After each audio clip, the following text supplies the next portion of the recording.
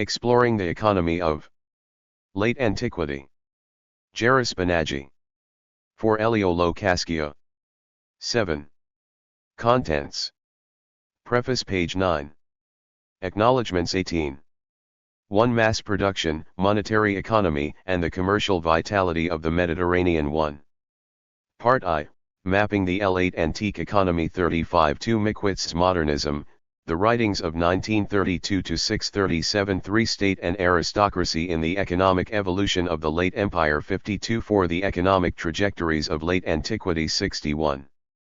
Part 2, Monetary circulation. 89. 5. Discounts, weight standards, and the exchange rate between gold and copper, insights into the monetary process of the 6th century. 91. 6. Precious metal coinages and monetary expansion in late antiquity. 110. Part 3, Aristocracies and Estates. 141. 7. Aristocracies, peasantries, and the framing of the early Middle Ages. 143. 8. Late antique aristocracies, the case of Iran. 178. Contents 8. Part 4, Beyond the Mediterranean and Late Antiquity. 205. 9. Late Antique Legacies and Muslim Economic Expansion. 207. 10. Regions that Look Seaward, Changing Fortunes. Submerged Histories and the Slow Capitalism of the Sea. 222. Preface. In the past 3 decades a wide range of disciplines and subdisciplines from numismatics and monetary history to ceramics, Byzantine papyrology, late antique/medieval archaeology and cultural and religious history have converged to revamp the history of the 4th to 7th centuries into a general picture of what Brian Ward Perkins has called the New Late Antiquity. Since nothing in history stays new for long, this may not be the best expression to use to demarcate the model of a fascinating and vibrant period in human history, but it refers and is intended to refer, clearly, to the watershed that separates Rostojtep from the kind of history and archaeology that saw a profusion of new scholarship especially from the 1980s on. Even as late as 1973 when Finlay published The Ancient Economy, there was not a glimmer of the notion that late antiquity might be worth looking at in its own terms rather than the somber images of the abridged paragraph that ends the book. In 1969 Fausto Zevi and Andrei Chernia had published a seminal piece of research on the cylindrical containers at Ostia that were manufactured in the Sahel and carried massive quantities of olive oil and other commodities to markets elsewhere in the Mediterranean. 1. And of course Peter Brown's The World of Late Antiquity appeared in 1971. What both works suggested in rather different ways was a world bubbling with vastly more energy, certainly less depleted by catastrophe and more sophisticated and interesting for all sorts of reasons than whole generations of scholars had led themselves and others to suppose. Late antiquity has thus become one of those great continents of history opened up to exploration only relatively recently. Moreover, historians of late antiquity have never had a wider range of resources to work with than in the past decade or two, with the explosion of archaeological sources and a huge and rapid proliferation of secondary literature throughout the subject. Yet in one sense they remain less certain than ever about these centuries, and it is worth noting this uncertainty because it resonates with ambiguity. Brian Ward Perkins constructs a narrative in which the collapse of Roman power inaugurates centuries of dramatic decline in economic sophistication and prosperity, whereas in Michael McCormick's recent work The Fall of Rome is rapidly succeeded by the Middle Ages and a new surge of creativity, and this already by the 5th or 6th centuries. 3. It goes without saying that both scholars are talking about the West, the same set of territories over an identical time span. Historians of late Rome have been well known to vacillate between two more or less distinct images of the late empire, either applauding its novelty and dynamism, as Mazzarino famously did in the 1950s, or foregrounding the mammoth state and its insatiable appetites, an omnipotent and obtuse colossus that stamped out the last traces of any economic vigor or capitalist drive Roman society may once have possessed. Thus when, in a seminal paper published in 1969, one medievalist argued that when the empire collapsed it released the tax-paying millions of Western Europe from a paralyzing oppression. 5. He expressed a view that stems from the idea, widespread in more conventional narratives, that the late Roman state absorbed a disproportionate share of the national wealth in the 4th, 5th, and 6th centuries. This was basically A. H. M. Jones's view of the late empire, but its chief failing is that it radically misrecognizes the subtle ways in which what Nicholas Oikonomidis called a curious mixture of free enterprise and state intervention worked in reality and over a very long span of centuries. To take one rather dramatic example of this complexity, in a paper written shortly before she died in 2008, Angeliki Leu had to point out that in the Book of the Eparch, the entire regulatory system is geared to free laborers and free manufacturers and traders. 6. So this was not an economy where the state owned absolutely everything, not a state economy in the strong sense of that term. Indeed, far from it. Nor was it one in which private interests played a marginal role. Nothing undermines that notion more decisively than the unfettered domination of the 4th century aristocracy over the city of Rome itself.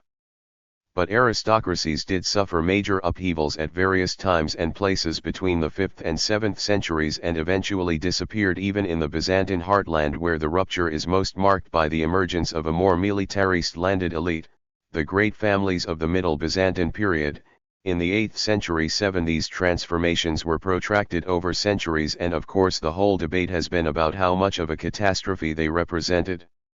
The mammoth state view is simply the form that minimalism has tended to take in late antique history, the extreme position of denying autonomy to economic forces and seeing the late antique economy as an economy held together, essentially, by the state. 8. However, before saying what the chapters that follow set out to do in response to this and related ideas, it may help to start by listing the distinct varieties of catastrophism that permeate the historical literature on the end of Rome.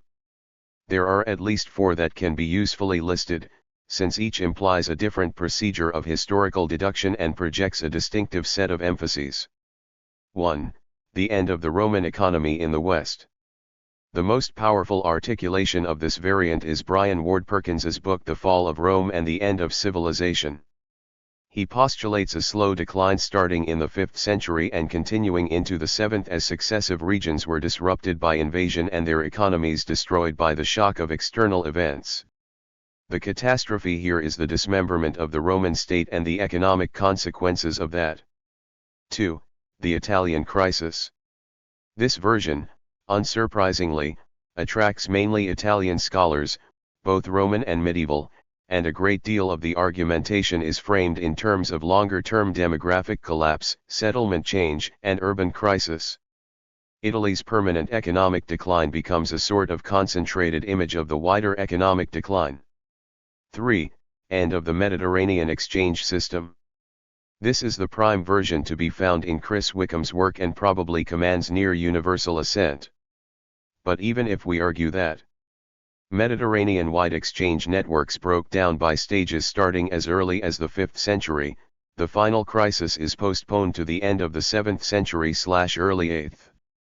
This is, moreover, the weakest form of catastrophism or not catastrophism at all unless, like Pyrrhon, one argues that pan-Mediterranean links were abruptly severed from the middle of the 7th century by the Arab irruptions. 9. Finally, 4. Catastrophe flips. The great advantage of this form of catastrophism is that it can work as a description of local situations with no logical requirement that it must extend to any wider scale than that, such as the whole of the Western Empire. A maximal version of this model would count as the strongest form of catastrophism, and basically it is some picture of this sort that underpinned much of the earlier, mainly pre-war historiography that lacked any real notion of late antiquity as a period. It is not my intention to deny that each of these models or forms of description contains some measure of truth. The Roman economy did end in the western provinces. Italian landscapes were gradually and in the end even dramatically transformed, and Italian urban prosperity receded to a low point in the 8th century. 10 major trading centers of the western Mediterranean vanished off the commercial map, as David Abulafia tells us. 11 And the Roman imperial exchange system was radically reconfigured between the late 7th and 9th centuries. Catastrophe flips did occur in provinces like Britain that saw a sudden collapse of the Roman state. And so on. I also agree with the position averred by Ward Perkins that there is a real danger for the present day in a vision of the past that explicitly sets out to eliminate all crisis and all decline. The aim behind these essays is not to deny these undeniable moments of truth but, with less sense of orthodoxy perhaps, to defend the sophistication of ancient economic behavior against a minimalism that downgrades it irredeemably, to argue strongly for the sheer scale and resilience of the late antique economy against an oversimplified catastrophism, and to canvass the need for historical models that can integrate ancient and medieval economic history the way Mickwitz dreamed of doing. A word about each of these strands of argument may well be in order by way of an extended preface. In terms of the more classic periods of Roman history, minimalism is probably linked to the idea that Roman society was largely dependent on slave labor and that slaveholders were incapable of a rational organization of labor, let alone of any wider economic rationality. 12. This view denies any rational core to the Roman economy, by which I mean quite simply the Roman obsession with money-making, whether we describe this as capitalist, quasi-capitalist, 13 entrepreneurial or in some other more neutral way. This aspect is strikingly evident in so many ways, from the remarkable sophistication of Roman commercial law and the sorts of business organization it allowed for, 14 to the purely economic dimensions of Roman control of the Mediterranean, Rome's capacity for organization and technical inventiveness, the obsessive rationalization of labor that runs through the agricultural writings, 15 etc. It is not in the least surprising that historical sociologists like Runciman should have characterized the Roman economy as capitalist, in every respect, as he says, except for its ostensible lack of any widespread employment of free labor. 16. Of course, this position has failed to win assent because it states its case too starkly. A more complex approach can still be structured as follows. The advent of mass production in Rome's ceramic industries, which first appeared as early as the last 2 decades of the 3rd century BC, 17 was both driven by a desire for economies of scale, 18 and bound up with export markets that presupposed an extensive operation of commercial capital. 19 stated in a more general way, this means that Italian domination of the Mediterranean at the purely economic level was founded not just or even primarily on Roman imperialism, but, in more specific and concrete ways, on revolutionary changes in the scale of production, an increased industrial use of slavery and the enhanced grip of large-scale commercial enterprises whose networks straddled international markets. Rural estates producing wine, olive oil, and so on were a sort of agrarian counterpart of these ceramic factories. These were all features that impressed Rostovtsev no end. On the other hand, these were only the dynamic sectors of the economy, and Simon Swain is quite right in saying that no widespread capitalism emerged. 20. This, arguably, is how we can and should both recover the affinity between the Roman world and our own thoroughly capitalist one, as well as mark the distance that separates them. It is one way of breaking down the myth of the Chinese wall separating ancient and modern. Did the Roman passion for business simply evaporate, then? 21. Were business groups and elites of various kinds not active throughout the centuries of late antiquity, now on the wider scale of a more provincial empire and one founded on a solid gold currency? Catastrophist views of the period certainly imply this. But the extraordinary volumes of coinage and expanding circulation of gold both suggest otherwise. Moreover, Sasanian silver production shows that the surge in monetary economy was a feature more generally true of the late antique world, and not just of the Roman Empire. Several chapters demonstrate the truly impressive scale on which both coinages circulated, most intensively within core regions but over vast geographical areas in any case. It would be not a little strange to imagine that the private economy withered at the precise moment when there was a massive surge in levels of monetary activity. Though Mickwitz himself never explicitly suggested that the Republic's tradition of aristocratic/upper-class involvement in business continued vigorously into the late Empire, that perspective is certainly implicit in his argument that the private sector was the key driver behind the monetary economy of the 4th century. 22. Both the introductory essay and some of the chapters below are meant to show why we shouldn't see the public/private dichotomy as a zero-sum game and why it makes more sense to allow for a fluid integration between the two sectors, one that worked and manifested itself differently at different times and in different regimes. The thrust of this second strand of my argument is to contest a simplistic reading of economic history in terms of political and military difficulties. The temptation to engage in a reading of this sort is strong because a lot of late Roman economic history is written largely as a narrative of the state, so that the economy, inevitably, is framed as an extension of politics, molded and driven by the state and crucially vulnerable to its crises. 23. This, it seems to me, is the wrong way of mapping the economy of the Roman world, because it focuses too narrowly on the demands and characteristics of state economy and does so not least because the bulk of our sources are documents emanating either directly from the state or from the interactions of taxpayers and the state. There is a huge disproportion between this type of documentation and what survives in terms of private records from, say, the purely civilian and business sectors of the economy. To take an obvious example, there is a strikingly complete absence of any papyrological material from Alexandria, the commercial hub of the eastern Mediterranean, a major banking center and a veritable base of what must have been a thriving private economy generating hundreds of business papers on a daily basis. Of course, the same is true of the private records and papers of merchant diasporas all over the Mediterranean and deep into the hinterlands where traders and trading firms were active. This is precisely where the gap between the written sources and the ceramic evidence is most strident and extreme. What, for example, would be the impact on our vision of the economy if a late antique equivalent of the Cairo Geniza were discovered somewhere? Or if the powerful shipowners of Alexandria had left us with serial records of tonnages and merchandise similar to the records of the Casa de Contratación in Seville? It scarcely bears thinking about. Finally, about the need to break down the artificial divisions between late antiquity and the Middle Ages. If, as Perry Anderson says, the birth of capital also saw the rebirth of antiquity, 24, it really would be counterintuitive to argue that this happened as a purely legal and cultural inheritance without the remnants of economic institutions and practices that reflected the more subtle and magnetic ways in which ancient and late antique legacies were absorbed by Byzantium and Islam respectively and passed on, through them, into a wider medieval world that was being pushed into full throttle. As the Levant trade picked up in the 10th century and the commercial revolution gathered momentum, Venice would become the incarnation of a vigorous mercantile capitalism that straddled the rest of the Middle Ages, 25 down even to the 16th century.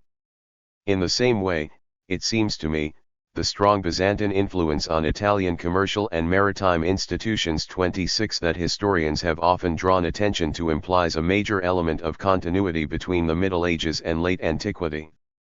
To direct research to these strands or elements of continuity is not tantamount to espousing some abstract, much less radical continualism. If the third quarter of the 7th century signaled a serious decline in the vitality of Marseilles as a major port, there are certainly enough signs that the 7th century retained much of its vitality at this level. Carthage was still trading actively with monasteries in Rome and with the Byzantine capital late into the century. 27 and early Islamic hordes from Spain suggest that merchants still traversed the length of the Mediterranean in the 8th century. 28 Of course, the 8th century is more medieval than it is late antique, a world that has spun away from its Mediterranean core, dominated in the west by the Carolingians and their northern orientations, further east by the new foundation of Baghdad, seat of an empire whose wealth and interests poured eastwards. 29 It is the 8th century gap that historians and archaeologists will have to plug and will doubtless do so, gradually.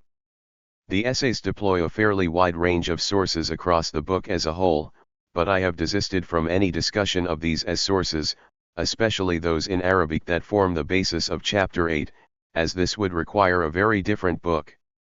The sheer cosmopolitanism of late antiquity is to me its most attractive feature, not least in intellectual and elite circles, both religious and secular. Ammianus Marcellinus wrote one of the longest and most brilliant histories of the empire in Latin, but as a Greek 30 at the other end of late antiquity, a Christian Arab sat down to write his defense of holy images at a Muslim court in the final years of Umayyad rule. 31 And between these framing images lies the extraordinary spectacle of the last Sasanian king being buried by the Bishop of Merv. 32 The chapters that follow are premised on this conception of late antiquity as culturally and politically diverse, Sasanian and Umayyad as much as it was late Roman and Byzantine. The bibliography is avowedly select, gathering mainly those items that I myself have found both illuminating and helpful, even when, of course, I disagree with some of them. The list includes works not especially related to late antiquity or the ancient world but which contribute decisively to our understanding of economic history and the many levels at which it can be pursued. Chapter 1. Mass Production, Monetary Economy, and the Commercial Vitality of the Mediterranean. The Roman Economy. The Roman economy was as much a proto-industrial economy as an agrarian one. It was characterized by an abundance of manufactured goods, competition within industries, widespread mass production and a massive, intensely structured exploitation of natural resources that reached staggering proportions with the opening up of Spain and North Africa to Roman imperial and business interests. 2 Tablewares, glass, nails, iron tools, bricks, marble, salted fish, olive oil, grain, wine, textiles were all mass-produced or produced in bulk to massive quantities for mass markets. 3 In the more purely industrial sectors such as pottery this implied standardization. The single most widely produced Italian ware of the late Republic exemplifies mass production of a good quality product at low cost. Standardization, Morel argues, was linked to high productivity, a drive to structure labor processes to ensure a maximum. The commercial vitality of the Mediterranean to efficiency of labor power. 4 The Samian potteries at La Graufesenque in southern Gaul were one of Europe's first large-scale manufacturing industries, 5 Active from the earliest 1st century to the first third of the 2nd century, with large-scale production based on a very strict division of labor. 6 And geared to a wide scale of exports throughout Western Europe. Here individual workshops each produced millions of vessels, with total production running into probably tens of millions of vessels if not more. 7 A striking feature of both Campana A and the French Samian potteries is the sheer scale of production, which of course raises the pivotal issue of the economic structure of the industry. How was it organized? Who owned the potteries? Who made the commercial decisions? And, how important were those groups in shaping the nature of the Roman economy as a whole? In fact, how do we even begin to answer these questions if much of the argument is inferential or based on sources that can provide no answers? Ken Dark has noted that La Graufesenque was more advanced than the Staffordshire potteries of the early 18th century. 8 Maurice Picken has suggested that its manufacturing was organized on a capitalist basis. 9 Even if we agree with this, it does not follow that the investors who owned the massive furnaces at La Graufesenque also handled the marketing of their products, so we need a wider range of economic agents and crucially of course the sort of firms that could organize distribution and sales across vast areas of Western Europe, namely, wealthy mercantile enterprises. This feature is so unmistakable in the Roman pottery industries that the merchant emerges here as a more substantial figure than the commercial capitalists that Marx saw being subordinated to industrial capital in the late 19th century. Indeed, standardization across whole swathes of the industry strongly implies the role of entities closer to the retail end of the trade. Thus Carandini in his most theoretical piece of writing referred to a type of production essentially subordinated to commercial capital. 10 And it is this nexus that Françoise Mayet and her colleagues have called commercial capitalism. Of course, the relationship between merchants and producers would clearly have varied considerably, depending on who the latter were. The 3rd century aristocrats who dominated the massive trade in Libyan olive oil were at one end of the spectrum, the mass of terra sigillata producers conceivably at a very different end of it. Both terra sigillata and the Roman brick industry have seen some exceptional work addressed to issues like the economic structure of the industry, the organization of workshops and the scales on which production occurred. The distinctive feature of much of this work is that the evidence is interpreted in terms of a model that is at least partly drawn from it, so that there is a close interaction between theory and evidence, much closer in fact than anything to be found in Moses Finley's deeply influential The Ancient Economy. Spanish sigillata was characterized by a handful of large firms plus a mass of small ones. 11 Rome's brick industry, by contrast, was almost entirely dominated by the city's aristocracy, which outsourced production to officinatories or workshop managers who were actually entrepreneurs but in charge solely of the production end of the industry. 12. Control of the business itself lay firmly in the hands of the aristocracy and was doubtless just one of a fairly wide range of investments that typified the economy of Roman upper-class households. The repeated characterization of the Roman aristocracy as a class of landowners is misleading if the suggestion is that it should be seen essentially as an agrarian class not fundamentally different from the Prussian Junkers of the 18th century, or that agriculture is where, say, 90% of its economic interests lay. Apart from the cash-rich husbandry of suburban villas that was geared to extraordinary profits in super-rich markets. 13. And the more widespread industrial-scale monocultures in wine and olive oil, known senatorial investments at various times included warehouses, stone quarries, brick factories, mining contracts, financial investments in shipping and commercial enterprises. 14. And all manner of speculation, not least in the hoarding of wine, food grains, and so on. This characterization of the Roman aristocracy carries over into the late Empire, where in fact it is much less visible except perhaps for the remarkably aggressive way in which it effected a wholesale takeover of the city's real estate market during the aristocratic housing boom of the 4th century. 15. Yet beyond the narrow circles of the aristocracy, Rome-based and provincial, lay a much wider group of business classes, from the powerful associations of wholesale merchants attested in the Foro delle Corporazioni at Ostia in the late 2nd/early 3rd centuries 16 to a mass of smaller entrepreneurs, in trade, construction, manufacturing, etc., who were the backbone of the urban economy in all periods of antiquity. If we view the Roman and Byzantine periods as a whole, from the late Republic to the last centuries of the Byzantine Empire, this vitally important set of classes was never completely static in its composition, and there is no obvious or unified terminology we can invoke either to refer to it or to latch onto as its official nomenclature. Businessmen is oikonomides' loose translation of the Byzantine term ergasteriakoi, which he claims covered mainly merchants and artisans. 17. Indeed, much of the economic vitality of the late antique world, reflected in the radical changes to the configuration of numerous cities discernible from the 5th century, was an expression of the expanded weight of these groups, and of the weight of the urban economy as a whole, in an empire now more dependent than ever on the East. Already in the 4th century the author of an anonymous tract had implied a broad division of the upper strata of late Roman society into bureaucrats, landowners, and businessmen, describing the last group as negotiators. Mercium lucre tractans. 18. Negotiator was doubtless a generic term for the various business groups engaged in large-scale trade, banking, and manufacture. It would have included the wholesale merchants involved in the Mediterranean wine trade, who were organized in a corpus described as splendidissimus. 19. Wholesale oil merchants like the Aelii Optati from Celti near Hispalis. 20. Wealthy bankers like Julianus, one of many Argentarii active in Ravenna in the 6th century, the money changers whose financial interests Symmachus defended in the 380s. 21, all of them wealthy commercial groups outside the main sector of the aristocracy proper.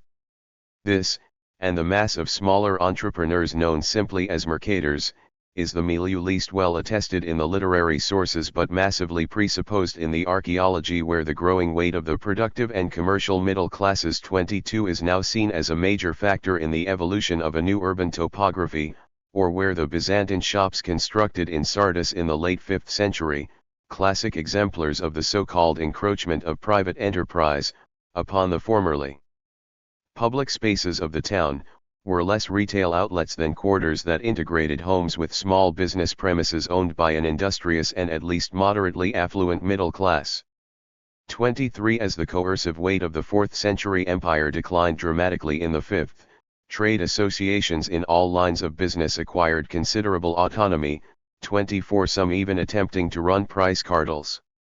25. While preachers as far away as Gaul could complain of the hordes of businessmen that now apparently dominated almost the greater part of all the cities in the world.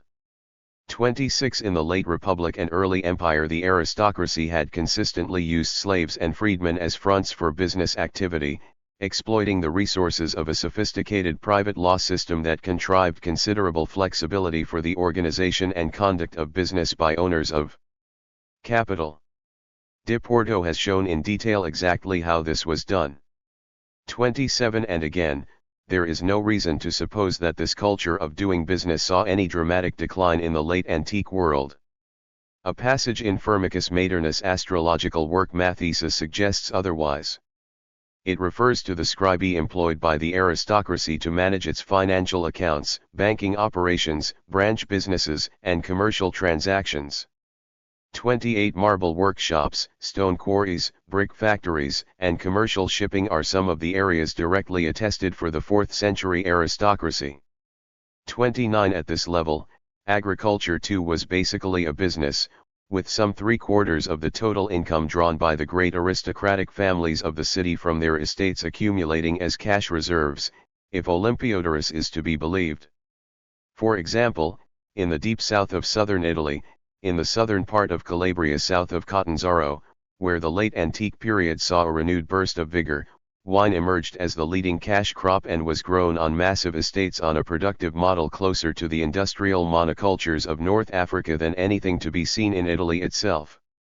30 The sheer scale of production involved in Calabria's wine business can also be inferred from the very wide distribution of Chiili, an amphora type produced locally at Pelaro and other kill sites in the countryside around Reggio, the main port from which these containers were shipped and the base, apparently, of a major salted fish industry as late as the 7th century. 31 This shows, by the way, that where the written sources are exiguous, the archaeology can make a dramatic difference to our assessments, as Philocamo shows in his monograph on Calabria and the Straits region. 32. As Brian Ward Perkins notes, the minimalist, and predominantly pessimistic view that Jones had of the late Roman economy was to a large extent possible because he almost completely ignored archaeological evidence. 33 What struck Jones most about the later empire was the overwhelming pressure of the state. Looking for explanations of the decline of the empire, Jones decided in 1959 that this had to be due to taxation. The late empire was an empire impoverished by overtaxation.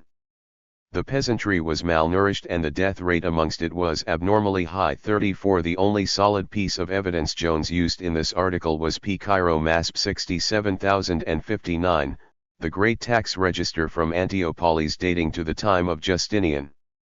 Yet, curiously enough, Jones himself, analyzing the same data in 1951, drew the very opposite conclusion: the rate per arura does not work out at a startlingly high figure, about 3/1/5 artabi if the whole tax burden is calculated in wheat, about 7/2 carats if it is reckoned all in gold. In the 6th century Egypt was not grossly overtaxed. 35. Minimalism. Minimalism simplifies social structures, denies economic complexity to pre-capitalist societies, regards trade and money as of little or no significance in the history of such societies, and in general believes that no modern economic concepts can be used to analyze the world before, say, the 18th century. 36 No plausible minimalist historiography can ever be constructed simply because it would simplify the fabric of history so radically that the most we would have is an impoverished image of it or a strangely distorted one.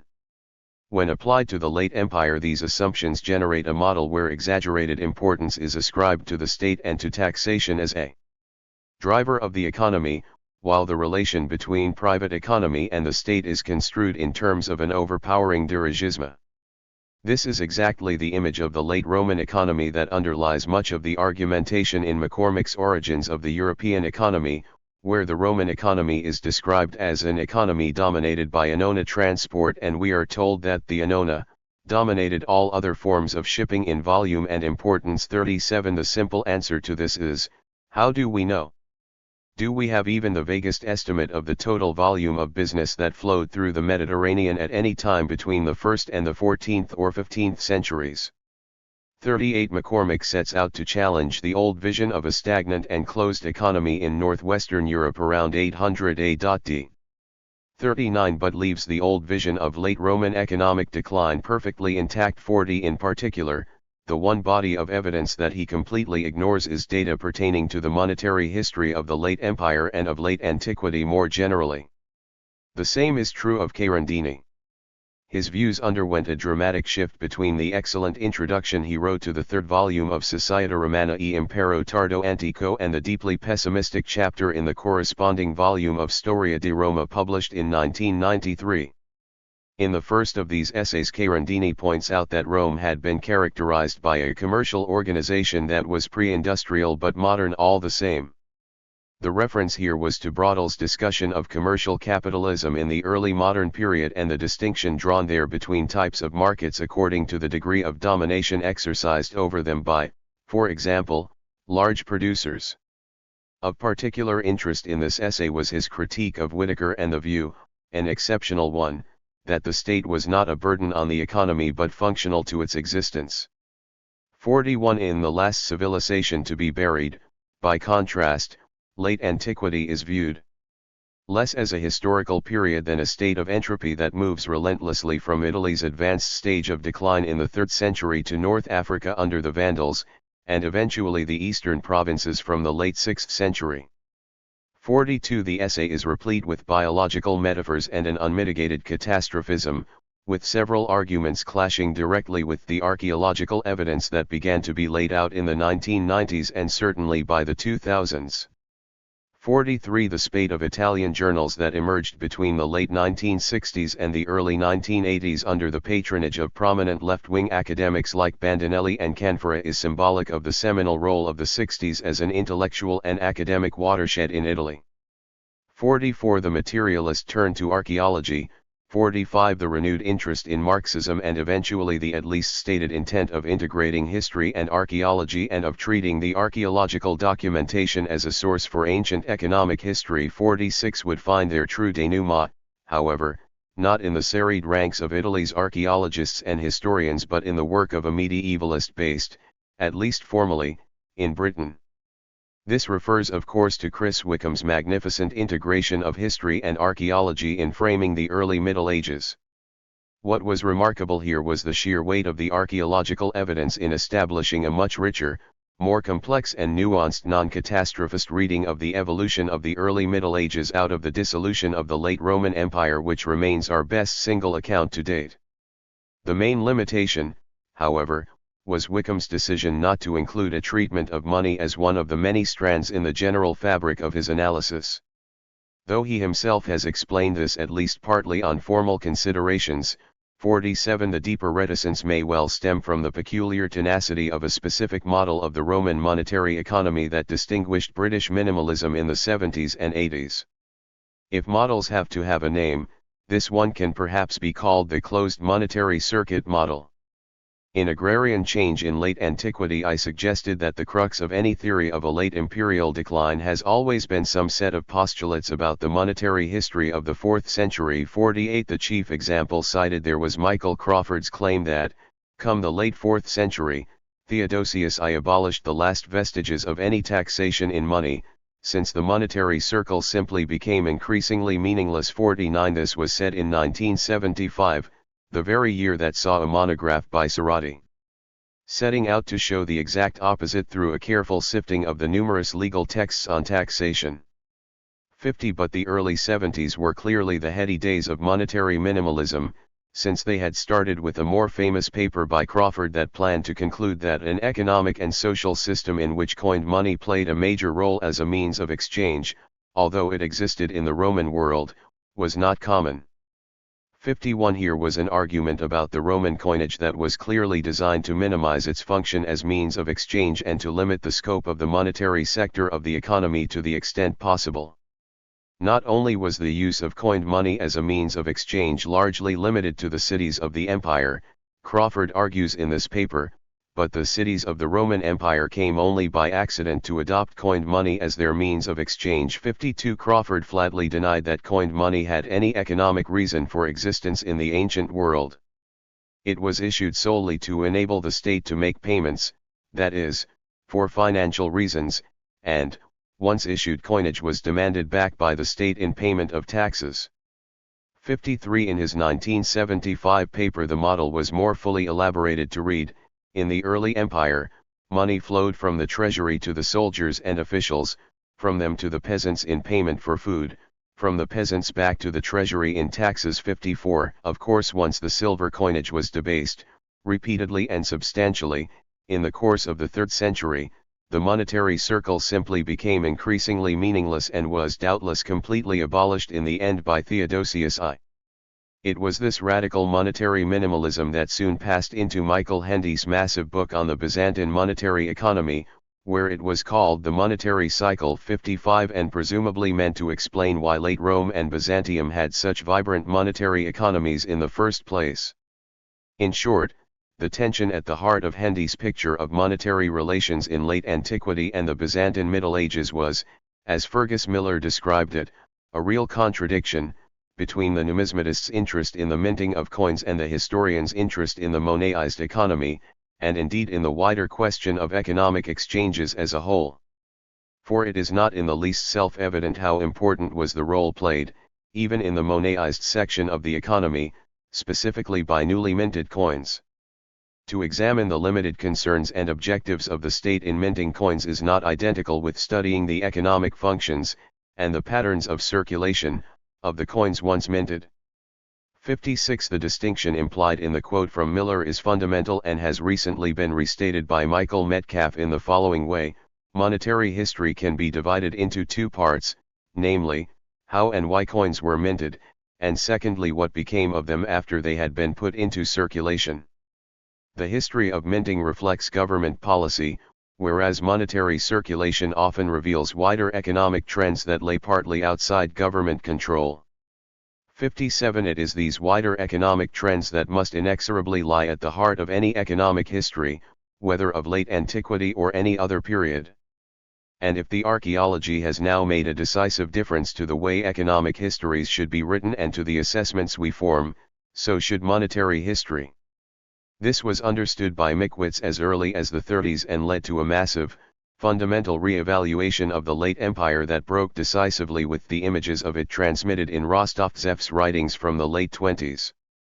Gradual impoverishment, the decay of commerce, a state based on general ignorance, on compulsion and violence, on slavery and servility, a state that was a vast prison for scores of millions of men were some of the more somber ways in which Rostovtsev characterized the political and economic regime from Diocletian onwards.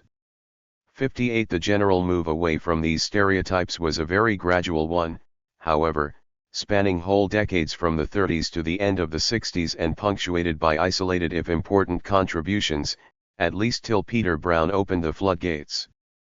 59. But today the pendulum has swung so far the other way that scholars find it useful to remind us that there were discontinuities in political, administrative, military, social, and economic life. 60. The empire did disintegrate in the western provinces, and that the 7th century marked a major watershed in removing the richest eastern provinces from Byzantine control. These massive changes would eventually radically reconfigure the monetary map of Europe, depleting the West of its reserves of gold currency. 61. And leading in Byzantium to a severe if temporally limited monetary recession from the late 7th century. 62. Yet down to these periods of abatement, the one gradual and irreversible, the other more sudden and compacted in time, monetary economy was the backbone of the late empire, and the sheer scale on which gold circulated actively is surely the most telling sign both of the general nature of economic activity in these centuries and of its staggering levels. The picture could scarcely be more different from the almost pure house economy, the very primitive forms of economic life posited by Rostovtsev. 63. If anything, as one scholar noted, if monetization is a measure for the volume of trade in the Roman economy, then the late Roman period should have rather more than less trade. 64. Yet Hendy would have none of this.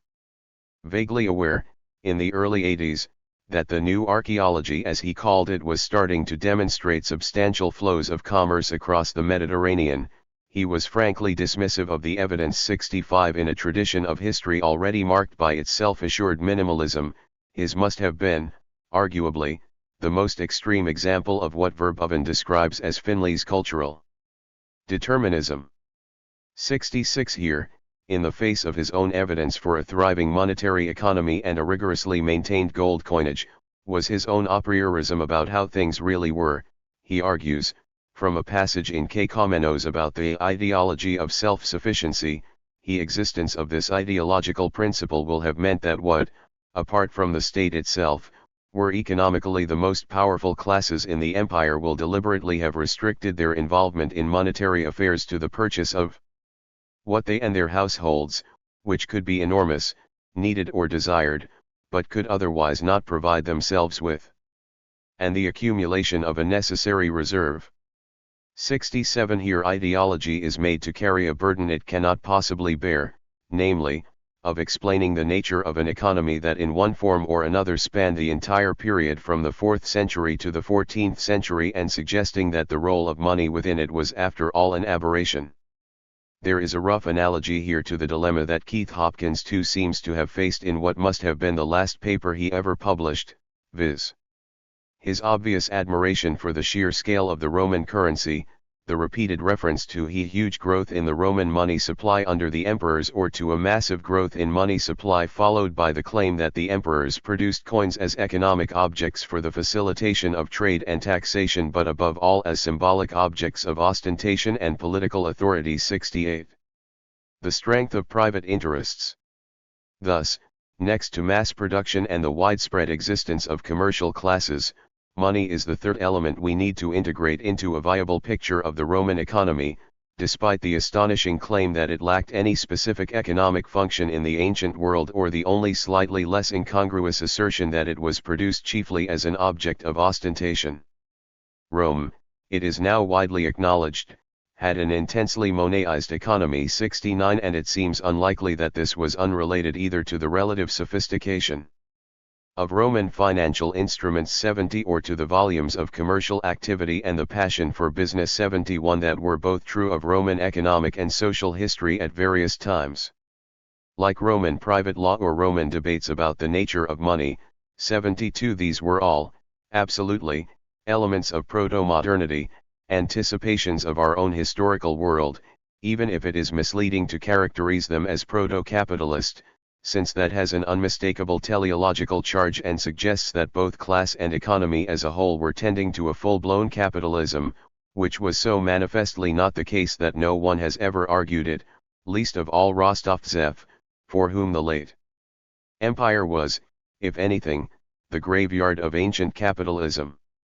What is worth considering seriously is Ken Dark's suggestion that the late Roman economy was industrialized more intensely than that of the late Middle Ages, 73, as well as the related ideas that the Roman world was more advanced technologically than entrenched orthodoxies have always implied. 74 And that the mass markets that sustained production in a whole range of basic industries were not driven solely by aristocratic demand. 75 On the contrary, Angeliki Leo's insistence that semi-luxury goods were a major segment of the market, certainly in the urban economy, suggests a wider spread of demand than that. 76 And ties in perfectly with the kind of industrious and moderately affluent middle class that Anthea Harris finds in Sardis and that is presupposed in a wide range of urban centers throughout the Mediterranean, including of course Constantinople with its densely packed, multi-storied buildings, numerous workshops and vast population of inhabitants. 77. The idea that the economic life of these cities was shackled by some all-consuming atavism is simply ludicrous, as Jean-Michel Carré properly argues, 78 and stems from the stereotypes that I mentioned earlier. It is of course easy to read the late Roman legal sources in an uncritical way and extract a model of a system of incalistico that was so overwhelming in its scrutinies and controls that it led to a drastic reduction in the scope for a free market, effectively killed such a market. 79 But this classically liberal, Enlightenment-driven picture of Rome's Dark Ages misses what was in fact central to the relationship between state and aristocracy in the late empire, namely, the enormous power of the aristocracy and the numerous ways in which the state both reinforced that power and encouraged the expansion of the aristocratic sector. The most striking case of this is the way the late Roman government encouraged the expansion of large properties by willingly privatizing vast stretches of the fundi patrimonials, sometimes auctioning off these estates. 81 But the same commingling of the public and private spheres can be seen in a host of other examples, including the return of private domain to the city's brick industry, 82 or the lavish benefactions that helped consolidate an aristocracy around the Constantinian household, 83 or the fact that government outsourced much of its own production, resources such as quarries, mines, etc.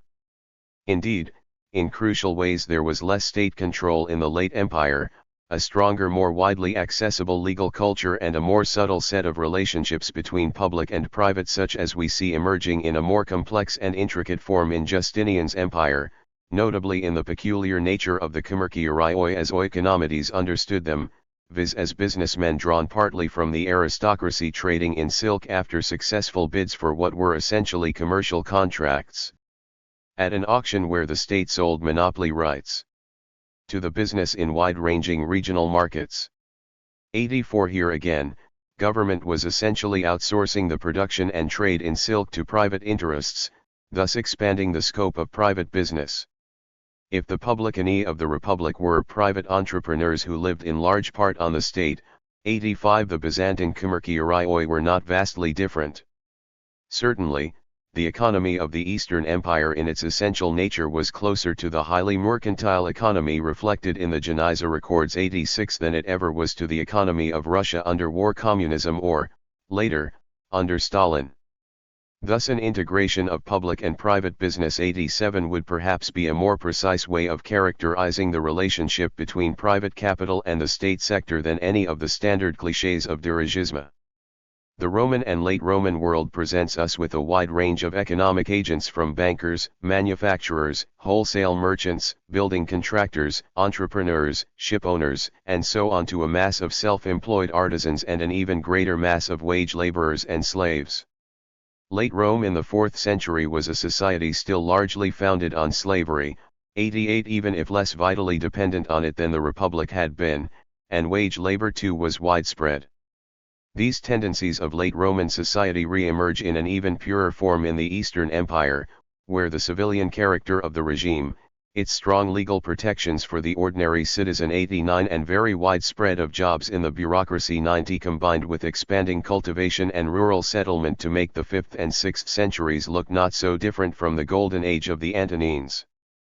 There was a great deal of building all over the Eastern Empire as provincial capitals proliferated and the urban centers themselves saw further expansion in the 4th and 5th centuries. 91 So too in the countryside where the construction of churches becomes, later, an obvious symptom of the vitality of civil society and where the sheer wealth of the countryside, even in remote rural villages such as those in the mountains of Lycia, is indicated by sporadic finds of church treasures, like the Zion treasure dated to the 6th century. 92 Rostovtsev's description of the commerce and industry of the empire could easily be extended to late antiquity with the appropriate adjustments and a less dogmatic commitment to a classical Roman urban formalism.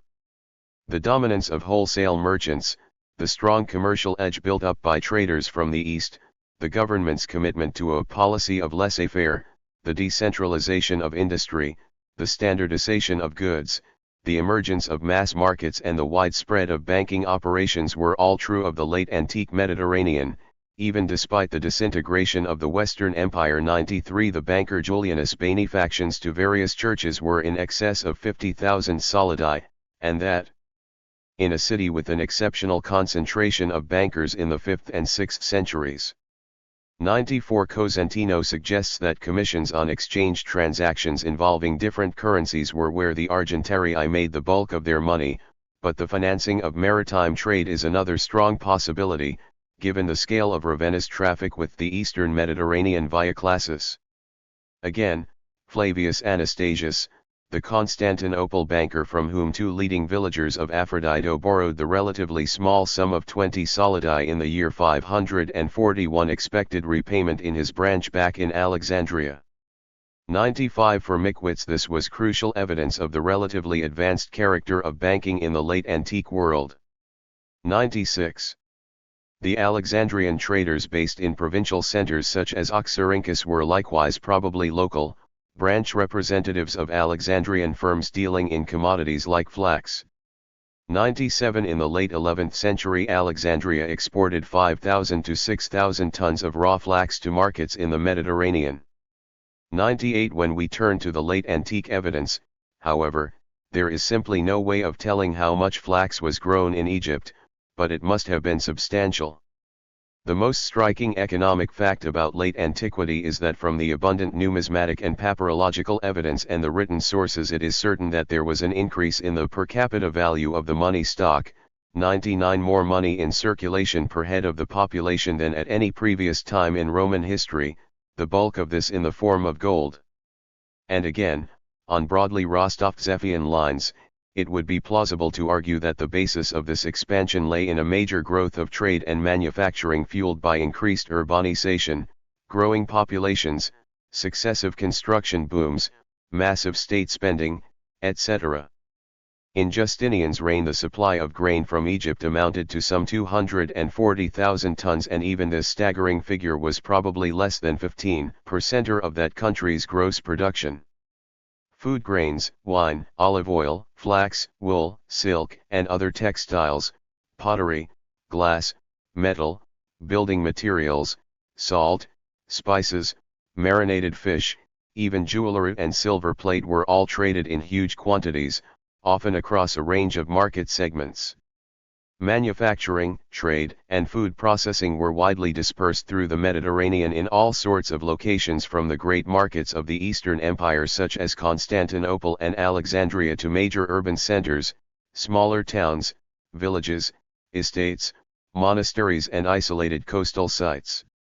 This is the only way of making sense of the archaeology as well as accounting for the huge commercial flows reflected in the thousands upon thousands of sherds of pottery found all across late antique/early medieval sites. 100 The most recent synthesis of the ceramic evidence for trade in the eastern Mediterranean suggests that contacts across the Aegean were sustained at least to the second half of the 7th century, that Constantinople retained its commercial links with Africa throughout the 7th century and indeed continued to drain eastern goods to the north down the late 7th century. 101 And this takes us frontally to the great questions of continuity, crisis, and decline, as Moses Finley once summed all this up in a paper in the pages of the Italian journal Opus 102. Economic cycles. Institutional continuities. The most striking and in some ways perplexing feature of the 7th century is how differently the two main regional blocks of the eastern Mediterranean seem to have performed across its turbulent, politically fraught decades. The prolonged prosperity, under Umayyad rule, in Syria, Palestine, and Egypt 103 could scarcely stand in sharper contrast to the 2 centuries of crisis that engulfed the Byzantine heartland in its dark ages. 104 The explanation for this remarkable divergence must lie, clearly, in the wider economic trends that came to characterize each of these large sets of territories. Both Byzantium and the new Islamic lands retained a functioning monetary economy throughout the 7th century, and permanently after that, but the late 7th century saw the Byzantine state plunge into what looks like a prolonged monetary recession that was bound to affect life at all levels, down to whether peasants had the resources to sustain taxation in money or at least substantial levels of it. By contrast, the Umayyads exacted vast sums of gold and silver from their subject populations, while the Arab Empire rapidly created a vast new economic space that stretched from the Indian Ocean to Spain, all along the southern rim of the Mediterranean, and north and east into the Central Asian landmass. If Byzantium languished in a protracted fiscal and economic deflation till the revival of the later 8th or 9th century, the Near East was awash with liquidity, thriving levels of monetary and economic activity that reflected the burgeoning urban centers that spread across the caliphate and gave local economic life an altogether more vibrant quality. Thus the first point about the 7th century is that it was a watershed into very different sorts of economic histories, and notions like continuity, crisis, decline, and so on are just not sufficiently differentiated to capture the divergent evolutions at work. Constantinople remained a major metropolis across the early Middle Ages. The islands were, arguably, vibrant exceptions to the Byzantine economic collapse, if one wants to call it that, and, as I just noted, a whole swathe of former Roman/Byzantine territory saw renewed economic expansion under Islam. 105 At any rate, The Mediterranean remained integrated for much of the 7th century 106, and regardless of the fiscal/monetary crisis that engulfed the Byzantine state, there were very substantial amounts of gold in circulation in the Mediterranean throughout the 7th century. 107. Perhaps the best way of reframing the problem of decline and avoiding its catastrophist implications is to think of ancient economic history as marked by cycles, and to see the later 7th century as the start of a cyclical downturn that was, however, peculiar to the truncated Byzantine Empire and not true of the territories under Arab control or of the Merovingian West. Despite the abysmal uncertainties of Middle Byzantine economic history, 108. The general shape of Byzantium's economic trajectory now seems fairly well established. The late 7th and 8th centuries were a demographic low-water mark, 109, also characterized by a less prosperous society that had seen the traumatic loss of the rich eastern provinces 110 and was now suffering a severe monetary deflation after the peak levels of the 6th and early 7th centuries. In this bleak landscape, the mid-8th century may well have been the trough, since this period of abatement, if one wants to call it that, was followed by a gradual recovery from the late 8th into the 10th centuries, and this in turn by the vigorous expansion of the 11th and 12th centuries, as Europe was hurtling through its commercial revolution 111. By the 14th century, Byzantium seems, by all accounts, as close to its own forms of commercial and financial capitalism as it would ever get. 112. A sort of capitalist aristocracy had finally emerged, less powerful, it is true, than the Italian merchants who dominated the commercial capitalism of this age, but with commercial practices that were no less advanced. 113. If we stand back from this trajectory for a moment, the chief lesson that seems to emerge from Byzantine economic history, which is more widely applicable, is its indelibly cyclical nature. The general shape of the curve reflects a series of interlocking cycles. A phase of strong demographic advance in the 5th and 6th centuries that must have plateaued in the 7th was followed by sharp demographic contraction to a trough in the mid-8th century, and this by strong recovery and expansion from the 9th. As Alan Harvey argued, this Middle Byzantine demographic increase in turn fueled an expansion of large estates because labor was more easily available now. 114. On a wider scale, this resurgence of large private estates in the 10th century only replicates a process that had occurred centuries earlier, probably throughout the eastern Mediterranean, and that is best captured in the evidence from Egypt, where a new eastern aristocracy, first emerging in the main part of the 5th century, came to control substantial properties based on the deployment of permanent workers, that is, a mass of landless peasants residing on the estate, a surplus population that sought employment. Those estates were largely producing for the market, 115, which in turn suggests, as the ceramic evidence does, that markets were booming throughout the Eastern Empire, and that a wider process of economic growth was in play. So too in the 10th, 11th and 12th centuries, which of course were also periods of monetary growth and of major intellectual and social change in Byzantium.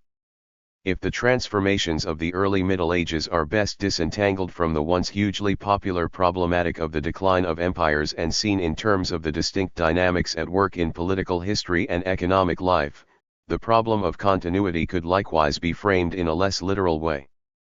The major transformations that swept through the East Roman Empire in the 7th century and the very real social changes they may well have brought about should not distract us from the essential continuity of economic relationships implied throughout Byzantine history, by which I mean continuity with the economic system of the empire as this had evolved by the 6th century. Just as much of the population of Constantinople had expanded through continuous migration from the countryside and elsewhere, the huge demographic losses sustained by it in the 7th and early 8th centuries may well have seen a massive reverse flow, with fewer jobs available and a fiscally depleted state. The dramatic decline in building activity in 7th century Constantinople 116 certainly suggests that even skilled workers were no longer in demand.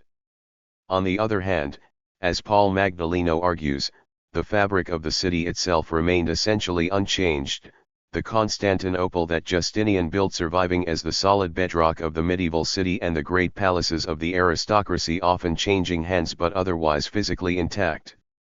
117 This is a superb metonym for the wider relationships implied in the history of the Middle Empire, namely, a profound institutional continuity with the past where both the essential nature of the Byzantine aristocracy and the commercial institutions and practices of urban economy survived as the invisible grid of economic life, as did a strongly rooted Roman civil law tradition.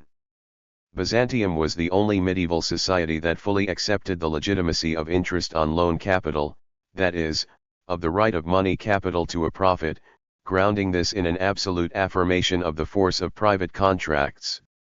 118 Given the rapid growth of Byzantine commercial capital in the 11th and 12th centuries, these debates about the nature of interest had a more than purely scholastic quality.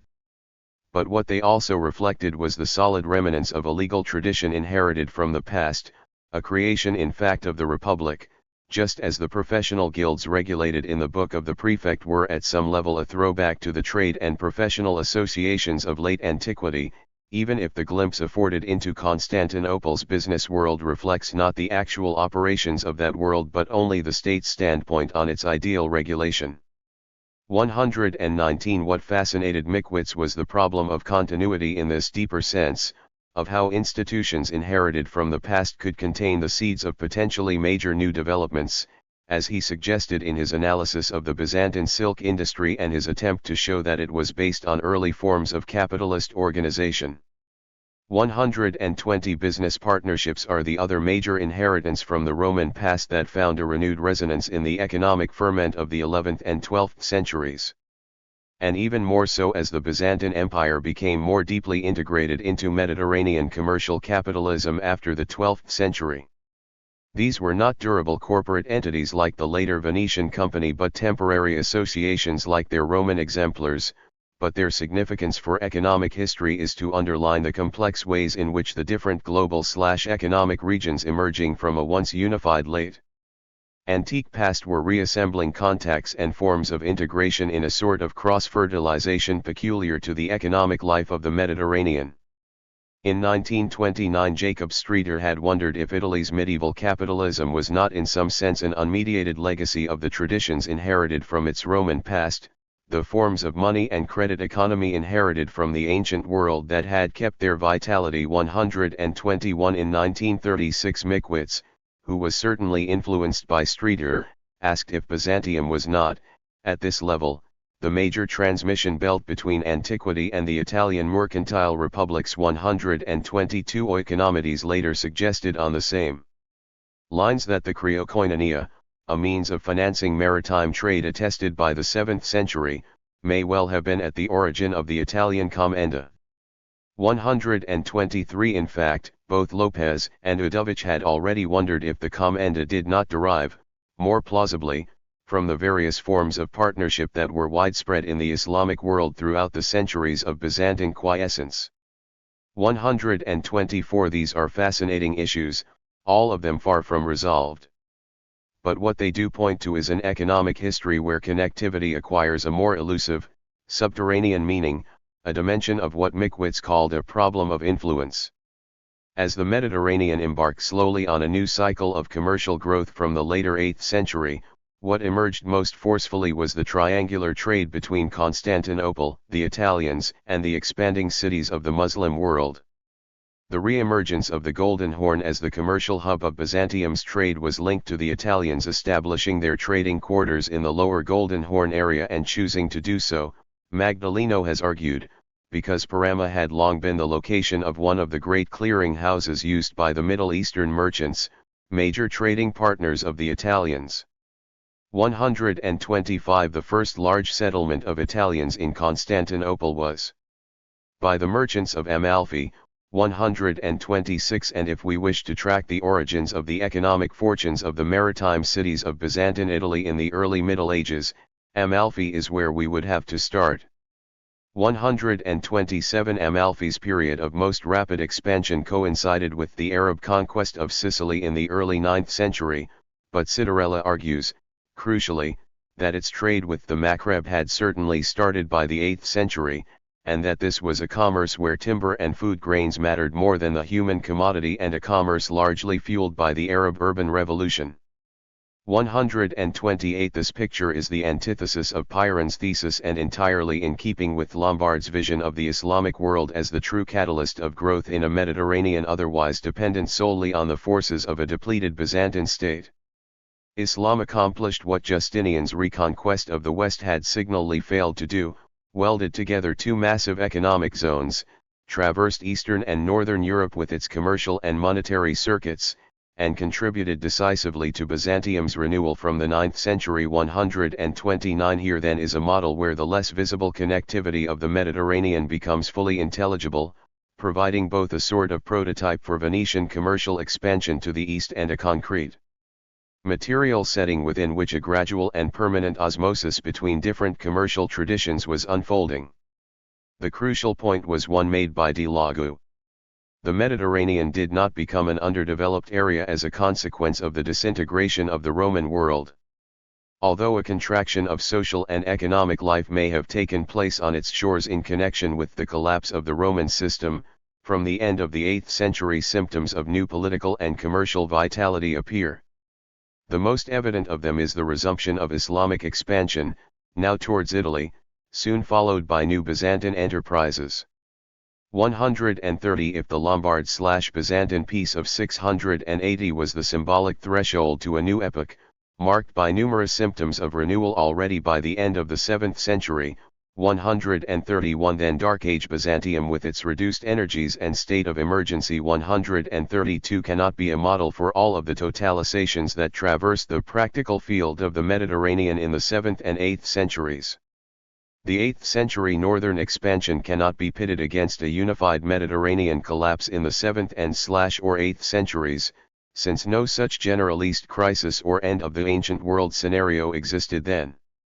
Imports from southern Italy and even from the east were widespread during the 8th and possibly part of the 9th century, both in the lagoon of Venice and that of Comacchio.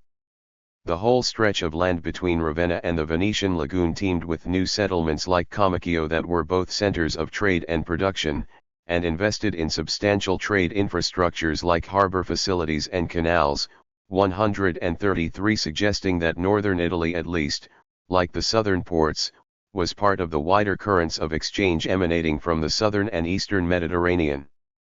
The more general point here is that the 8th century was, as Jellicoe has argued, on an economic level, by no means a period of stagnation. 134 The background to the gradual consolidation of Venetian dominance in the 9th century was, classically, the emergence, in the 8th century, in this northwestern stretch of the Adriatic, of one of those many key economic areas 135 that had always sustained and driven commercial cycles in the Mediterranean, simultaneously or in succession, from, say, Central Italy in the Middle/Late Republic to southern Spain in the early Empire to North Africa in the 3rd and 4th centuries to the Levant and Egypt in the 6th. That Venice clinched her own domination of the eastern trade by competitive methods that were often ruthless, for example, driving out the competition of Jewish merchants through physical expulsions 136 or simply wiping out Comacchio. 137 is again reminiscent, finally, of a whole dynamic that had characterized the commercial life of the Mediterranean for certainly well over a millennium, in Rome's case ever since the Punic Wars. Summary of select themes. It may help to say something briefly about some of the chapters that follow. With two exceptions, they all postdate the first edition of my book Agrarian Change in Late Antiquity and proceed from its general understanding of the essential novelty of the late Empire. Apart from the obvious feature of Christianity and what he called the democratization of culture, Mazzarino identified that novelty with the radically new monetary system introduced by the revolutionary Constantine and the deeper stratification of society that emerged along with it. 138 In line with these perspectives, seminal for their time, money, class, and the sheer economic vibrancy of the late antique world form the major leitmotifs that run through much of this book and knit its chapters together. In particular, the scale of the currency, the strength of private economic interests and the commercial dynamism linked to them, the nature of the ruling class and the problem of continuity into and across the Middle Ages are some of the basic themes that unify the chapters that follow. The broad divisions are indicated in the way the chapters have been grouped together to start with a general mapping of essential features of the late antique economy before dropping the level of abstraction to examine factors connected with the dynamics of monetary circulation, the spectrum of aristocracies, structure of estates and nature of the rural labor force, and, in the final section, the economic transformations which in different ways came to characterize developments within the early caliphate and on the much wider canvas of the Indian Ocean trade. The symbiosis of state and aristocracy in the Eastern Empire is a central argument of Chapter 3 and constructed largely as an alternative to Gasque's extreme view that the aristocracy and its estates were simply public or semi-public institutions deprived of any major economic decision-making of their own, as if constructing and expanding estates as the Apians did in Middle Egypt was simply a function of their liturgical obligations. A crucial document cited there, P. Oxy. 1829, has recently been discussed by Joël Beauchamp in terms of its underlying prosopography, 139, but as far as I know there has been no further discussion of the nature of the document itself or my suggestion that the transmission of the patriarchy within aristocratic families would have had to have some formal, legal expression. Chapter 4 underlines the commercial vitality of the East, a theme presupposed in the two chapters that follow it as well as in chapters 9 and 10. Chapter 6 highlights the commercial function of the late Roman/Byzantine and Sasanian coinages against the widespread view that these coinages were essentially fiscal instruments. The Sasanians turned out what Philip Grierson called one of the hugest silver coinages known to history, 140, and the link between strictly commercial functions and both the scale and purity of the currency is especially clear in their case. Indeed, much of the silver that ended up in Scandinavia in the 9th century was recycled Sasanian silver. 141. On the other hand, I would be much less confident now about my suggestion that ships from China might actually have meant Chinese merchants sailing to the Gulf. 142. Chapters 7 and 8 articulate a view of late antique/early medieval aristocracies as essentially. Summary of select themes. 29. Divided ensembles as often characterized by fragmentation and internal conflict as any unifying political loyalties or class interests. The broader canvas here is the way what John Haldane calls the tributary mode of production allowed for a wide range of relationships between ruler and aristocracy, from the endemic tensions characteristic of Sasanian history or the fraught instabilities of Visigothic rule to the comparatively less violent history of the East Roman state under Justinian. 143. Thus Wickham's move from aristocracy to aristocracies is a welcome one, an invitation to write materialist histories in less abstract and dogmatic ways. The view in Chapter 7 that the 7th century should be seen as the start of a new cycle of growth in the Merovingian countryside is fully supported by the way Olivier Bruand constructs his argument in Voyageurs et Marchandises Auxiliary Temps Carolingiens.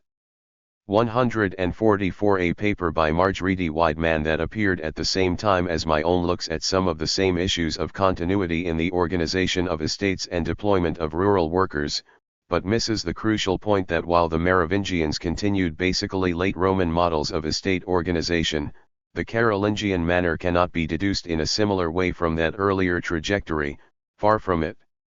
145. On the other hand, Neustria itself may well have been a laboratory in which production and the organization of labor were being reorganized as early as the 7th century, so that the manner was not a complete innovation. 146. Chapter 8 ends by suggesting that cash cropping was a mainstay of Sasanian aristocratic estates and that the bulk of the canal-irrigated lands in southern Iraq had been parceled out to sections of the aristocracy closest to the ruling family, a pattern soon to be replicated by the Umayyads. However, it should be added here that having said this, it remains entirely unclear where the balance lay, at the economic level, between the traditional aristocratic families with their regional power bases and the commercial classes that pioneered the expansion of Sasanian trade to the north and east. Sasanian monopoly of the flow of silk from eastern sources implies a class of merchants that was both well-resourced and extremely well organized. A striking example of these groups is the Nestorian merchant Gabriel son of Kaharbakht, who seems to have traveled to Mylapore sometime in the second quarter of the 7th century, boarding ship, almost certainly, at Revardashir in Aragon.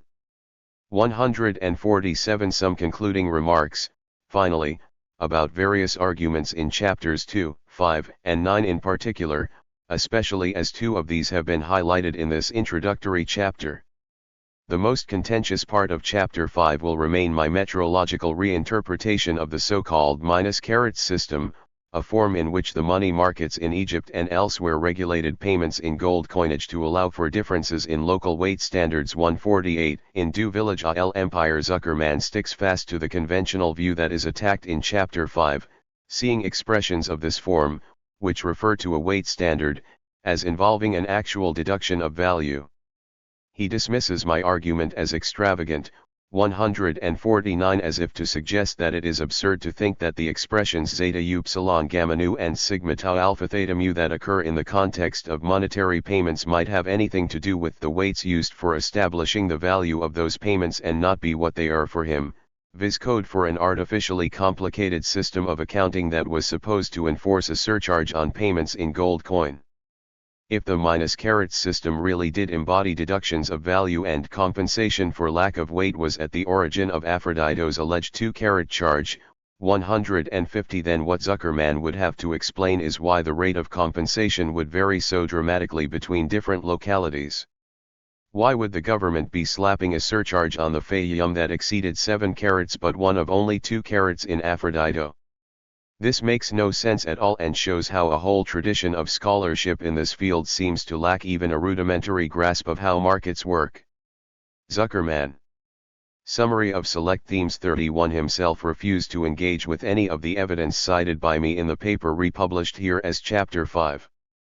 I cite 3 papyri from Samalbuk in all of which payments described as X solidi minus Y carats are redscribed a few lines later as X solidi.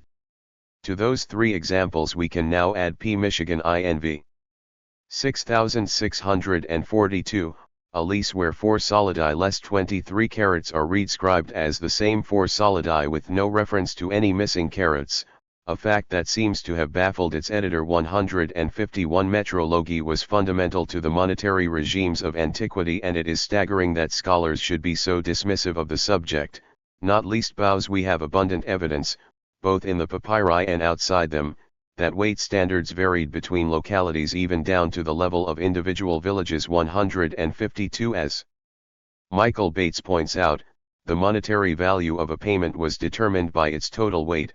Since the monetary value of each coin was proportionate to its weight, the easiest way to make payments was by weighing the coins in bulk, basing the value of the payment on the total weight of the coins, not their number. 153 But it follows that since payments were only transacted by weight, there had to be a precise indication of which weights were used in a given transaction. The term parallelismos was used to describe the process of adjustment between local weight standards. For example, the Ptolemaic uncia of C.439 grains 154 would have made a full weight solidus equal to 22.98 carats, which is why the Alexandrian solidus is consistently described, in the Byzantine papyri, as of 23 carats 155. So too in Gaza where the same standard prevailed. Chapter 2 discusses the work of Mickwitz to try and reintegrate it into a modernist tradition against Finlay's claim that the Finnish scholar was a harbinger of the sort of positions Finlay himself came to advocate. Mickwitz contested the orthodoxy about the late empire as a sort of nebulous transition to the natural economy supposedly characteristic of the Middle Ages, citing Alphonse Dopsch's work in medieval history, which he even described as epoch-making, and noting that Dopsch had himself rejected a similar characterization for late antiquity. 156 He was clearly deeply influenced by Dopsch, but so too was Pyrrhon, in the opposite sense that the latter's Carolingian pessimism was a reassertion of orthodoxy against the Austrian medievalist. Today, almost a century after Dopsch started laying into the isolationist dogmas of Weber, Sombart, and others, one can scarcely be in two minds about which direction the historiography has taken and where the balance lies today. Mickwitz also believed that there was no essential difference between ancient and medieval economic history. 157 This postulate, of an essential continuity between them, one that minimizes any qualitative rupture between these periods of history, is entirely jettisoned by McCormick in Origins of the European Economy. At one point McCormick writes, even if he vastly underestimated the changes which had affected the Mediterranean economy of Gaul in the centuries preceding the Merovingians, Pyrrhon was right in focusing scholarly attention on how different the economic age of the Carolingians was from that of late antiquity. 158. This strikes me as an odd way of saying that, like McCormick, Pyrrhon subscribed to a radical discontinuity between the two epochs, given that the signs are completely reversed between their respective arguments about those periods. 159. A final point, in many ways the heart of Chapter 2 is Mickwit's fascination with business organization and practices. The point worth making here is that implicit both in his discussion of the nature and evolution of the guilds and in a great deal of Roman economic history, not least the work of archaeologists who deal with ceramic assemblages, is the notion that in the strictly commercial sectors of the economy a conscious process of competition was at work. Industrial complexes like kill sites and fish factories, port cities in proximity to one another like Narbonne and Arles, and even entire regions competed to retain, expand, or conquer markets. The garum of Baetica disappeared from Mediterranean markets in the 3rd century thanks to the competition of Lusitania. 160. If much of the late antique prosperity of the Levant was export-driven, 161. The initial breakthrough occurred, as Paul Reynolds suggests, because major urban markets in the West had temporarily lost their North African supply around the second quarter of the 5th century. 162. Sasanian merchants consciously kept their Byzantine competitors at bay by buying up whole cargoes of Chinese silk in South Indian markets. 163. And in the better documented world of the Geniza, business houses like the Mahyanis, Stillman tells us, were in strong competition with other Tunisian business houses. 164. This is a theme that runs through several chapters of this book, though none of them discusses it in an explicit way. The crucial point that deserves to be made is that unlike the 19th and 20th centuries, this was a competition between merchants more than producers. Chapter 9, finally. This and the final chapter begin to move beyond late antiquity, but without any sense of a sharp rupture. Ruling class responses to the wave of invasions that spread across the Near East in the second quarter of the 7th century have hardly ever been documented, much less discussed, but what is so striking about them is their diversity. Flight and capitulation were certainly more widespread than any determined resistance, which may well be part of the explanation for the extreme rapidity of the Arab conquests. The sole exception to this pattern was the decimation of the Sasanian aristocracy in a series of major confrontations that ended abruptly in 642. The report in some Arabic authors that the vast sums of money paid in 647 to buy off the Arab advance into North Africa were largely funded by the export of olive oil to Byzantine markets speaks volumes for the continuing economic resilience of the 7th century. 165. North Africa at least still had active links across all sectors of the Mediterranean. However, the main argument in these pages is that there was no break in the monetary economy of the Near East across the political watersheds of the 7th century and that it was this continued resilience that formed the true basis of Umayyad prosperity. This particular sense of the continuity between the Byzantine and Umayyad periods of the Near Eastern economy is strongest in the work of Alan Walmsley. 166. Both he and Jody Magnus have noted the absence of any archaeological evidence for widespread destruction during the successive conquests of the early 7th century.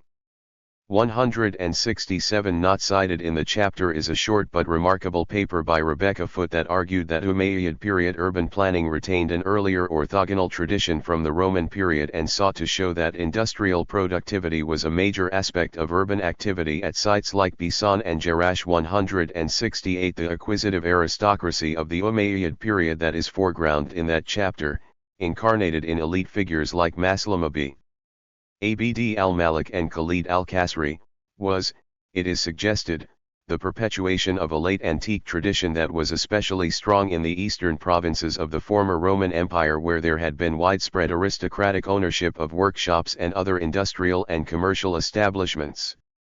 Maslama, according to a tradition reported by al-Madaini, had textile factories constructed for his father Abd al-Malik.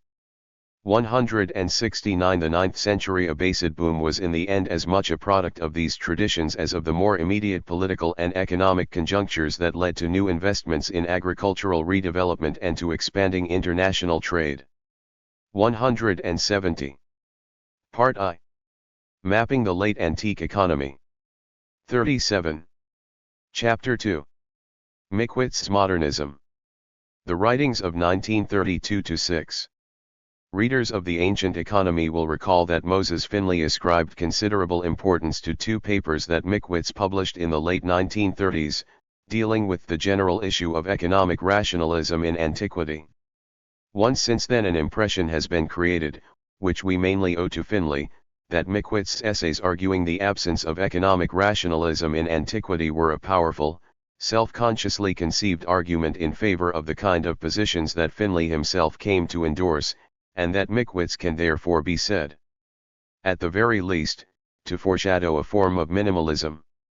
This view, as implicit as it is widespread, radically distorts the style of Mickwitz's historiography, whose most obvious unifying characteristic was the sense of practicing an essentially modern discipline, of Wirtschaftsgeschichte as irreducibly linked to the contributions of modern economic science and impossible without the concepts drawn from there.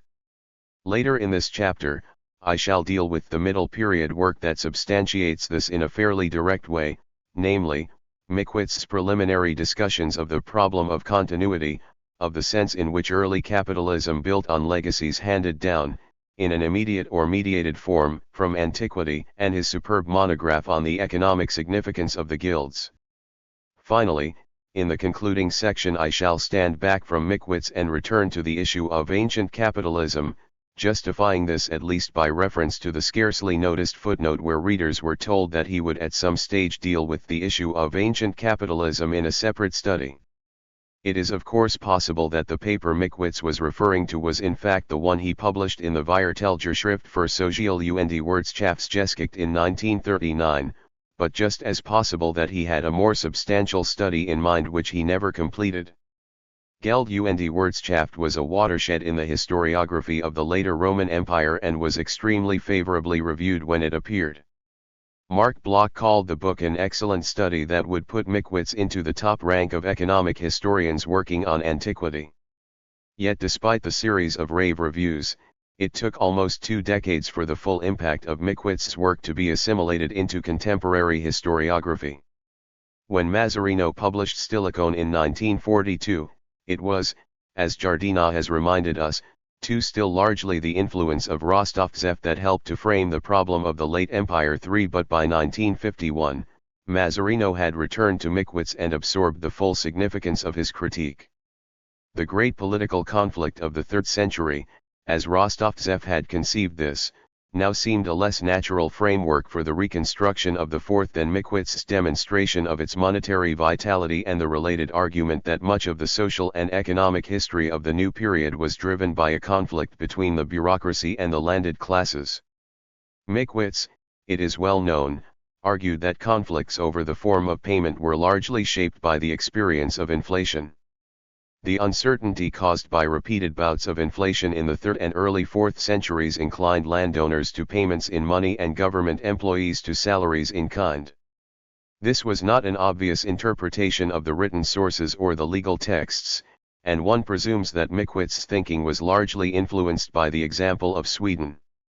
Mazzarino stood Mickwitz's essential thesis on its head, arguing that it was not the taxpayers but the bureaucracy that stood behind the movement for a derecho. This was a crucial inversion. By linking the state to the forces of monetary expansion in this way, Mazzarino had opened the way to a more nuanced vision of late antiquity, one which absorbed Mickwitz's optimistic assessment into a more complex historiography of the late empire that saw Constantine as a revolutionary and referred repeatedly to his monetary innovations as a monetary revolution with social consequences every bit as profound as the acceptance of Christianity. 5. This huge leap in the paradigm of late Antiquity, which led from the 1960s into an absolute efflorescence of the subject, was thus impossible without the negative moment that absorbed and integrated Mickwit's book into a more complex and creative vision of late antiquity than Mickwitz himself had. 6. In reversing Mickwit's hypothesis, Mazzarino had also undermined the least satisfying part of the argument in Geld und Wirtschaft, namely, its dualism. As Bloch remarked in one of the more perceptive reviews of the book, if the bureaucracy was so keen on payments in kind, how do we explain the fact that the more powerful landowners, who were generally part of the same administration, failed to show similar enthusiasm for such payments in their private transactions? 7. Mickwitz's dualism between a private economy based on a high level of monetary activity and a public finance system based on natural economy was almost certainly due to the influence of Heckscher and, through Heckscher, of Dopsch, for both of them rejected the evolutionist dogma that money economy and natural economy were chronological stages that succeeded each other in some sequence, arguing that every economy comprised elements of both. Dopsch was an important predecessor in several ways. He never accepted the theory of a reversion to natural economy in the 3rd century, which then supposedly dominated the whole subsequent epoch till well into the Middle Ages. 8. He also rejected the isolationism of Weber and Sombart, the idea that late Roman estates were structured on the model of a closed household economy. 9. Weber's most forceful statement of this view was of course the Freiburg Lecture of 1896. 10. It may be worth noting that the Freiburg Lecture is never cited anywhere in Mickwitz's work on antiquity, whereas there are repeated references to Dopsch. In the economic and social foundations of European civilization, Dopsch had developed a powerful rebuttal of the whole theory of the closed household economy and the autarky of the great estate of the Middle Ages, which, he wrote, is clearly based on a very shaky foundation. 11. This, the arguments of a medievalist, became a central perspective of Mickwitz's own book. Thus the first sense in which we should think of Mickwitz as a modernist is simply that in the great debate or series of debates that dominated German historiography from the 1890s down into the 1930s, when the Geschlossenhauswirtschaft was surreptitiously resurrected in Otto Brunner's notion of Das Ganze Haus, but acknowledged to be dead in its primeval form, Mickwitz clearly aligned himself with the camp that was decisively opposed to Bucher's theories. Indeed, the critique of Bucher plays a major role in Geld und Wirtschaft, where it spans the whole of Chapter 5. Mickwitz saw himself demolishing an orthodoxy, about late antique economic relationships, as he put it, rooted in Bucher's ideas. 12. And there is one fascinating passage in this chapter which gives us a clue to how he positioned himself in the debate. In this he writes, "It is hard to find sources that actually confirm the theory of the Wirtschaft, and this is not at all surprising." In other words, Rodberto's theory was based much less on the actual sources than on an abstract deduction from Book 1 of Aristotle's Politics. Rodberto's method was to a great degree constructed on abstractions and logical deductions, and this is generally true of the economists. 13. German historiography c.1930 was dominated by a deep division between the theoretical and purely empirical approaches to economic history.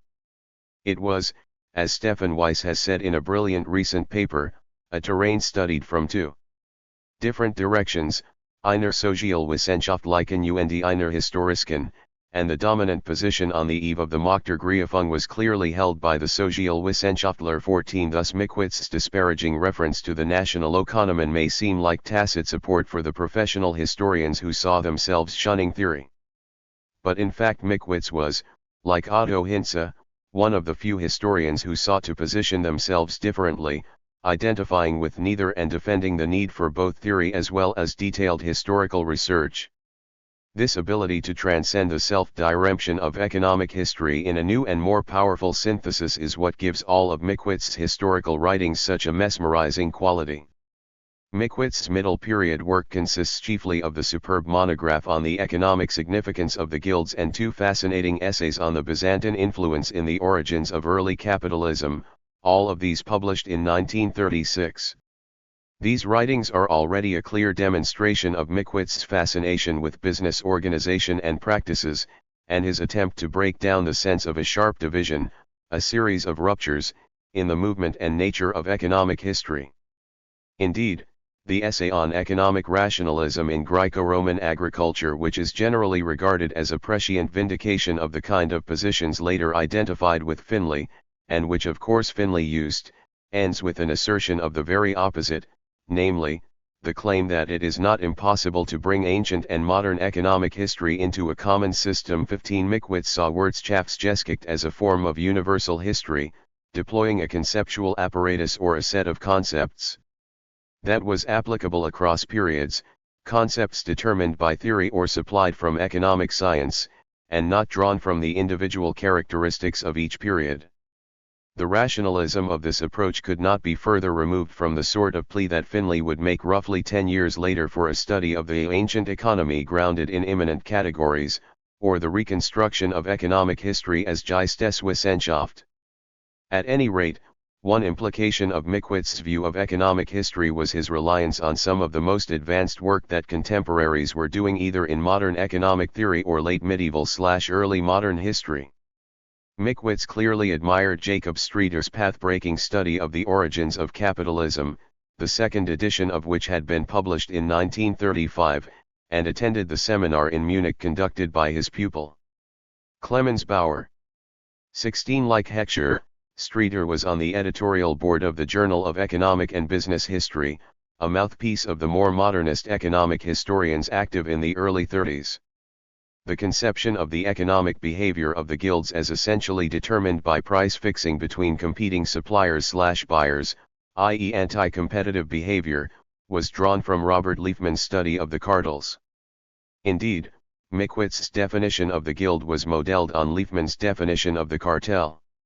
In Cartels, Concerns, and Trusts, Liefman defined cartels as associations of entrepreneurs formed with the special aim of establishing monopolization or domination of the market.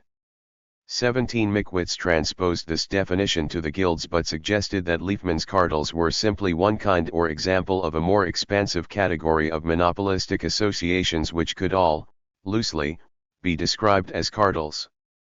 The modernism of this conception is evident from Liefman's suggestion that cartels, combines and trusts and all that they represent may be regarded as the high point of modern capitalism, and his statement that the fundamental cause of the formation of cartels lies in the growth of large-scale enterprise. The large-scale plant has to make sure of keeping its machines going all the time. 18 In other words, a formation peculiar to the most advanced sectors of capitalist industry in the 20th century was used as the framework for understanding the economic behavior of the vast range of associations of traders and merchants found in both the medieval and ancient world. For Mickwitz, the guilds were essentially private organizations of a voluntary nature, 20 that is, set up on the initiative of the artisans and merchants themselves and often denounced or regarded with suspicion by the authorities, the way unions were in the 19th century. 21 They were economic organizations, primarily, 22 that strove to limit competition within their respective trades. In short, Mickwitz's model merged three distinct and even conflicting strands of historiography: von Gierk's conception of the guild as a free association, von Below's emphasis on their economic aspects 23-24 and Liefman's theory of cartels. Of course, the bulk of cartel functioning is taken up with a detailed study of the medieval guilds, which Mickwitz believed exemplified each of the criteria just listed. But there are 4 late antique/early medieval chapters that raise interesting issues. To the question whether we could discern the activity of cartel-like formations in antiquity, Mickwitz's response was complex, and is best understood in terms of a rough chronological layering. About the professional or occupational associations of the early empire, Mickwitz accepted Waltzing's view that they were not economic organizations. There is no evidence that they set themselves economic goals. 25 Also, they were too heterogeneous in composition to contain the effects of competition and achieve any stable existence as monopolies. So for the early empire, medieval-type guild associations were ruled out. The 4th century, the second chronological layer, brought one decisive change. With the government relying on the exaction of goods and services in kind, essential public services were devolved onto corporate-like entities whose transactions with the state were based on a mixture of incentives and compulsion. These organizations, the corpora, Mickwitz insisted, were quite distinct from the craft and service associations known as collegia, which probably continued to exist in large numbers and were largely unregulated in their own activity. The latter were free, the former were not. Therefore, Mickwitz drew a careful distinction between the corporationen and the Berufsverein. 26. On the other hand, the corpora were also quite different from the medieval guilds as Mickwitz understood these, since there was no stipulation that shipowners, for example, could only engage in shipping if they were corporati, that is, members of the Corpus Navicularium. 27. The absence of a closed shop meant that the corpora were not monopolistic. Associations, despite the element of corporate personality, and thus totally unlike the medieval guilds. In short, the drive to control competition through cartel-like arrangements was not a feature of the 4th century. 28. The third chronological layer of Mickwitz's analysis continues to deal with late antiquity. The watershed, for Mickwitz, was the 5th century, when a constitution of the Emperor Zeno refers explicitly to price cartels in a whole range of businesses. 29. Monopolium exercere is the term used for operating a price cartel, and the government comes down heavily against it. Thus Mickwitz saw the 5th century bring about a major transformation, a complete change in the character of the trade associations, as he put it, 30 towards an economism grounded in the experience and, as it turns out, advantages of being forcibly organized. This is a stunning image, for it transforms the element of domination into a mechanism of emancipation. Whatever one thinks of this explanation, it is surely worth pondering the implications for Mickwitz's picture of late antiquity, one that is already more advanced than the dire pessimism that continues to characterize many accounts of late antique social relationships. Even with Marco de Branco's necessary corrections regarding the precise nature and form of the document, the famous Sardis inscription of 459 is a brilliant vindication of Mickwitz's view, suggesting indeed that economic expansion translated into a strong demand for goods and services and the increased bargaining power of a whole range of occupations. 31. At any rate, by the 6th century monopolies had become an established feature of economic life, the government responding this time not with outright bans but with some attempt to regulate them. 32. This is a very different image of late antique dirigisme to the one that prevailed in Mickwitz's own generation. The final chapter of cartel function and dealing with the guilds of 10th century Constantinople, known to us from the book of the Eparch, adumbrates themes which are more fully and explicitly developed in the 2 papers of 1936, especially the one published in Byzantinisk Zeitschrift. There is by now a huge literature on the internal organization of the Byzantine silk industry, so Mickwitz's analysis in these writings can be tested against some of these alternative theories. Among the private guilds regulated in the book of the Eparch, the Metaxoprati or raw silk merchants were clearly the most powerful group. Their monopsony in the purchase of raw silk was well nigh absolute, thanks to the regulations of the Eparch. Regulation 6.10 banned individual members of the guild from acting as fronts or covered agents for the rich and powerful or for the silk manufacturers. 33. Regulation 6.12 made preemption of raw silk illegal, and 7.4 made it impossible for the yarn producers to buy the raw material except on the invitation of the silk merchants and in partnership with them. 34. Mickwitz concluded, correctly I think, that the regulations reflected the differential economic strength of different groups in the industry and that, for example, the catarterioi or yarn twisters who processed the raw silk for resale to the metaxoprati were less well placed within this system of regulation. 35. From the regulation forbidding the raw silk merchants from employing workers on contracts exceeding a month, Mickwitz concluded that the metaxoprati were entitled to hire catarterioi on piece rates and process the raw silk directly. 36. This model places enormous emphasis on hierarchy within the industry. Describing the metaxoprati as an association of entrepreneurs. 37. And the catarterioi as a group recruited from the poorer strata of the population and held in subjection to the former. 38. Finally, the sericarioi too were a group of entrepreneurs who manufactured woven silks using paid labor. 39. Mickwitz saw them striving to integrate vertically, backward into control over processing and purchase of raw silk and forward into distribution, the domain of the Vestio Praeti 40 insofar as the regulations sought to preserve the existing balance of power between the guilds by enforcing a sharp demarcation between businesses. They simply undermine the possibilities of vertical integration and thus destroyed the basis for the emergence of a more integrated and therefore powerful class of capitalists. 41. The most serious challenge to Mickwit's description of the industry has come from George Montiatis in a tightly argued paper which, like all his work, is unrelentingly neoclassical in inspiration. Some of Montiatis' arguments against Mickwitz are either weak or unconvincing. The most substantial point he makes against Mickwitz is that the regulations did not in fact prevent intra-guild competition. The law did not impose price discipline on guild members to thwart intra-guild competition and protect individual members' shares in the total business. 42. What it did aim to do was ensure equal access to commercial opportunities for all members of a given guild.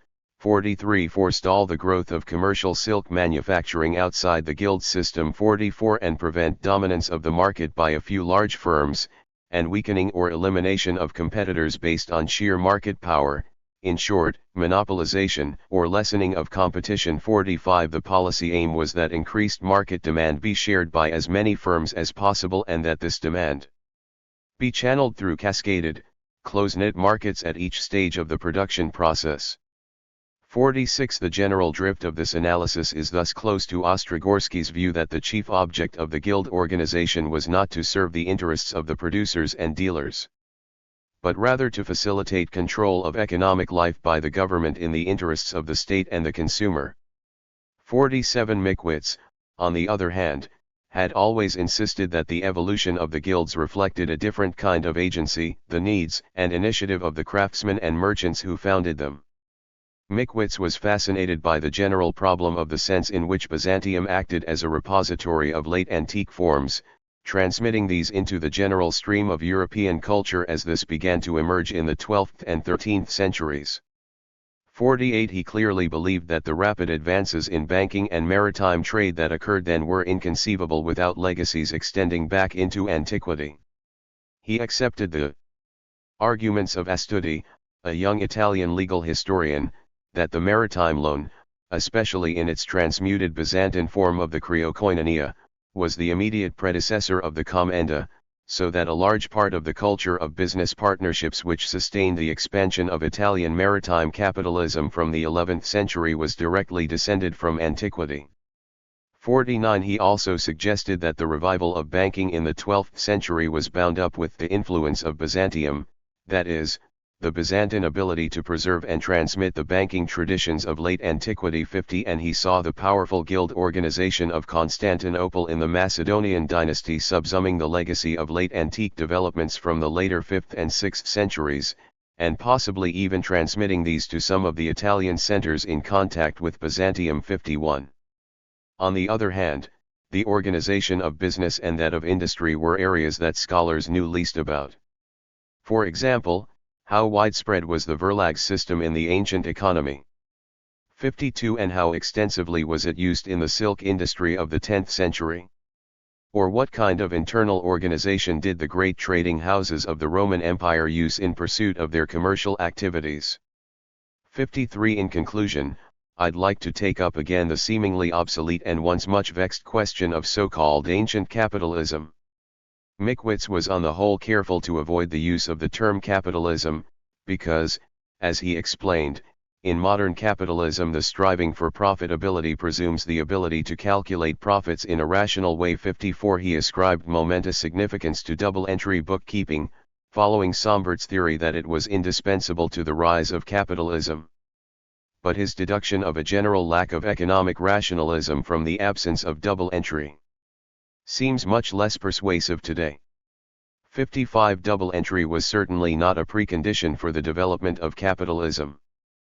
56. The vast majority of enterprises used single entry until well into the 19th century, and, as Yami showed in a famous paper in 1949, most merchants treated double entry simply as a form of systematic bookkeeping. 57. That is, even when double entry was used, there is scant evidence of any attempts at a precise calculation of profits and capital. 58. In short, Mickwit's argument is parasitic on a thesis that is now largely untenable. Yet we now know from the presence of some of Finlay's papers in the Heikelheim archive that he made Mickwit's work on economic rationalism the absolute pivot of an argument about the ancient economy as a whole. As he wrote in the draft outline of his projected book on business practices in the Greek city-states, that the Greeks never progressed to double-entry bookkeeping, for example, is a fact of the highest significance not merely for the mechanics of ledgers and journals but equally for the economy as a whole. 59. Once we break with the formalism that almost identifies capitalism with the evolution of double entry, it is easier to go back to the issue and try and reformulate the terms of the problem.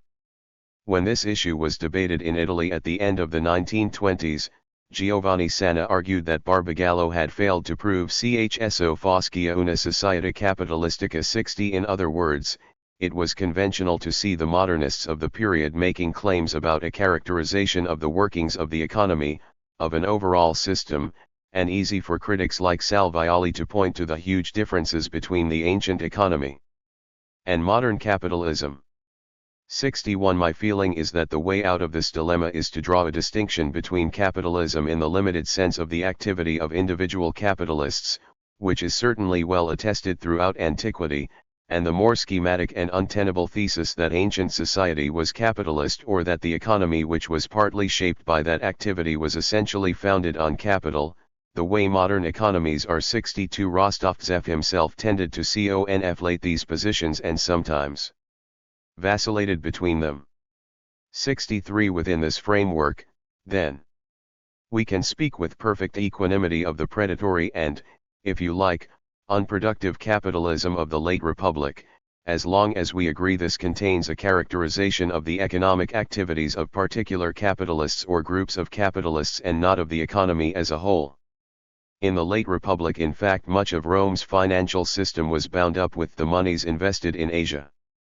64. Cicero's description of the publicani as homines honestissimi et ornatissimi reflects the respectability of this milieu, against much that has been read into other passages of his work.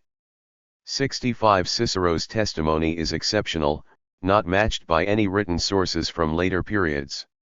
From these publicani and their huge investments in the provinces down to the silk merchants and manufacturers of Macedonia and Constantinople, there was surely no period of republican, imperial or late antique history when capitalists were not active in major sectors of the economy, or when indeed some of these, or parts of them, were not organized on capitalist lines. In a brilliant and quite unusual paper from 1978, John Drinkwater put together a plausible reconstruction of the management and organization of the Belgian woolen industry in the mid-3rd century, using the example of the Secundinii, prosperous drapers who celebrated their woolen business on the massive funeral monument south of Trier.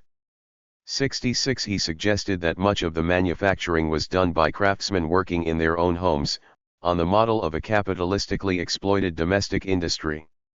This is a beautifully Mickwitzian scenario, the full-blown operation, in Roman times, of methods of business organization that were widely used in the medieval world.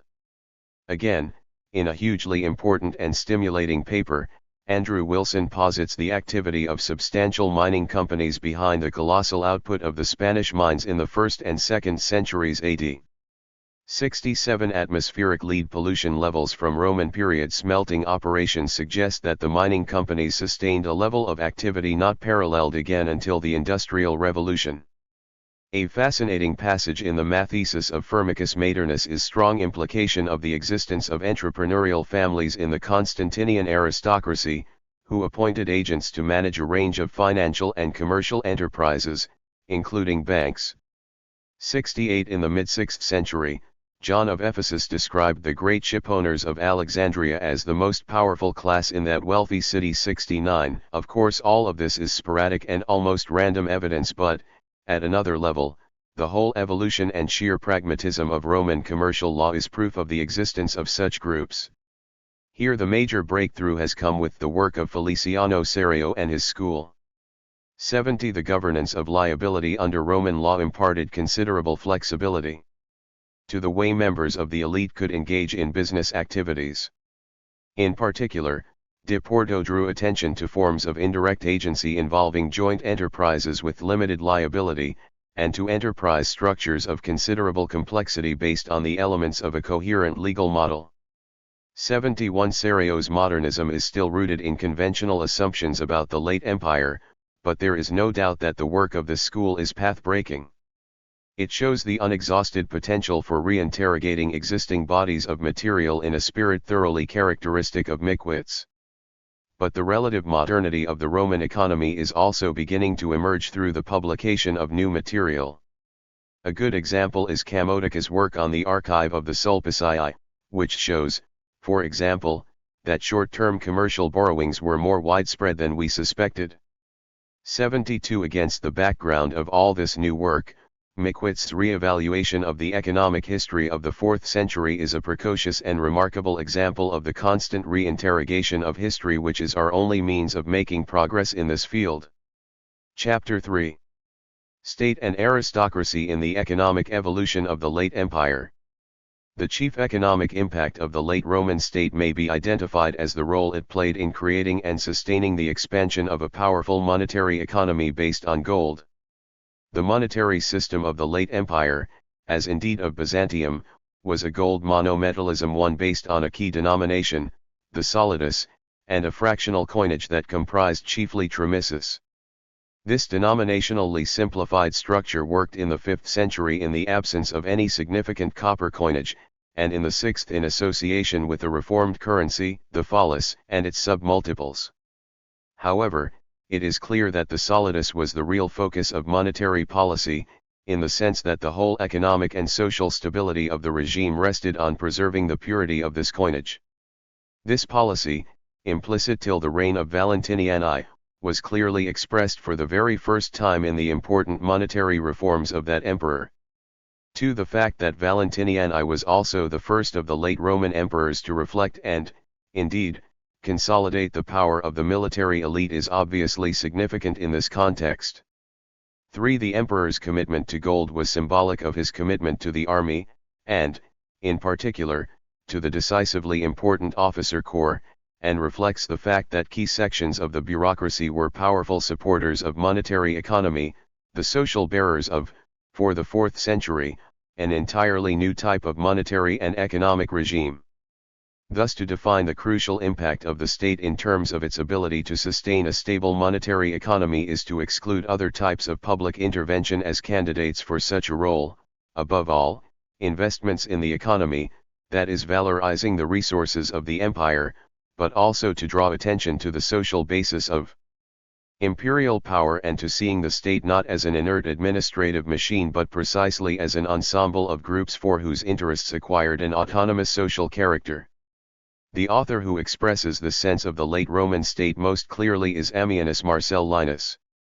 5. His obituaries of Constantius II and Valentiniani leave us in no doubt that Constantius' policy of resisting the aspirations of the military officials, and in particular of the commanders called duces, in favor of the purely civilian bureaucracy, 6. was finally and permanently abandoned under Valentinian who, in the words of Ammianus, was the first of all the emperors to increase the arrogance of the military, to the general detriment of society, with inordinate increases in their gradation and pay. Thus Valentinian's monetary reform is inseparable from the powers, and pressure, of important groups within the bureaucracy who, exploding the old economic order, had come to identify their interests with gold and were progressively reinterpreting the interests of the empire as a monometallism of gold to the exclusion of Naturalwirtschaft, a silver-based currency system, and bimetallism of any form likely to compromise monetary stability. Thus the perspectives of a Mickwitzian historiography of the late empire are both vindicated and refuted. 7. Mickwitz was right to see the economic evolution of the 4th century as underpinned by a conflict of social forces and to want a history that would discern that conflict in a deeper way. But Mickwitz identified the interests of the bureaucracy, indeed, of the state as a whole, with those of natural economy, accepting the dogma that the 3rd century had seen a reversion to payments in kind and that the fiscally of the 4th had not fundamentally modified this trend but in fact, through Diocletian, given it a more systematic and stable expression. The fact is that the tetrarchic penchant for payments in kind is a myth, as the important P. Beatty Panopolis papyri show. The disappearance of gold from the monetary system of the 3rd century had certainly been reversed by the last quarter of that period, and there was enough gold in circulation for the higher levels of the bureaucracy to build substantial deposits such as the Jairus hoard, 8, and more generally for 1 numismatist to refer to the provision once more of a fairly abundant gold coinage with reference to Diocletian 9. Thus the idea that public economy was permanently shaped by the crisis of the 3rd century is untenable, and Mickwit's peculiar dualism between a private economy geared to a high level of cash transactions and a public sector still rooted in payments in kind has, finally, to be abandoned. 10. Far from pulling in opposite directions, these sectors were dynamically interrelated. Through mechanisms which we barely understand beyond the simplistic models that impose a statist vision of history and the economy on our perceptions of the late empire. That coinage was a fiscal instrument, as Hendy maintains, may be true. 11. But the economy of the late antique Mediterranean was scarcely the taxation system of that area, except by a huge abstraction, and the assumption that gold circulated for the same reasons for which it entered circulation is a manifest non sequitur. 12. The economic revival of the late antique period was closely bound up with its monetary history. The idea that the period saw a general impoverishment 13 is just not true. Even the notion of a greater emphasis on the rural aspects of life 14 actually expresses the true fact of an extraordinary flow of capital into the rural sector, not the collapse of urban economy. Of course, Max Weber argued for a structural crisis of the urban sector, the contraction of markets and a ruralization of the life of the empire 15. But almost nothing in our actual evidence supports such an idea. The stock of gold currency expanded steadily from the 4th to the 7th centuries, and no sector of late antique society was entirely immune to the grip of the monetary economy. In the thinking of a disillusioned bureaucrat, the accumulation of vast quantities of gold was the basis of the bureaucratic onslaught of the 4th century, through which a new, senatorial aristocracy was consolidating its position. 16. A 5th century writer who visited the West saw the wealthier, more traditional, aristocracy of Rome extracting huge revenues in gold. 17. Certainly by the 6th century most ordinary groups of rural laborers were being remunerated in solidi. 18. And the circulation of gold was sufficiently common for money changers to be strongly tempted to enforce discounts against older solidi. 19. The Byzantine estates whose records survive in a fragmentary form, consistently show a marked preference for gold. 20. As Hardy said, so far from any tendency to abandon the use of money. The Appian estate seems definitely to have preferred to have its income in cash rather than in kind. 21. In the 7th century an extensively irrigated medium-sized estate was collecting close to 80% of its income in gold. 22. Ostrogorsky's argument that gold issues not only did not diminish in the 7th century, but on the contrary increased significantly. 23. Has, of course, been severely criticized. 24. But the fact is that there was a vast amount of gold in circulation in the Eastern Empire and no sign that the level of circulation declined in the 7th century. 25. By the end of the 6th century the fiscal system was likewise showing a strong tendency to extract the bulk of its revenue in monetary form. In the latter part of Justinian's reign, the Antiopolite nome paid a total of 10,322 solidi by way of its normal gold assessment. 26. The Antiopolite was a comparatively small district where one village accounted for as much as 13% of the district's total arable land. 27. In the late 6th century other districts in Middle Egypt were paying money taxes to the amount of 20,000 to 25,000 solidi. 28. Again, in Pkr. Masp. 67,057, the monies due to the Largitionalia formed roughly 17% of the total cash intake. If we assume that the Largitionalia occupied a similar proportion of the Hermopolites' total tax receipts, then CPR 726 shows that the Hermopolites' payments in gold should have been around 60,755 solidi. These are huge sums, and the least they imply is that the rural areas from which the bulk of the revenue came must have had access to urban or state markets in which commodities could be sold in bulk for gold. 29 But it seems much more likely that Byzantine fiscally could acquire a progressively monetized form because such markets existed than that the dynamic was simply one of forced commercialization. The half-monetized fiscally of the 4th century had rested on the precarious base of municipal elites subjected to the double assault of partitioning through inheritance and non-exemption from liturgies. 30 This cumbersome, bureaucratically coercive system emerges clearly in the papyri of the 4th century. But it was destined to be swept away in the great changes which undermined the society and fiscal organization of the Eastern Empire. Large and impressive estates like the property of Hyperechius splintered into middle-sized holdings in the early part of the 4th century. 31 The rising landowners of the later 4th century were a formidable group who stemmed directly from various levels of the administration, including the army. 32 In his last work Weber argued, in the late Roman Empire the increasingly important land-owning class of the possessors confronted a socially quite distinct stratum of officials, divided into ranks according to the level of benefice revenues. The same disconnected juxtaposition of landed nobility and patrimonial officialdom can be observed in the early Oriental and the Hellenistic empires. 33 However, this model is not applicable to the Eastern Empire, where the dominant landowners of the 5th century were inseparable from the higher echelons of the bureaucracy, and the aristocracy could even be said to be of bureaucratic origin. 34 Of course large landed proprietors were not equally powerful everywhere, and in some sectors, such as the Oran, rural culture was characterized by an almost exclusive predominance of villages. 35 However, the decisive feature of the 5th to 7th centuries, in the East, is the dominance of a new class which transmitted its properties intact from one generation to the next, avoiding the fragmentation of holdings through inheritance which had drastically undermined the economic strength of the former municipal families. 36 And which, above all, distinguished itself from the previous elite by its close associations with the imperial system. The decisively important changes in fiscal organization which came about in the course of the 5th century are scarcely comprehensible in abstraction from the rise of this new nobility.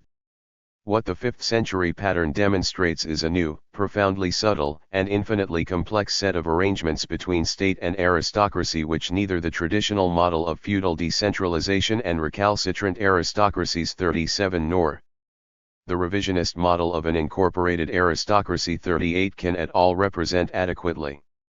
The crucial point to grasp is that the new Eastern aristocracy owed its existence to the state and was bound to it by a strong sense of patrimonial loyalty. 39 We have no way of quantifying the role of direct grants of land, but legal texts suggest that in certain periods these were substantial.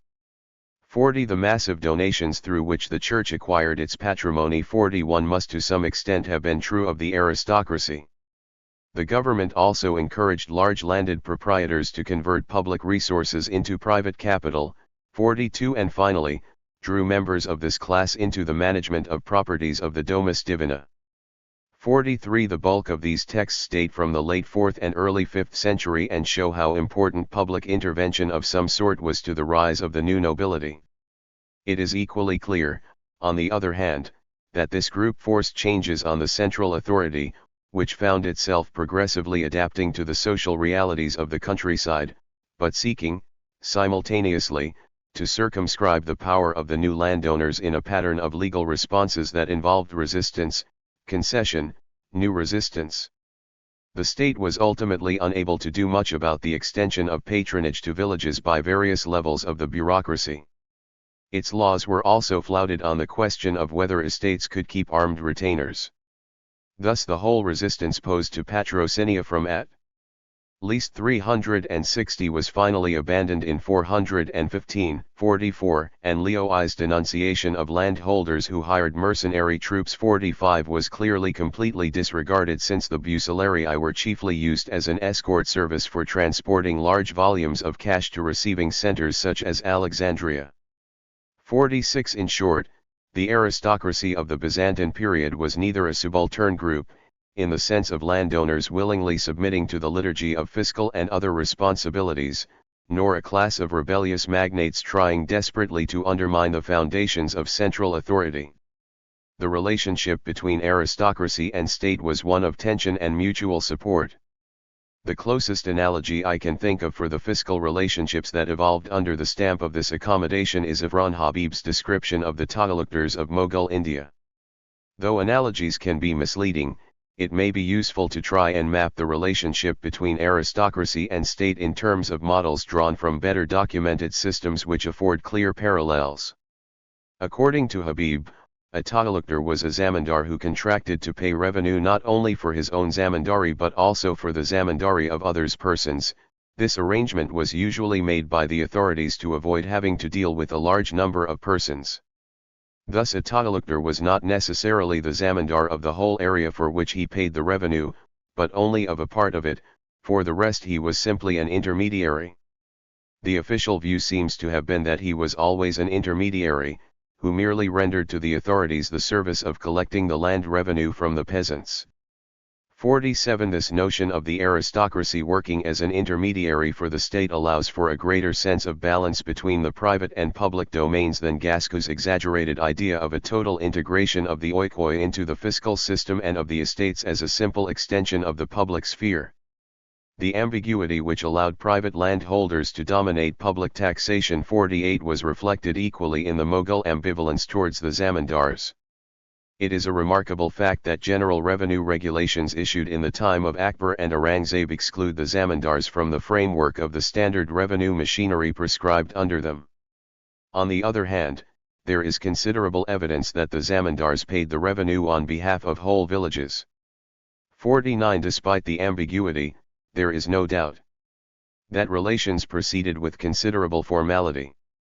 If Richards's study of Golconda is any indication, there must have been imperial orders, patents of office, appointment fees, percentage allowances on the tax receipts and so on.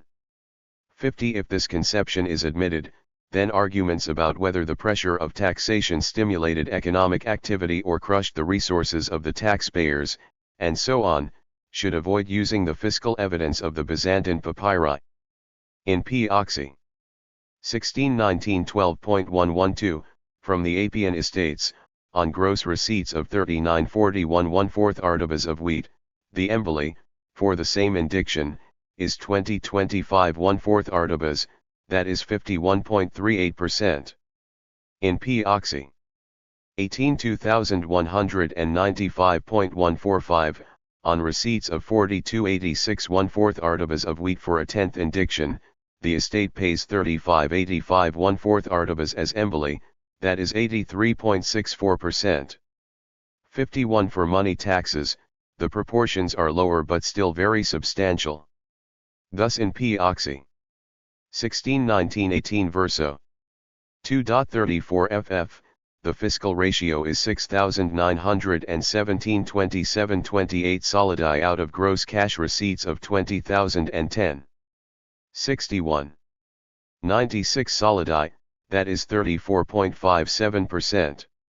In the 7th century the Catholic Church of Ravenna extracted a total of 31,000 solidi from its Sicilian patrimony but paid 15,000 of this directly to Constantinople. 52. To suppose that the state was taxing the private income of landowners at these levels misses the point that the bureaucratic fiscally of the 4th century had disintegrated in favor of a system in which the leading institutions of civil society assumed the characteristics of state agencies without ever being simple appendages of the state. Chapter 4. The Economic Trajectories of Late Antiquity. Introduction. Michael Rostovtsev concluded his great history of the early Roman Empire by suggesting, the catastrophe of the 3rd century dealt a severe blow to the prosperity of the empire and weakened the creative energies of the better part of the population. 1. In part, this was a throwback to Weber's thesis about the late empire as a period of expanding natural economy. Yet the distinctiveness of the late empire lies precisely in the fact that money, not land, emerged as the general form of wealth. Constantine's restructuring of the monetary system was a major economic watershed in the history of antiquity, inaugurating a period that would see unprecedented levels of monetary circulation. However, for the scholars who made money central to the dynamics of the 4th century, these changes in the monetary system were underpinned by major social transformations. For Mazzarino, the anonymous author of De Rebus Bellicis, a reform tract drafted in the 350s, had already made the crucial connection by linking the expanding circulation of gold to the consolidation of a new aristocracy, the Clarissimi of the reigns of Constantine and his sons. 2. Anonymous saw the economic basis of this aristocracy in the rapid accumulation of large masses of gold, and the mechanism of accumulation in Constantine's expansion of the governing class. 3. These are crucial insights into the dramatic transformations of the 4th century, and they offer one frame for constructing a more general economic history of late antiquity, based, of course, on a much wider range of sources than either Mickwitz or Mazzarino used. In particular, the archaeological revolution of the last, roughly, 3 decades throws up a huge challenge for historians of late antiquity, since they are now confronted, in an acute way, by the problem of how sources that are so diverse in character can be coherently blended into totalizing narratives. Chris Wickham's recent book is probably the most spectacular attempt in this direction, and in the conclusion to this chapter, I shall discuss one or two of its major theses. Staying with the point about sources for the moment, Anonymous alludes to a process of class formation that was largely true of the Western aristocracy. The prosopography of 3rd century provincial elites has shown that that process had much deeper roots. The core of the Constantinian elite comprised powerful aristocrats whose roots go back to the huge economic expansion of the Western Mediterranean in the 2nd and 3rd centuries and to the ability of some families to survive the savage conflicts that ended in the victory of Septimius Severus. Generalizing a model first used by Mario Torelli in prosopographical work on Lepsis Magna, it is possible to see that the booming provincial centers of the Western Mediterranean, Africa above all, threw up families who used their wealth to establish a wider network of connections, both matrimonial and political, that could help consolidate their business interests and political ambitions. For Clodius Albinus himself is said to have come from Hadrumetum in the heart of the Sahel. 5. The backbone of his support among the provincial upper classes was broken in the fierce reprisals that led to large-scale executions in 197. 6. The Anasii are one family that emerged as strong supporters of Septimius. In 196-7, Q. Anicius Faustus from Usipa near Mactaris was Septimius' chief military commander in Numidia. 7. His descendants can be traced through the whole of the 3rd century 8 and became, of course, one of the wealthiest families of late antiquity. Thus in this case prosopography provides one context for the deeper understanding of an isolated textual source. Archaeology provides another. The explosion of survey archaeology since the late 1970s has shown just how densely settled the eastern countrysides were in late antiquity. The expansive energies of the 4th century, of Constantine's empire, found their most durable expression in the East Mediterranean of the 5th, 6th, and 7th centuries. It was here that gold continued to circulate on a spectacular scale, that the urban traditions of antiquity were at their most resilient and that the economic base existed, clearly, for the survival of a powerful imperial state. Now a major part of this dramatic transformation was the emergence of a new aristocracy in the East, quite different in nature from the kind of aristocracy that Anonymous saw stuffing its houses with gold. Constantius too created a noblesse de fonction, so that the nascent aristocracy of the East was more firmly rooted in the traditions of a bureaucratic state. 9. This remained true of the 5th century, when the Byzantine new aristocracy that emerged in regions like Egypt could reliably be described as of bureaucratic origin. 10. Thus late antiquity threw up multiple trajectories, and no single formula can do justice to all of them. Even the dissolution of the Western aristocracy, when it came, took such different forms and moved in such different ways that the fall of Western Empire is a mere abstraction unless each context is constructed in its own terms. In particular, the slow erosion of the Gallic aristocracy that proceeded apace with the consolidation of Gothic power in the 5th century stands in sharp contrast to the dramatic and altogether more sudden collapse of the Italian aristocracy in the 6th. And again, the way in which the Merovingian rulers handled the remnants of that class, substantial in southern Gaul, contrasts sharply with the treatment meted out to their North Italian counterparts by the Lombards. There was no unified block of barbarians, any more than there was a homogeneous or unified class of late Roman aristocrats, and these differences are what late antique history is largely about. The late empire. Whatever one thinks of the crisis of the 3rd century, the key consequence of its recurrent monetary instability was the de facto disintegration of bimetallism. The chief expression of this was that gold came to circulate at a floating rate. As Locascio says, with the dissolution of the Roman monetary system in the 3rd century, gold coinage came to occupy a peculiar position within the Roman monetary economy. It was no longer linked through a fixed value relationship to the other denominations and to the unit of account. 11 Diocletian's attempt to restore a viable bimetallic system ended in failure, and it is no small measure of Constantine's achievement that he was no longer mesmerized by the monetary illusions of the 3rd century and could break so decisively from them. Mazzarino's assessment of Constantine as a revolutionary is thus fully justified.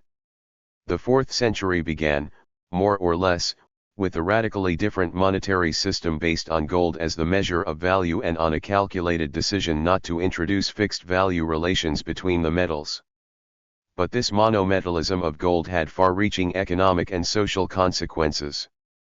The division between gold and the base metal coinages was in some sense a metaphor for and replicated in a more rampant stratification of society, where the abject strata were defined as much by their powerlessness as by economic deprivation or poverty. Thus one way of classifying or dividing up late Roman society was in terms of the contrast, drawn by Ambrose, for example, between the Enopes and the Potents. 12 In one of their several meanings at least, the late antique poor were those who lacked any form of protection and who were thus vulnerable to oppression or more tragic eventualities. They were, in a favorite category of the legal sources, tenus, that is, groups vulnerable to domination.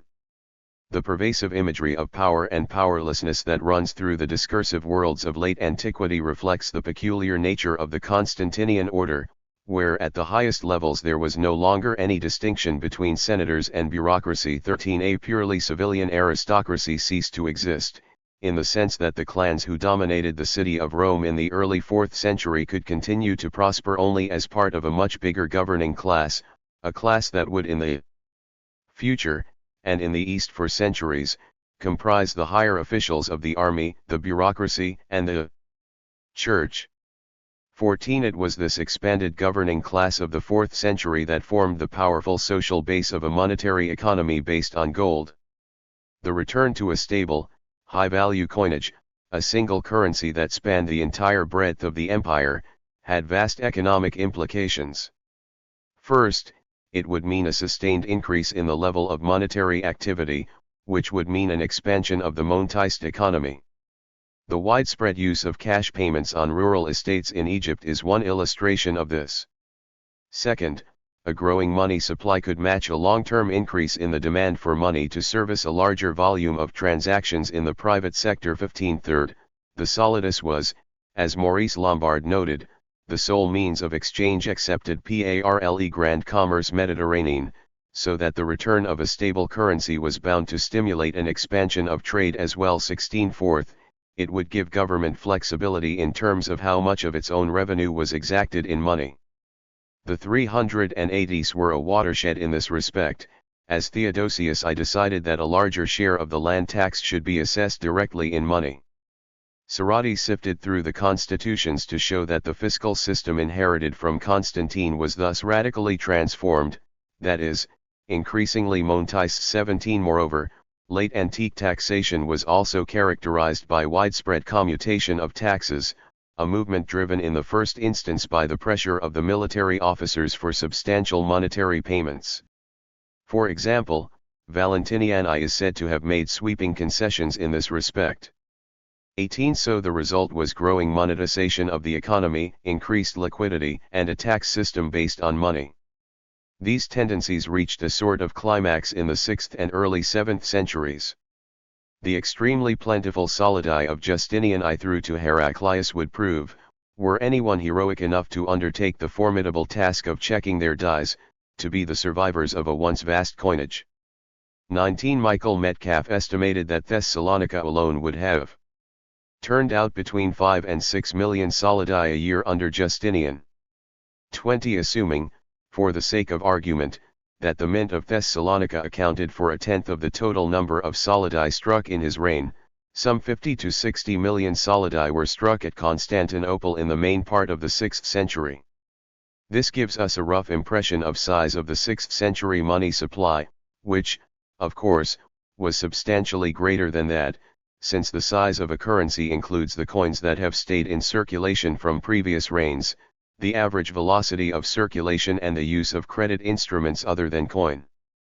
That we are dealing with a credible order of magnitude is shown by Procopius' report that Anastasius built up a treasury reserve of 23 million solidi in the course of his reign. 21. The sheer scale of monetary circulation is what is so striking about late antiquity. To ensure that terror was universal, provinces too were cut into fragments, many governors and even more officials were imposed on individual regions, and to these were added numerous accountants, controllers, and prefects deputies. 22. So wrote Lactantius on Diocletian and the major reforms that overhauled the administration of the empire in the 290s. The proliferation of provinces and the tighter political control and bureaucratic expansion that went with them were, for an unabashedly hostile source, linked to Diocletian's avaritia, that is, the drive to tax the expanding wealth of the provinces more effectively. Indeed, the same passage tells us that Africa and Spain were among the wealthiest provinces in the later 3rd century. 23. Spanish olive oil had dominated the Rome market between 140 and 250, and although the massive export drive was now past its peak, the late 3rd century in Spain still absorbed the afterglow of much of that prosperity. The olive oil of North Africa, on the other hand, saw very rapid expansion on the Italian market in the middle decades of the 3rd century. So here the ceramic evidence is an even better match for Lactantius' testimony. By the 3rd century, North African producers were bringing vast new areas of the interior into production to sustain this phenomenal drive. Industrial-scale production of the kind exemplified by the Villa of Saint-Michel in the commune of Lagarde in southern France, still prosperous in the early 3rd century, 24 would have had hundreds of counterparts in the African countryside. Olive oil on this scale was clearly an economic sector dominated by the aristocracy, because it required massive capital investment among producers. For Tripolitania alone, Mattingly has surmised a potential annual export to Rome in excess of 1 million liters of oil per year and suggested, plausibly, that this degree of domination of the countryside was only possible through large-scale organization of the rural economy. 25 What it implies is a powerful aristocracy backed by the resources of the state, a pattern demonstrated throughout the imperial history of Africa, and certainly for Tripolitania at least, the amphora stamps are decisive proof that the senatorial aristocracy of the 3rd century controlled the key enterprises in the region. The same, surely, was true of the areas further west, in Tunisia, where number tu/ciet albin/iccvv on the body of an amphora found at Carthage takes us to the heart of the 3rd century aristocracy and to a family that had survived the brutal repression of the 190s. 26 Presumably, these were the sons of M. Nummius Senecio Albinus, the first, M. Nummius Tuscus, consul in 258, the second, Nummius Ianius Albinus, consul in 263, and descended from the brother or half-brother of Didius Julianus, who was executed in 193.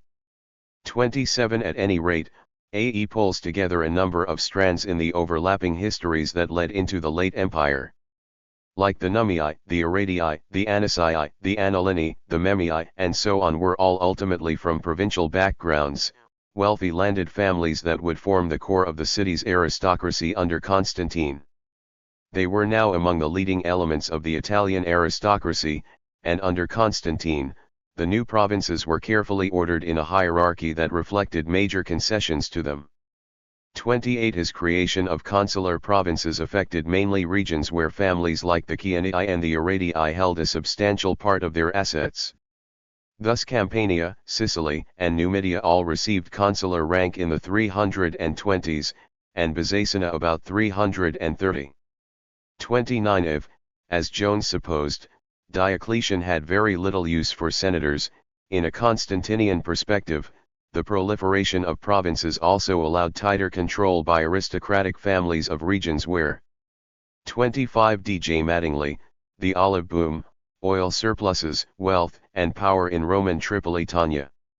Libyan Studies 19, 21-42. 26 AE, number 28, Sur la Panse d'une am fort trouvé à Carthage. 27 cf. PLRE 1, p. 1142, G. Alfoldi, Septimia Severus und der Senate, Bonner Jahrbucher 168. 112-60, at p. 138. 28 A. Chastanal, Les Consulaires de Numidie, in Mélanges d'archéologie, d'epigraphie et d'histoire. Offerts à Jerome Carcopino, pages 215-28. 29 W. Kahoff, Studie an zur zivilen senatorischen Laufbahn im 4. JHRN.CHR, pages 63-4. The economic trajectories of late antiquity 68. Their assets were concentrated, by the Chianii in Numidia, the Aradii in Byzacina, the Anasii in Campania and so on. No rule barred the aristocracy from governing their home provinces, in other words, 30. And this is surely an important clue to understanding how late Romans themselves understood the distinction between public and private. Indeed, Rome itself, avoided by the emperors, was almost left to colonization by the aristocracy. Guido Baldi draws attention to its illicit control of real estate within the city and the expansion of aristocratic domus in areas of the city formerly occupied by insuli or by commercial buildings. 31 Olympiodorus in the 5th century would describe those domus as miniature cities. 32 The private monumentality of the 4th century reflected a major shift in the culture of urban investment, away from the evergetismo of the early empire to a more brutal display of power poised ambiguously on a boundary between public and private that was symptomatic of the kind of social order ushered in by Constantine. The great senatorial clans had multiple residences in the city. The 4th century saw a boom in senatorial dwellings of a high standard, with an explosion of new architectural styles and decorative elements. 33 The urban prefecture, controlled by the aristocracy, must have been a key mechanism in the deals that structured the market in real estate. Rufius Volusianus Lampadius, prefect in 365 and notorious for his passion for building, was the owner of a marble workshop in Ostia. 34 Building materials were a favorite sphere for the investment of aristocratic capital. The urban aristocracy that effectively ran the city in the 330s was also actively engaged in a range of businesses that included banks and commercial enterprises. 35 One reason there is so little explicit evidence of this side of their economic activities is simply that the pose of senatorial disregard for trade 36 endured and meant that the complex or, better still, mediated patterns of business governance discussed by Serrio and de Porto for a much earlier period were almost certainly still deployed. In short, we should be wary of the cliché that sees the late Roman aristocracy as a purely agrarian group, even if in this sector as well there was often rampant speculation and a drive to dominate grain markets. But Ruggiani's characterization of the Western aristocracy as latifondisti speculatori ignores other dimensions of aristocratic economic behavior that were inseparable from their wholesaling of food, grains and wine. 37 The 4th century in particular saw a massive wave of investments in rural estates, in the expansion and reorganization of villas in the archaeological sense. This is probably best documented for the Spanish countryside, where Gorges could count at least 140 villas whose apogee he could date to the 4th century, and where the villas of the Constantinian period were described, nicely if dramatically, as expressions of a brutal change in the architectural, artistic, economic, and social norms that had governed the countryside till then. 38 In more recent work, Chavarria has proposed a rudimentary taxonomy dividing the middle-sized estates along the Mediterranean coast of Spain from the monumental villas of the interior, which were mostly abandoned only gradually from the later 5th century. 39 These different sorts of establishments evolved differently in the 4th century, while the smaller establishments in the coastal areas of eastern and southern Spain converted their residential spaces to productive or industrial use. For example, mosaics or baths were destroyed and replaced by the installation of agricultural or industrial structures. The large estates of the interior gained in monumentality and style. 40 Echeverria argues that both movements reflected a common process of rationalization, as the absorption of the lesser properties by the biggest landowners prompted the abandonment of the residential buildings of these bought-out sites and allowed their reuse for new economic activities. 41 This is a rare example of the attempt to explain the archaeology in terms of a coherent economic movement that is, in any case, reasonably well supported by all the other evidence we have for the aristocratic consolidation of the 4th century. But if true, it would suggest an astonishing degree of concentration of landed assets, which is something we can be much less sure about. At any rate, there is now a substantial though still largely dispersed bibliography of individual sites, and attention to their specific, individual trajectories demonstrates continuing or renewed vitality in the late 4th century. At the villa of Torre de Palma in Lusitania, the 350s saw a burst of building activity created an array of new structures unmatched in number, novelty, and importance since the building campaigns of the late 1st century. This included the construction of a new olive press complex with its massive press and a substantial barn in one corner of the old Villa Rustica. 42 A whole clutch of villas in the southern parts of Gaul and Italy show major reconstruction and embellishment towards the end of the 4th century or even late into the 5th. Sometimes an existing villa was demolished and a new, larger one constructed in its place, as at S. Giovanni di Ruodi, where an early 1st century villa abandoned in the 3rd, reoccupied in the mid-4th, was demolished and rebuilt on a much more impressive scale and to a coherent plan in about 400. The large apsidal hall that emerged at this time was emblematic of the new power architecture that characterized the vast majority of the more substantial 4th century establishments. 43 Elsewhere, and more commonly, major changes were made to existing sites, as villas were redeveloped to underline a new sense of scale and ostentation. This happened at S. Giovanni as well, when the apsidal hall collapsed around 460 and the villa was rebuilt on an even bigger scale till it disappeared in the devastation of the Gothic Wars. Many of these late structures, villas built or reconstructed in the late 4th and early 5th centuries, continued in production till well into the main part of the 6th century, showing that large parts of the countryside retained their vitality despite the dissolution of the empire in the west. The huge tuna factory built at Ciudad de Rosas in Catalonia in the late 4th century was abandoned only in the late 6th, probably in the last years of the reign of Leovigild, and then deliberately so. 44 The sumptuous establishment at Faragola in Puglia, which saw the construction of a luxurious dining room in the 5th century that used colored marbles and glass paste in its floors, survived in style into the main decades of the 6th, when it fell into ruin and was eventually abandoned. 45 In Italy, the Gothic Wars had a devastating impact on the landscape and the resilience of the countryside, but short of the havoc created by prolonged warfare, there is no compelling reason to see the countrysides of the West enduring a dramatic loss of dynamism in the 5th and 6th centuries.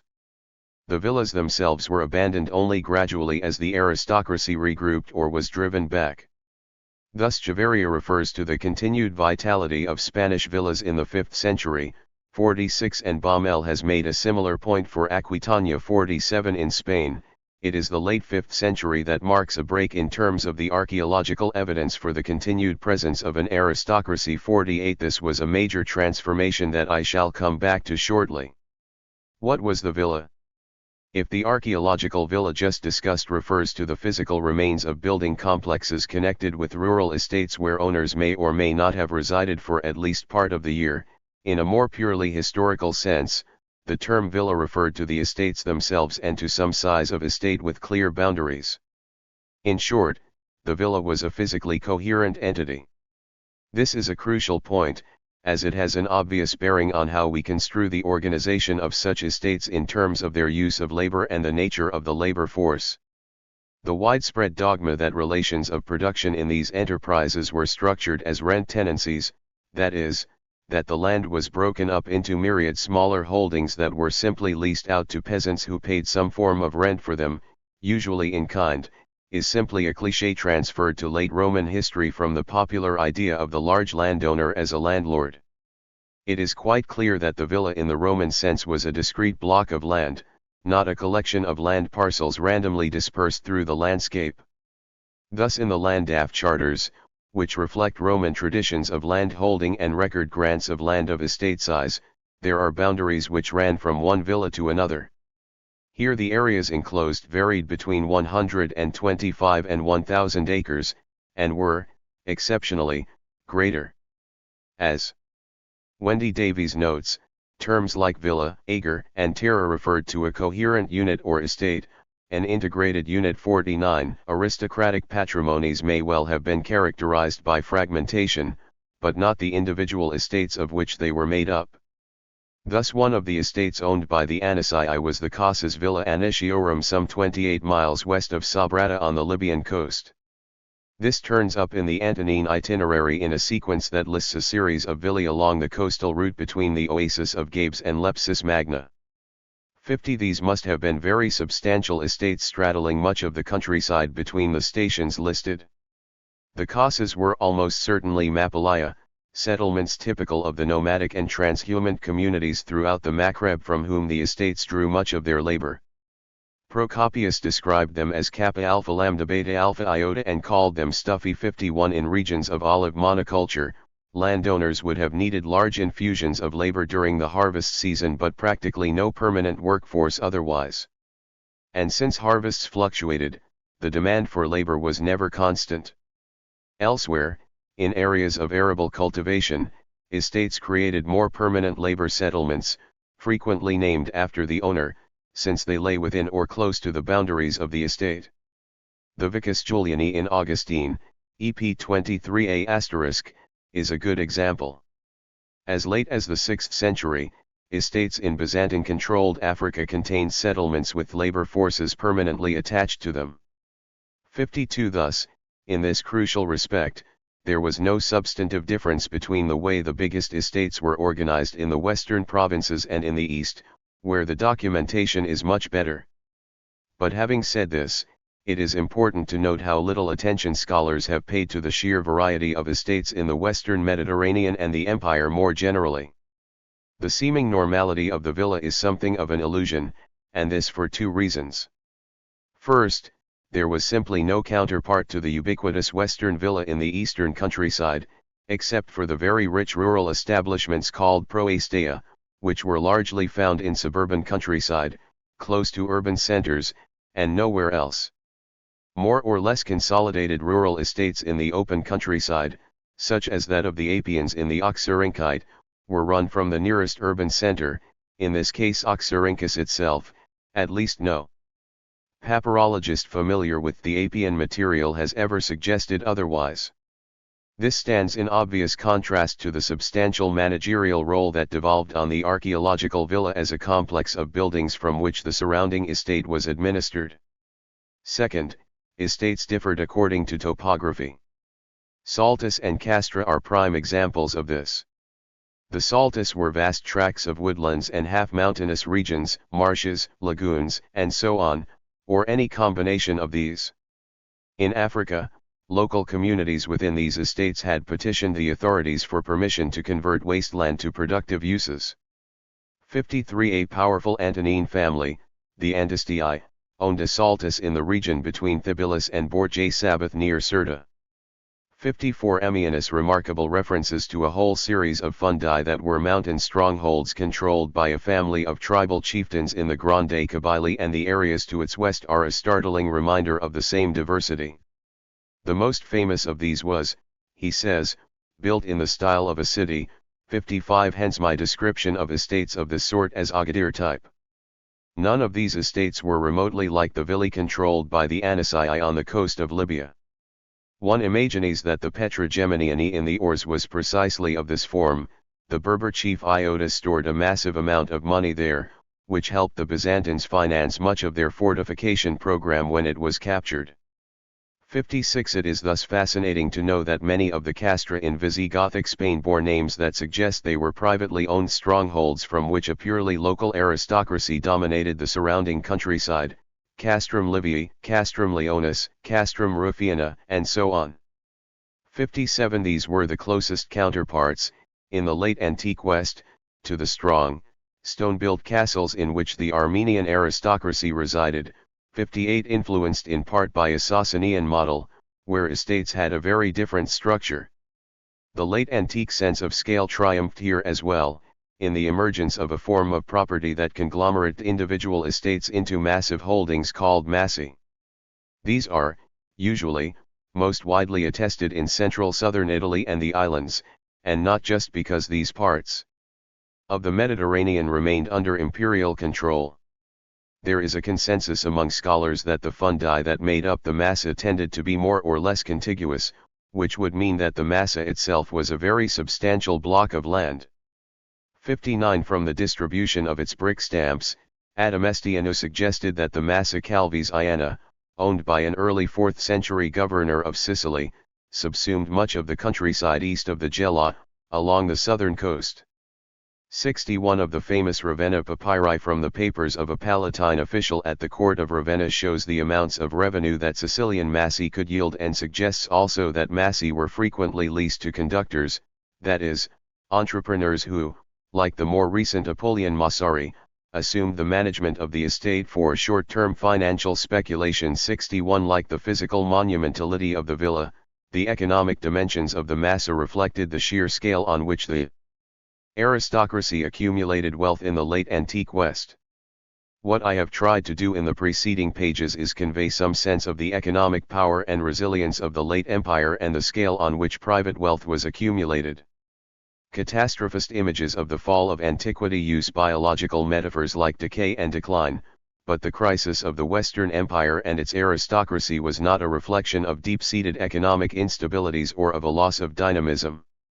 Italy was the worst-case scenario. The 6th century was traumatic for its aristocracy, which effectively disappeared by the beginning of the 7th. But the dramatic changes that reconfigured Italian history in the 6th century had everything to do with the impact of the Gothic War, a major blow for the aristocracy, and the severity of the Lombard settlement that followed. By contrast, the Ostrogoths chose to rule with the collaboration of the aristocracy, and the senatorial houses were still intact and powerful under them.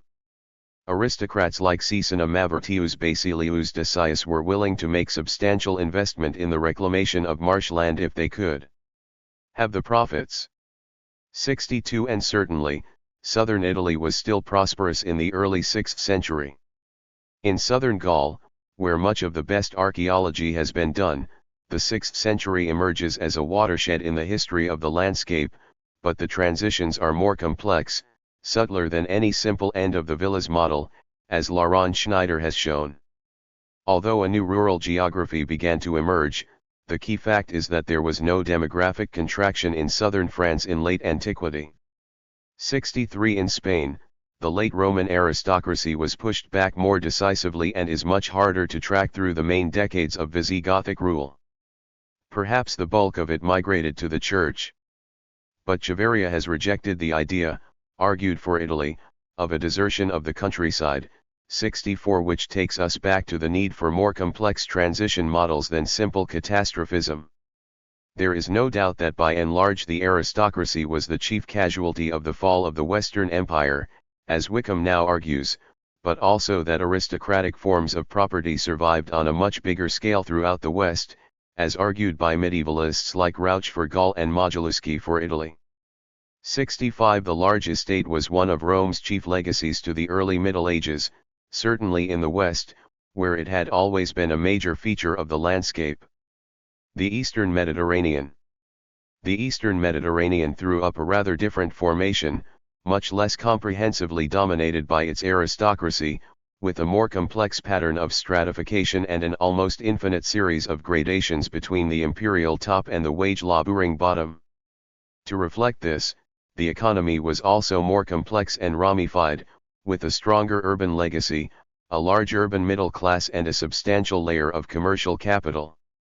Indeed, relations between business and the state, and between the aristocracy and business, were altogether more involved here, completely at odds with conventional dichotomies between public and private or between aristocrats and entrepreneurs. There are several ways of conveying these nuances, but we could just as well start at the bottom. John Chrysostom felt that self-employed artisans were better off than craftsmen in wage employment, since employers often cut a substantial part of the wages of these workers on the pretext that they were fed by the employer. 66 In Egypt, there were rural households who at one extreme could accumulate substantial sums of gold. 67 And, of course, many more who simply had no land and relied on work as sharecroppers or rural laborers. The Fayyum sharecroppers of the 6th to 7th centuries are a good example of the latter, since they were easily evictable. 68 For the salaried middle class, late antiquity was an age of comparative affluence. When John the Lydian was taken on as a carcelarius, he received an annual salary of 24 solidi. 69 Senior estate managers were sometimes even better paid. 70 And the local garrisons were remarkably well fed.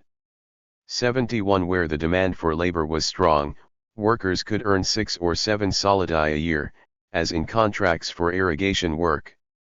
72 In a contract dated 588, a goldsmith's helper was paid 3 solidi, 73 barely sufficient for a family, but he was lucky to have a regular job at all, since a large proportion of urban wage earners were in casual employment and not even paid in gold but in the copper currency that Anastasius had finally restored to viability. In 553, when Justinian tried to devalue the follis, these groups, called Pi Tau Omega Chi Omicron, rioted, and Justinian retreated. 74 The exchange between gold and copper was critical to their ability to defend living standards. Justin too had fewer qualms, and from his reign the undervaluation of the copper coinage effectively condemned it to extinction.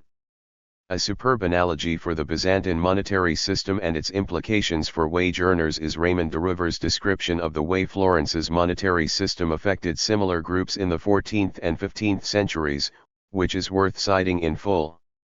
The Florentines used two currencies, the gold florine, which remained more or less stable in weight and fineness, and a silver currency, the moneta di Piccioli, which was steadily deteriorating.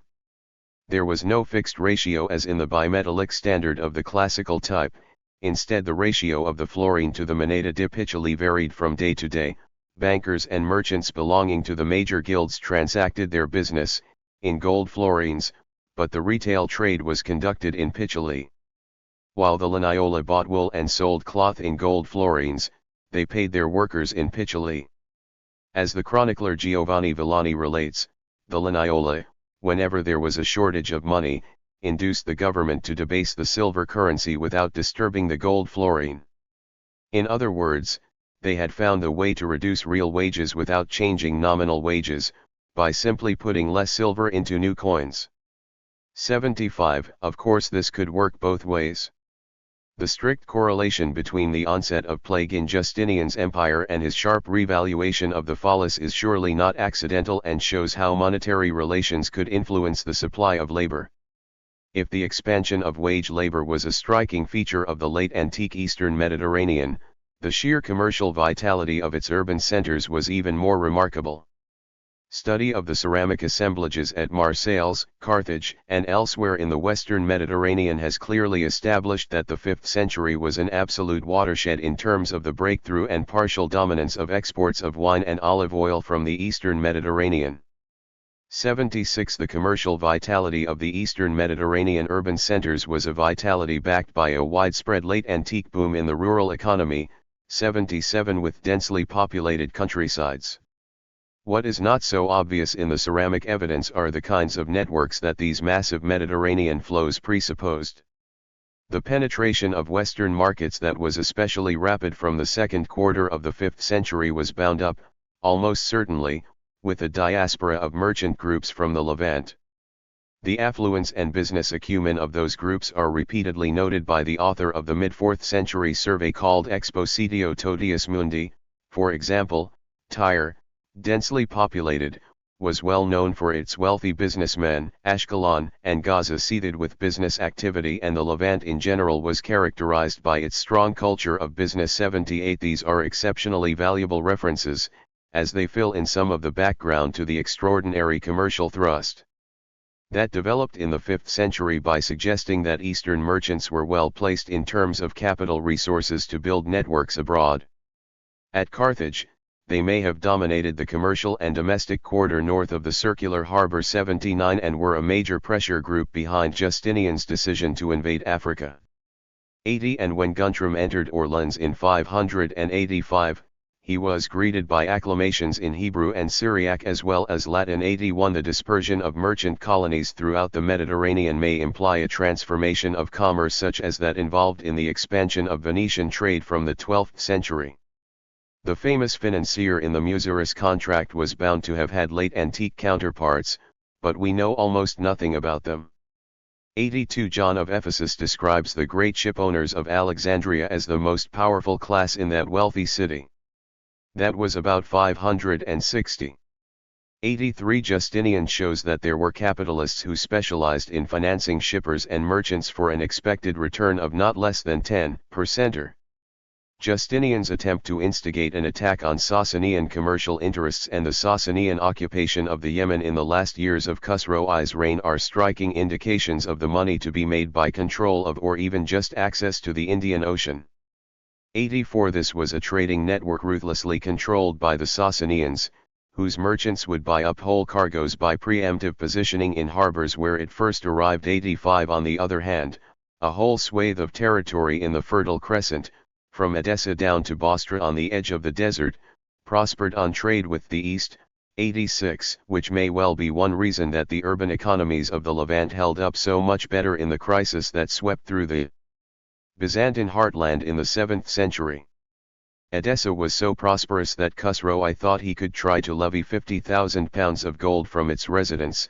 87 And as late as 622, his grandson could strip £112,000 of silver from its churches. 88 And Maurice Sartre explains the wealth of the Oran in the later 6th century through its contacts with the Hijaz, along trade routes whose success depended very largely on a network of agreements with local tribes. 89 The Oran was a countryside dominated by villages, more typical in this respect of the East than areas with a dense concentration of estates.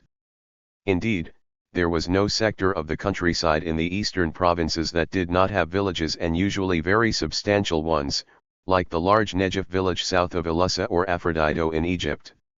Even the Fayyum, which had an exceptional concentration of aristocratic properties by the 7th century, could boast large villages like Seniris or Seal, which Nabolsi claimed had up to 40 churches in the past. 90 Both the sheer density of settlements in the rural areas of the East and the astonishing prosperity of so many of them reinforce the sense of a world where the extraordinary tide of Mediterranean life, which, in Peter Brown's unforgettable image, had washed further inland than ever previously by the 2nd century, had, quite simply, still not receded. The richer villages of the Oran saw the construction of substantial rural houses in the Byzantine period, maisons de village that were linked to rich agricultural holdings and owned essentially by a rich peasantry with a strong sense of its own property. 91 The hill country was dominated by wine growing, and the absence of any trace of the olive suggests considerable regional specialization.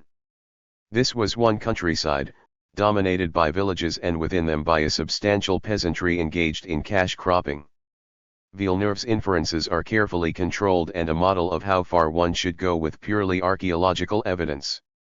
Others have been less restrained and characterize the village populations of the Massif calcaire farther north in terms like un petit paysannerie and a middle class of peasants. 92 These are meaningless characterizations, since they beg the question of who or what peasants were in the late antique world.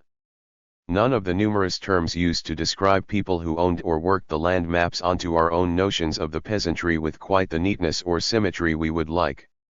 Gergos comes closest, but with the caveat that in late antique sources it refers often to a purely landless stratum that worked on large estates on a permanent basis.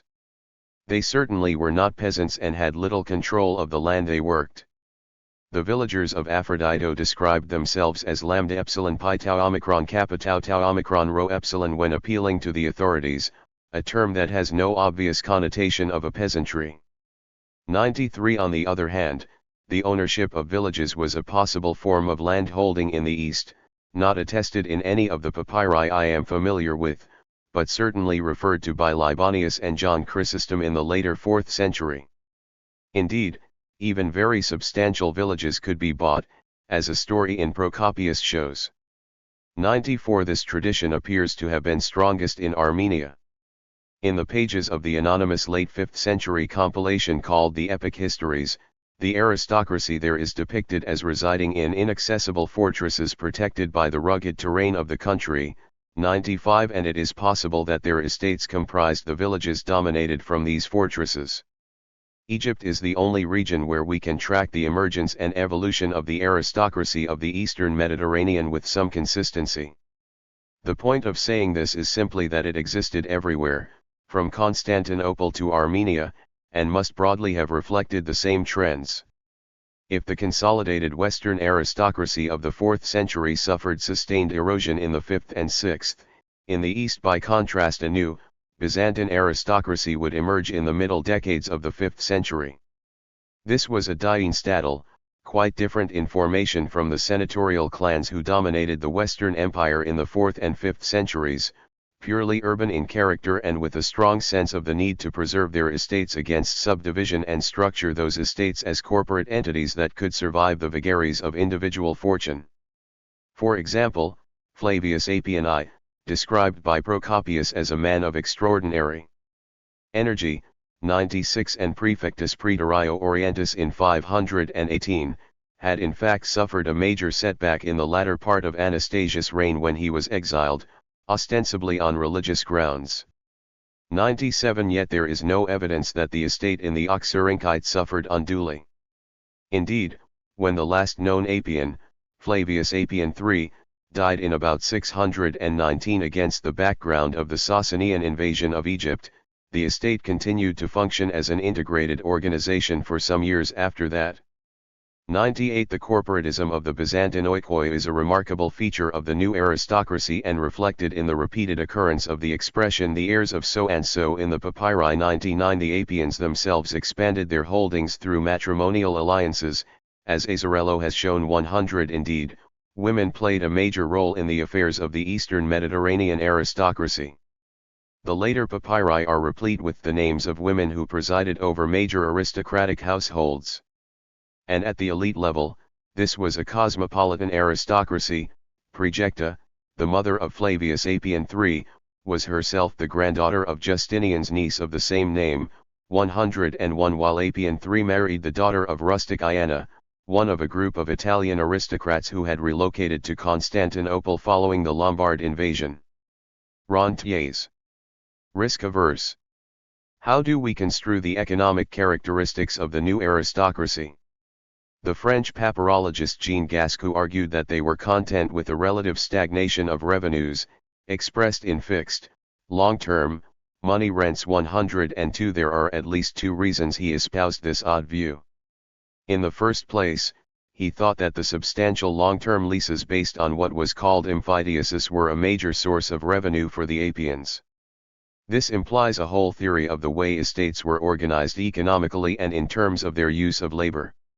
At another level, Gascoigne believed that the Byzantine oikoi were semi-public agencies, regulated by government and its drive to enforce a stable exaction of revenue.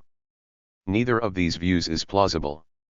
There are very few leases in the Appian Archive 103 and the estate accounts and water wheel receipts both show that the oesia was structured in terms of labor settlements rather than dispersed cash tenancies, let alone the very substantial leases that emphydiasis involved. 104. This should not be surprising, as Dominic Rathbone's work on the 3rd century likewise shows an aristocratic property managed in terms of the use of a regular, permanent labor force supplemented in this case by casual laborers.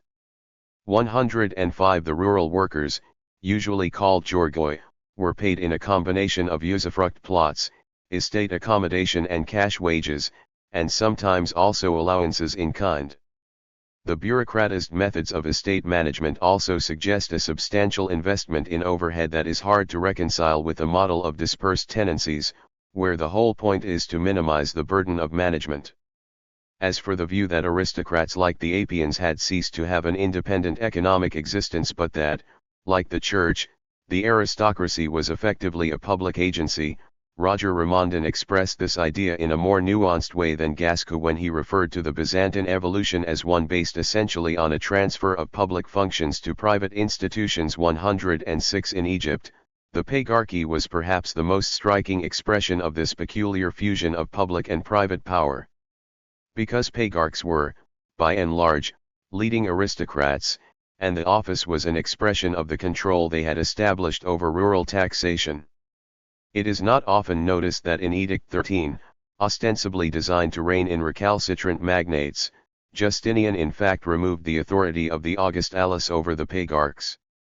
107 Behind the fiscal solidarity of aristocracy and state in the eastern Mediterranean lay a more profound evolution, the fact that the state had come to rely on the church and the aristocracy in a fundamental way in the financial management of the empire.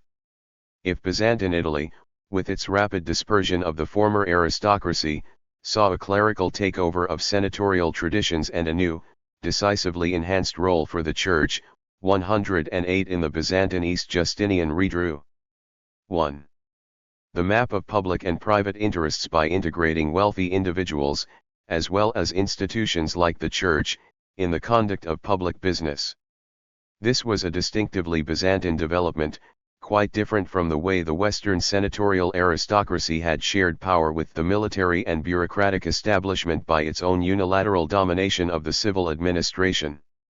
For example, Flavius Anastasius, banker in a famous contract dated 541, was described as kappa alpha sigma tau rho eta sigma iota alpha nu tau theta epsilon alpha tau rho alpha pi zeta eta kappa alpha rho gamma upsilon rho omicron pi rho tau eta. That tau rho alpha pi zeta eta should refer to anything other than a bank in this context is unlikely, and the description suggests that Anastasius ran his own banking business and was simultaneously connected with the imperial bank at Constantinople, where he lived. 109 So, too, with the racier and more ambitious Peter Barzimes, who began as a hugely successful banker before Justinian appointed him cum sacrarum largitionum in 542 and ppo soon afterward.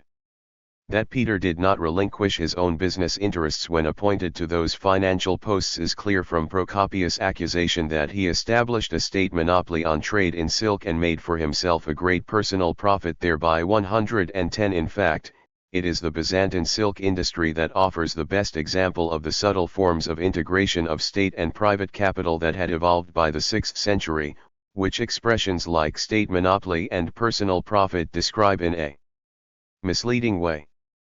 The fact that a whole swathe of exceedingly high-ranking aristocrats were actively involved in the industry as so-called komerkiarioi 111 certainly suggests that, at least down to the main part of the 7th century, they were not simply officials in some purely administrative sense, but, as argued by Oikonomides, wealthy businessmen who bid for monopolistic control of the trade in silk within wide-ranging regional markets.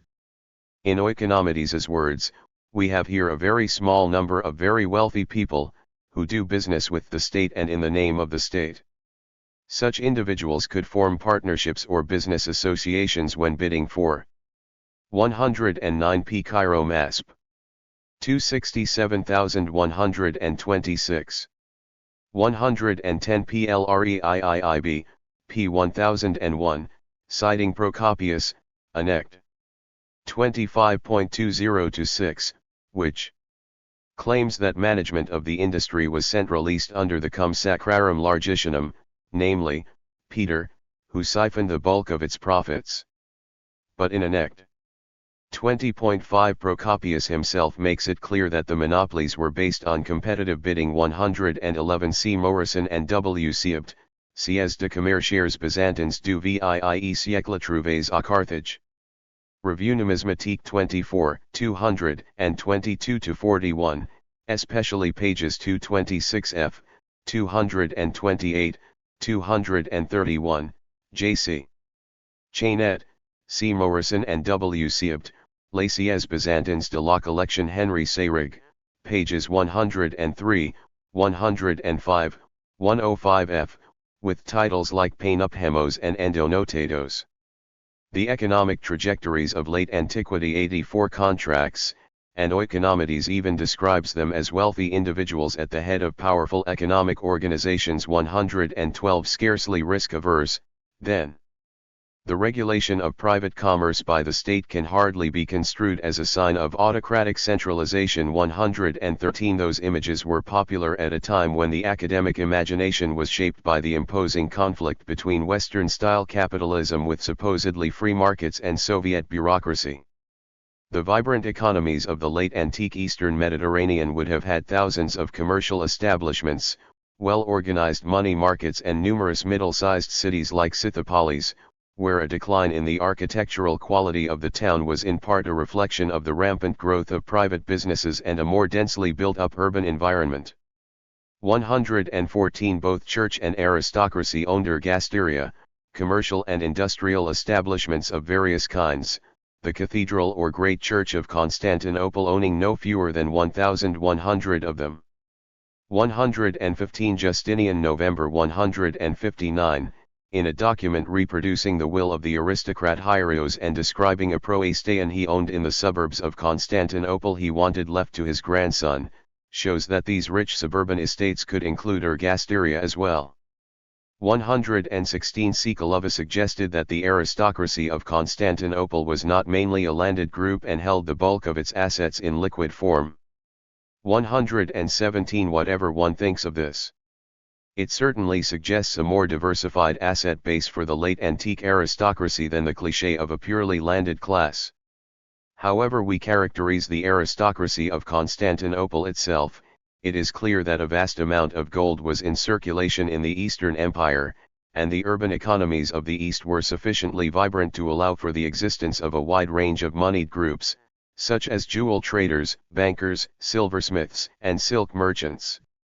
Money changers and bankers were among the most prosperous groups in Ephesus, 118 and the Eastern Mediterranean money market functioned with considerable autonomy from government control. In Edict 11, Justinian attacked the coin weighers and dealers of Alexandria for charging the public an exorbitant commission of 12.5% on transactions involving loose solidi that had lost weight in circulation. This was in 559 during the second prefecture of Peter Barzimes, and Justinian instructed Peter to make sure that the dealers reverted to a rate that would facilitate transactions involving loose coins.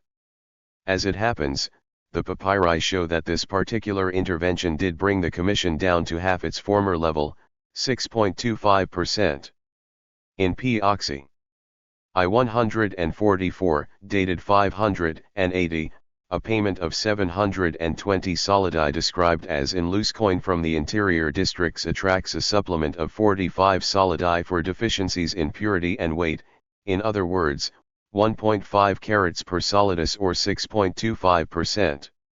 Here is an excellent example of the nature of Byzantine regulation, namely, not quite the dramatic model of autocratic centralization that Ostrogorsky had in mind but a more pragmatic and flexible attempt to encourage the flow of business by eliminating excesses from the market. The fiscal system of the 6th century was very largely monetized. A detailed tax register from an Egyptian district, Antiopolis, is one indication of this. 119 Using this document, A.H.M. Jones was able to calculate that 10,322 solidi was the normal gold assessment of Antiopolis in the reign of Justinian 120. This works out to a cash ratio of almost 63%, or, in other words, close to two-thirds of the total revenue from this district was paid in gold. 121 The very high levels of money taxation that the Umayyads could extract from Egypt was thus a development of trends established in the 6th and 7th centuries. Michael Metcalf has shown that the truncated Byzantine state of the later 7th century ran into a severe monetary recession, as the treasury was depleted of fresh inflows following the Arab conquests. 122 But this fiscal crisis and the general deflation bound up with it are not a reflection of the state of monetary economy in the Eastern Mediterranean in these decades. The Mediterranean remained integrated for much of the 6th and 7th centuries, with Byzantine control of Africa playing a pivotal role in preserving the link between its opposite shores. There was an abundance of gold in Africa, Sicily, and the Aegean, 123, and much of the continued circulation of solidi and tramissus was undoubtedly due to trade. The very substantial late 7th century deposit from the Crypto Balbi in Rome 124 is a microcosm of the continued economic vitality of the Mediterranean in this period, despite the huge changes that swept through it politically. The conquests themselves involved no dramatic economic disruption, 125, and the huge sums that cities like Emesa agreed to settle for show just how prosperous the urban Levant remained. 126. Aftermaths. The transition to the early Middle Ages thus certainly requires the complex and differentiated model that Wickham has developed, minus its minimalism and the obsessive focus on taxation. Catastrophist images of late antiquity were built on the political dissolution of the Western Empire, coupled with the intensity of the dislocations in 6th century peninsular Italy. Frankovic and Hodges build their model of the Italian transformation on the large-scale desertion of the countryside by the aristocracy and a dramatic shift in the settlement pattern over the later 6th and 7th centuries. 127. For his part, Paolo di Laga refers in Italy's case to the great crisis of the 6th and 7th century 128, but in Francia, which saw a fairly rapid integration of the surviving aristocracy and the Frankish ruling class, the 7th century was a period of agrarian and demographic expansion, spearheaded by the powerful new nobilities that emerged in the Merovingian Tealreich. By the end of the 6th century 129, the Merovingians inherited the late Roman system of unified estates, with their mixed servile labor forces. Slavery was a substantial part of the late antique legacy, but the great movement of manumission that swept through post-Roman societies in the 6th and 7th centuries threw up a less segregated labor force described generically as mancipia, not slaves in the rigorous Roman sense but servile all the same, a conglomerate of all the various forms of labor oppression that had survived as part of the debris of the Western Empire. Manumission entailed the creation of service holdings and the first assaults on the physical integrity of the unified villa. 130. By the late 7th century, the Merovingian aristocracy had forged the elements of a new organization of labor, a further break from antiquity, a further move into the pure Middle Ages. Chris Wickham's rejection of the slavery to serfdom model is unexceptionable and welcome, except that much of that rejection is based on views about late and post-Roman labor organization that flow more from abstractions than from a closer consideration of the terminology used in sources such as the Merovingian charters. For example, most servi/mancipia in our period were tenants who controlled their own holding and could keep its fruits after rents were paid. 131. But mancipia included former coloni, bound tenants, and servi were still slaves in Francia, Visigothic Spain, and elsewhere, and it is doubtful that these groups in particular were ever thought to control their own holdings, whatever other groups may actually have done so. Wickham's thesis of the conversion of slaves into self-managing peasants is really equivalent to the thesis that Roman landowners abandoned direct management, a view I have suggested is implausible. 132. Farther east, Islam emerged as the dominant economic power in the 8th to 11th centuries, 133. But much of the prosperity of that period flowed from the legacy of vibrant urban economies inherited from late antiquity by the Umayyads. A key part of that legacy was the monetary economy of the late Roman and Sasanian worlds. The existing coinages continued to circulate for some 5 decades after the conquests, a fact that is usually little emphasized. The general implication is a strong degree of cultural and economic continuity across the political watersheds of the 7th century, an indication surely of the astonishing resilience of the Eastern Mediterranean in this period and the vitality of its urban sectors.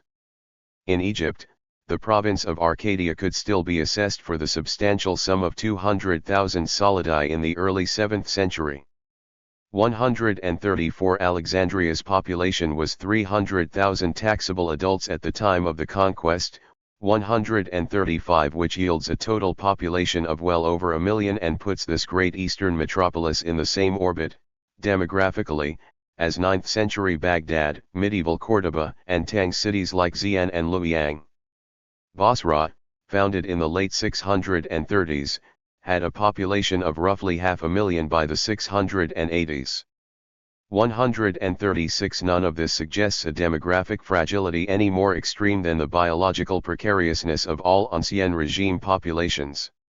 137. Of course, the loss of the affluent eastern provinces was a severe financial blow to the Byzantine state and led directly to the prolonged monetary recession I referred to.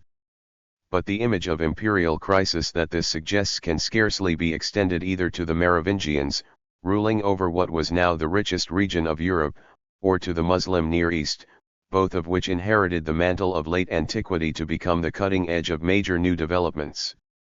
Part 2. Monetary Circulation. 91. Chapter 5. Discounts, weight standards, and the exchange rate between gold and copper. Insights into the monetary process of the 6th century. Bankers and merchants are among the least well-defined groups in ancient history, and late antiquity is no exception. We view the ancient world in terms of a sharp and obvious contrast with our own, and it is not plain to us, therefore, that the trading and banking communities of the ancient Mediterranean would have had to organize their affairs with some sophistication to be able to provide the economic and financial infrastructure of the considerable commercial activity which occurred across the length and breadth of that sea, certainly down to the end of the 7th century. That merchants organized the supply of commodities like flax using some form of the advance system shows that they were quite familiar with practices known to us from more recent periods. But who those merchants were, how far they represented commercial firms in Alexandria, and how commercial capital organized its network both domestically and between regions are all largely unknown.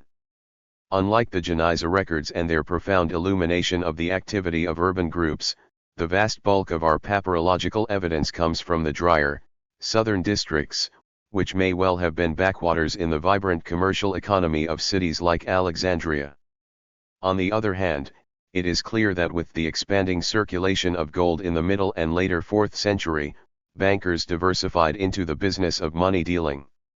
Thus we can view monetary circulation from the perspective of their involvement, and form some impression of the power or influence of such groups. This implies, however, that our picture of the circulation pattern should be broad enough to define its dynamics not just in terms of an abstractly describable monetary system, but also, and essentially, as a network of rules and institutions without which money may even have ceased to circulate. This broader view of monetary circulation could start with issues such as the following: if most important transactions were effected in gold, as they were in late antiquity, how worn was the gold coinage in circulation? The exchange rate between gold and copper. 92. How much can we say about the longevity of the main coins in circulation, or about the practices which evolved to handle problems of weight loss? Some light can be thrown on some of these issues by examining the evidence of the hoards, provided we can be certain that the hoards in question are representative of the circulating medium at a given point in time, i.e. are currency hoards and not, say, accumulations which have traveled with their owner. Also, the bigger hoards give us a better impression of the currency in circulation, and, in particular, of the extent to which older solidi continued to circulate in various periods. 2. The hoard from Chatbai in Alexandria is an excellent example of this type of hoard. It contained a total of 191 gold pieces including 27 semises and 71 tremises, buried in a suburb of that city early in 611. 3. Thus roughly half the number of pieces comprised fractions, while in terms of value around 25 to 30% of the currency was constituted by these smaller denominations. Age-wise, some 38% of the hoard comprised pieces that had been in circulation for over 30 years. In other words, the gold currency in circulation in Alexandria c.611 contained both a fair number of the fractional gold pieces as well as a significant proportion of coins minted some 3, 4, or 5 decades earlier. Since fractions circulate at a higher velocity, both features point to an active circulation of gold in the urban centers of the eastern Mediterranean in late antiquity. In a rather different geographical context, a 6th century hoard with a large proportion of fractions, from a faian in Phrygia, included 15 semises of Justinian I which had been in circulation for not much more than a decade.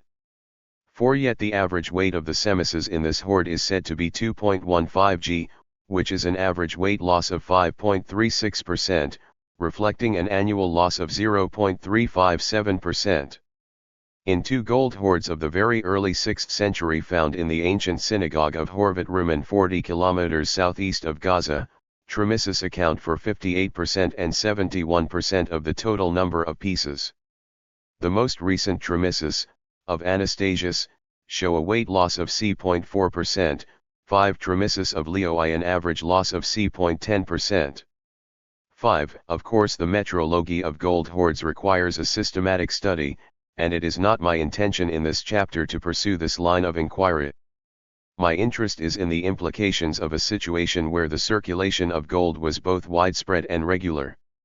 In a monetary system based on a full-value coinage, the problems posed by weight loss would have required solutions, or at least responses, of a systematic nature. The documentary evidence can throw light on some of these issues and help to build a more complete picture of the circulation process in its real forms. What I shall do in this chapter is attempt to reorganize this evidence into a more coherent account of the 6th century monetary process than we seem to find in studies such as Hendy's book on Byzantine monetary economy 6 or in the largely outdated work of West and Johnson. 7. Reinstating metrology, the minus-carat system. I shall begin by offering a reinterpretation of the so-called minus-carat system against the explanations advanced by West and Johnson in currency in Roman and Byzantine Egypt, which have developed into something of an orthodoxy, judging by the number of scholars who repeat their ideas uncritically. It is well known that the papyri refer to various weight standards in transactions involving payments in the gold coinage.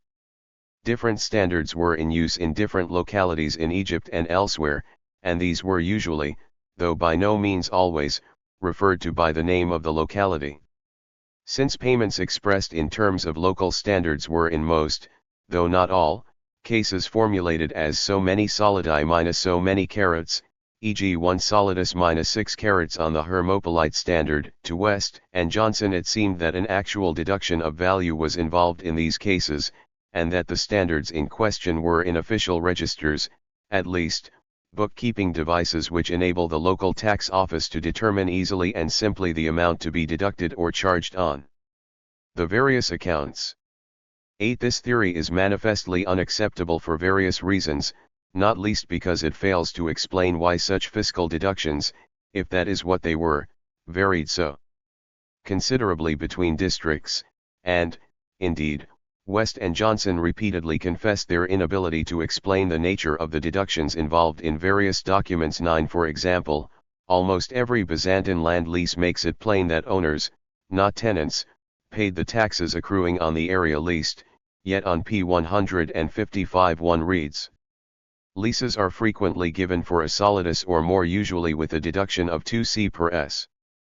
This deduction seems to be for the land tax which was paid by the lessee." 10. What these authors were clearly reacting against was the notion that the various standards might have something to do with the weight of the actual coins, whether individual pieces or denominations, such as the lightweight solidi which began to be issued, on different standards, in the course of the 6th century. 11. Yet they themselves were aware both that gold circulated in large quantities and that the currency might include worn solidi. 12. In Hendy's book the problem of weight loss emerges in a more emphatic way. 13. However, Hendy misconstrues the solutions evolved to cope with the problem, as I have argued elsewhere. 14. Because he accepts West and Johnson's conception of the local standards as involving actual deductions of value, or, more precisely, as the expression of a system enforcing such deductions. Thus when a solidus is said to be minus so many carats, this, for Hendy, implies that it is subject to some process of valuation and that its value is determined as 24x carats. Since this adjustment of values always works downwards, Hendy describes the reduction as a discount. However, he is aware that the local standards applied across the board to a large set of monetary transactions in the individual localities, and also that different localities might have different standards, so he concludes that officials or whoever enforced general discounts, but also that such general discounts could vary from one district to another. 15. What emerges from this view of the monetary system is an arbitrary, coercive, and bureaucratic regime which ended up by disregarding the weight and value of individual pieces by substituting general discounts and presumably forcing people to accept them. Moreover, such discounts are supposed to have varied from a minimum of 8.1/3% to as much as 30%.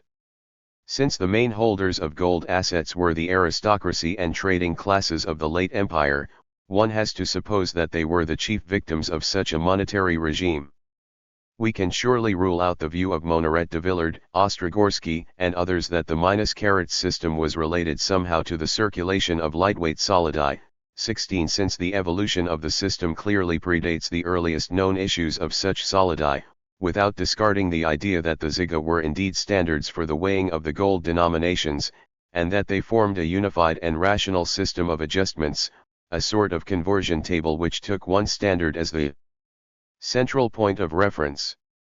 In other words, I shall argue that the gold standards of Egypt have nothing to do with the problem of weight loss, whether as accounting devices or as expressions of the circulation of lightweight solidi, and that we have to look elsewhere for the practices which evolved within the Eastern Mediterranean banking community to cope with the inevitable problem of worn gold.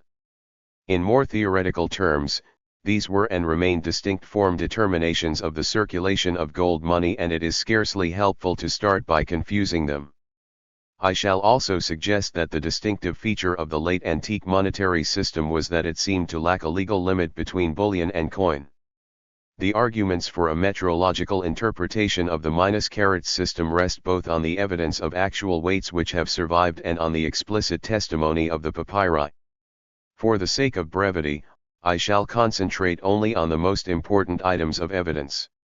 Table 5.1 summarizes calculations regarding what I call the adjusted weight of the solidus following the various estimates provided for the heavier Egyptian uncia or karuba. The two averages quoted by Flinders Petrie are based on late Roman weight sets containing brass weights and dated probably to the latter part of the 4th century. Row 5 gives Lang's estimate of the weight of the Alexandrian pound based on bronze weights of the early empire. The calculation against miles derives from his recalculation of the weight of the Egyptian karuba or carob seed as 0.1957 g. Finally, the last row shows the difference in weight between the Arabic carat of 0.208 g and the Egyptian carat of 0.1957 g and shows the adjustment if new scales were introduced into Egypt based on the Arabic carat. Except for this last case, the base for adjustment is the heavier Roman pound of 327.45 g. If the estimates of Petrie and Miles reflect the weight range of the Alexandrian pound in the late Roman period, then it is easy to see why a solidus weight on the Alexandrian scale could be described as of 23 carats. This description occurs explicitly in at least two papyri, both of the 7th century, and the important point to note is that in one of them, BGU 2367.13 FF from the Fayum, the solidi are described not only as each of 23 carats on the Alexandrian scale, but also as abriza, that is, of full purity and weight 17. Likewise, in the Nessana papyri, where solidi weight on the Gaza scale are consistently described as -1 carat, P. Ness 46.4, dated 605, describes pure gold, 4 gram.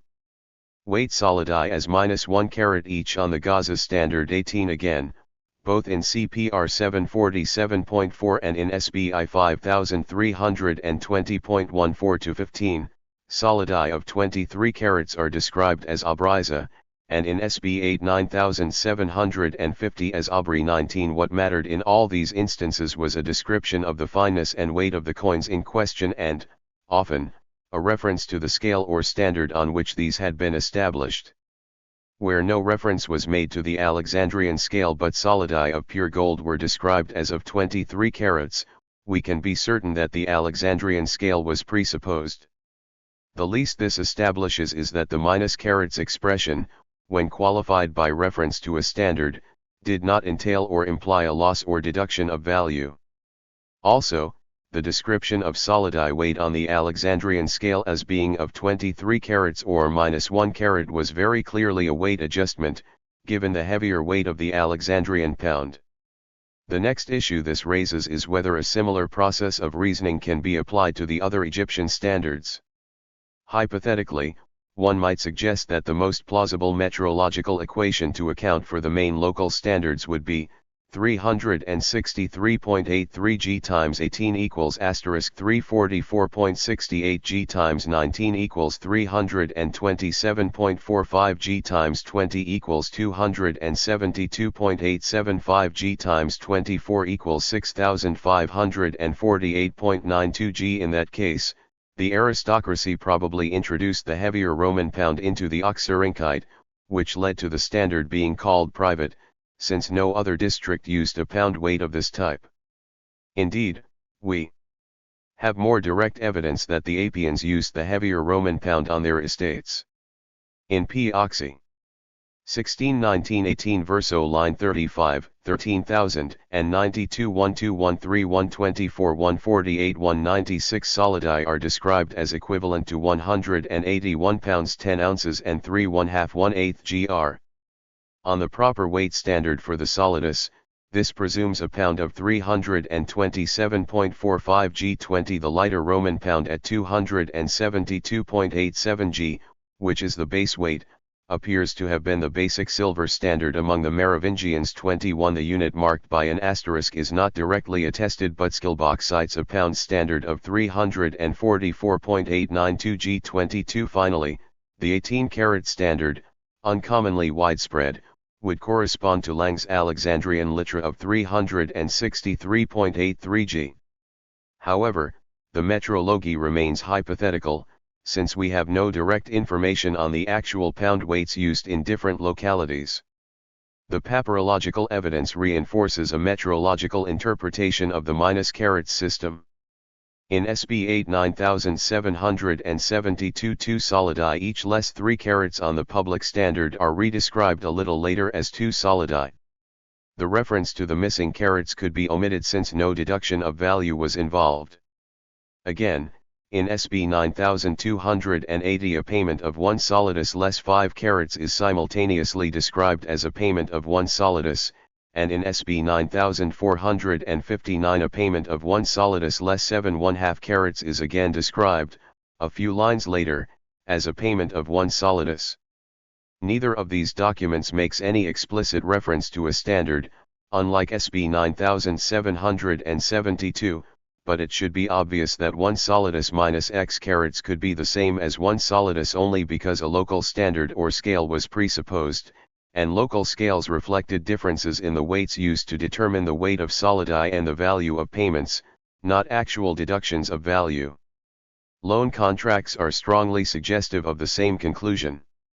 Take 2 6th-century contracts, from the Fayum and Hermopolis respectively. In the first of these, SB 8 9771, the amount loaned is 1 solidus less 7 3/4 carats. This standard is common in Fayum documents and appears to have been a customary, if unofficial, standard. 23 The interest charged is 1/4. Documents. Reinstating metrology, the -carats system 99 carat per month. Now if the capital sum involved an actual deduction of value to the extent of 7 3/4 carats, the rate of interest would have been 3. 1625.00 % times equals 1/1846.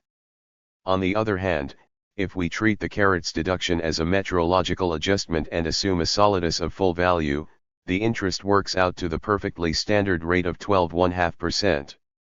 The same reasoning applies to the second contract, P floor 300. Here, too, the interest is given as 1/4 carat per month, but the capital value is 1 solidus minus 6 carats. Assuming a solidus of full weight and value, the interest is again 12.5%, otherwise 16 2/3%.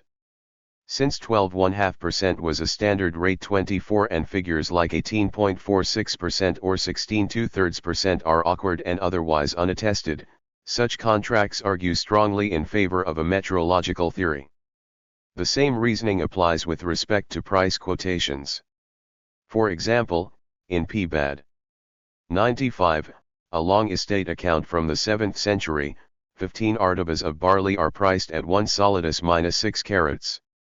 Again, this is a Hermopolite document and the adjustment of 6 carats was standard in this district.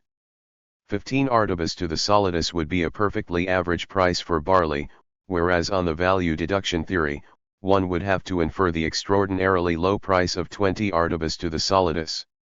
25 Finally, a recently published wooden tablet, P. Floor. 18:8.5, dated March 669, is particularly fascinating. Here each solidus involved in a certain payment is described as of 22 1/2 carats paganico-zygo. No standard of this name is attested from papyri of the Byzantine period, possibly for the following reason. If paganiscos was a way of referring to the Arabs in the decades after the conquest, then this was clearly a reference to the weight standard introduced by them into Egypt once they conquered the country.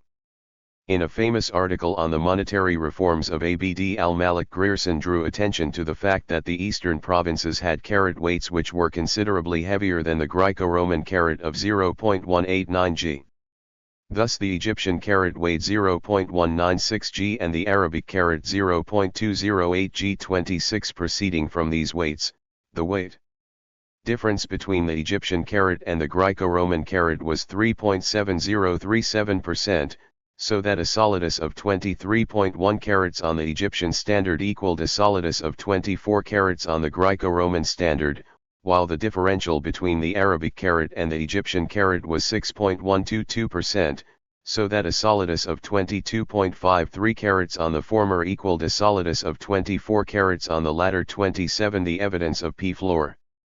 18:8 is in perfect accord with this, and I suggest we should see the paganican-zygon as a reference to the introduction of the Arabic weight standard. To conclude, these are all grounds for rejecting the theory that the minus carats system was devised to express deductions of value for purposes of an official or semi-official nature. In fact, as the last example shows, the system survived well into the Arab period when this whole paraphernalia of semi-licit fees or deductions should have disintegrated conclusively with the large-scale restructuring of fiscal relationships. Metrological practices, on the other hand, were more deeply rooted. If the equation I have suggested is plausible, then the Alexandrian standard used the lighter of the 2 Roman pounds and the purpose of the system was to standardize payments by conversion to the central or dominant standard. Thus in P. London 3/1006, a cash rent of 1/3 solidi minus 8 carats on the standard of the village is equated with 1 solidus on the Alexandrian standard. Bell misunderstood the form of calculation here when he commented, 1/3 solidi less 8 carats equals 1 solidus, and it is so expressed in the repetition in L16. 28 This is wrong, as it makes the exercise a tautology. The village in question was in the Hermopolite, where the prevalent standard was minus 6 carats, and what the transaction expresses is an adjustment from this standard to the Alexandrian one, that is, 8 carats 6 carats / sol, 1 solidus, 6 carats 1.33 sol. Equals 1 solidus Alexandrian scale. A law of Anastasius, CJ 10.27.2.6, where it means the weight difference between coin of full weight and value and solidi described as parastatema, that is, of less than full weight or substantially below weight. Once the weight standardization system evolved, the dealers or coin weighers would have imposed a small fee for converting payments to the Alexandrian standard. On the Appian estate this seems generally to have been 1/6 carat per solidus. The same fee is called parillage in an account from the late 7th century archive of Pappus Pagarch of Edfu, where Ramondan correctly glossed the term as charge pour la conversion de l'Adalin local en Adalin official. 30 This might explain why some districts in the 6th century used the term synallage as a way of referring to the weight adjustment system, in expressions such as pros or kata ten synallagen tes combs. 31 These, presumably, were ways of conceptualizing a process of standardization, and since the system was an innovation of the late Roman period, the terminology was understandably fluid. Discounts. The Anastasian reference to numismata parastatma shows that weight loss clearly was a problem by the latter part of the 5th century, when the minus carats system first evolved. I have tried to show that this system was not devised as a solution to that problem and had nothing to do with it. The balance of our evidence shows that the late Roman state never attempted to define a legal limit between coin and bullion, and that, by default, the market was allowed to intervene to establish a discount policy, if one can call it that. It is a striking fact that whereas imperial legislation refers repeatedly to solidi of full weight, no attempt is ever made to define a margin of tolerance within which the solidus would still count as integri ponderus. Contrast this with the Mughal situation in India, where detailed regulations were laid down to cope with the erosion of value consequent on weight loss, for both gold and silver denominations. 32. The situation is even more extraordinary when one considers the fact that not all 24-carat solidi were actually struck to the theoretical weight of 4.5479 g, and that gold coins a little lighter than the solidus were very widely struck during the 6th and 7th centuries. 33. A statement not intended to refer to the lightweight denominations. One obvious implication of this is that the dealers in money, the numularii or trapeziti who controlled the huge volume of transactions involved in money changing, and who acted as professional assayers, late antique ancestors of the medieval saraffs or changers, were given considerable latitude in deciding how to deal with worn solidi. It seems likely that by the 6th century most zygostati worked under the control of estate bankers or independent money dealers, even if it is certain that the demogioi zygostati, the public or officially appointed coin weighers, survived well into the 7th century. 34. The aristocracy certainly employed zygostati. 35. But they also retained their own bankers. 36. And the evidence suggests that within the financial organization of large estates, the weighers worked directly under the supervision of the trapeziti. 37. About the dealers or saraffs of the late 17th century, Tavernier tells us both that the great nobles also employ their own, and also that their main source of profit came from the commission charged for the testing of silver. This it is which yields such large profits to the changers, for whether one receives or makes any payment he must show them the silver, and they receive for their commission 1/16 of a rupee per cent. 38. This works out to a commission of 6.14% on each transaction.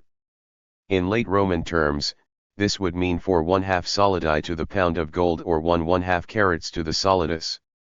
In the later 6th century, in Alexandria, dealers also charged a commission of 6.14%, as we know from P. Oxy. I 144, dated 580. Here a payment of 720 solidi described as n apolito Egyptio charagmati zygo alex was supplemented by an extra 45 solidi hyper obrizis chi apokatastatikon, by contrast with an amount of 1,440 solidi which were described as coins of pure gold and which, naturally, attracted no such supplement. 39. Thus deficiencies in weight and purity were covered by a general discount against solidi which were discernibly worn. The same commission appears in P. Oxy. 16-1907, where 692 solidi of pure gold are equated with 735 1/4 solidi on the Alexandrian scale. 40. It is possible, then, that 6.25% had become the standard commission charged by money dealers for handling loose or worn solidi. 41. P. Oxy 144 is our most explicit testimony, in the papyri of the Byzantine period, that much of the coinage in circulation comprised pieces which dealers or the public would only accept at a discount. Despite Edict 11, which tells us that in 559 the dealers had been charging up to 12.5% commission, and that this rate was unacceptable to the authorities because it was disrupting business, it seems very likely that the money market structured its affairs with minimal interference from the government. To mean that the collectory regularly sold worn solidi to the state, which in that period was willing to buy them at the official rate of 7,200 numi, and that the public which sold such solidi to the changers should avoid selling them for less than 7,000 numi, i.e. at a discount of more than 2.77%. 42 In a sense, this novel is the closest we ever come to an officially acknowledged rate of discount on coins which were discernibly below weight. It is some indication of the scale of monetary transactions in the late antique economy that so much of the gold coinage should have been in a state of obvious or even considerable wear. P. Oxy. I-132 from the late 6th or 7th century shows that in largely rural districts such as the Oxyrhynchite, the savings of a village headman could show an average weight loss of 3.797%, that is, a loss of 0.17269 g per solidus or an average solidus of 4.3752 g. 43 The deficiency in weight was made up by supplementary payments called h. parastethum aut. 44 Late 7th century papyri, one a bilingual receipt dated 677, might suggest that the situation became even worse once Egypt passed out of the political control of Byzantium. In these documents, 45 the actual number of coins or nominal value of the payment is contract opposed to their intrinsic or real value through the contrast between arithmia numismata and ekantanumismata. 46 If ekantanumismata may be taken as money of account for solidi of maximum fineness and weight, the average weight of the solida seems to vary from 4.1871 g in one document to 4.3005 g in the other. Both weights are well below the averages even of the most worn solidi in a late 7th century hoard such as Nicerta, 47 and this suggests another possibility. It is also possible that solidi described as arithmia often referred to lightweight denominations, for the 23-carat solidus would have weighed 4.358 g and the maximum average weight loss we would be dealing with would then be 3.93% rather than 7.93%. If arithmia referred to solidi of all denominations, there would of course be no way of calculating the average weight loss in cases like these, but this would then explain why the practice of describing coins in this particular way actually evolved as lightweight denominations began to percolate into local circulation and reinforced the habit of determining the weight value of payments net of depreciation and lower standards. Finally, it is even possible that arithmia referred primarily to lightweight denominations. 48. Gold versus copper. It should be clear by now that gold circulated by weight and that the dealers exerted a primary influence on monetary transactions through their control over the main payments and their ability to enforce discounts on depreciated coinage. Considering the volume of transactions in gold, an average commission of 6.14% would clearly have meant substantial profits. However, in the Appian accounts, we also encounter a commission called rupee, and to see what this might have been we have to expand our vision of the dynamics of monetary economy to include the value relations between the metals. 49 It is clear that under Constantine those relations were restructured to attract gold into circulation. A famous passage in the Anonymous suggests that the new mint valuations had a major impact on the course of circulation and encouraged a large-scale substitution of gold even in the retail trade. 50 The result was an endemic undervaluation of the base currency which must have led to its withdrawal from active circulation and the consequent attempts by the state to respond through short-run readjustments. Stated in a more general form, one might note that the cheaper and overvalued metal is drawn into circulation, the dearer and undervalued one forced out. 51 With gold consistently overvalued relative to the other metals, the circulation of silver almost evaporated in the 5th century, 52 and that of the base metal coinages witnessed a prolonged slump, with a virtual collapse in the 470s and 480s, till Anastasius restructured the subsidiary currency and restored its character as a full-value coinage. On the other hand, gold was abundant throughout the 5th century. 53 Thus the monetary history of the 4th and 5th centuries can in essence be derived from the model proposed by Elio Locascio. Its clear implication is a monetary policy firmly geared to the solidus as a pure gold coinage available in sufficient quantity to dominate all but the most trivial exchanges. What, then, of the 6th century? How far did Constantinople continue late Romanism in the sphere of monetary policy? The idea that there was a fixed relationship between the subsidiary currency and the Solidus can be ruled out immediately and is certainly not supported by any interpretation of November Val. 16, as Adelson seemed to think. 54. The base metal coinage circulated by weight, and in the course of the 6th century its exchange against gold also acquired a reasonably structured form. Since the new monetary system presupposed careful regulation of the weights of the copper coins, 55. It has been possible to use the metrology of the phallus to reconstruct the ratio over a century or more, as Hahn has done in the various volumes of MIB.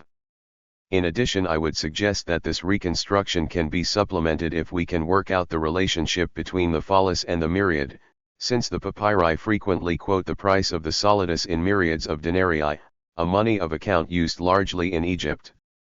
It is obvious that there would have had to be a fixed relationship between the phallus and this unit of account, as both express the same set of fluctuations between coined gold and the subsidiary coinage. I have reproduced this expanded reconstruction in Table 5.2, using the hypothesis that the myriad, a money of account, was embodied in the 6 nummi piece. According to Hahn's reconstruction, in 570, 720 foals of a standard weight of 13.64 g exchanged to the solidus at a gold/copper price of £30.56 in Numia. This would yield 28,800 to the solidus, which would equal either 2,412 nummi coins or 4,806 nummi ones.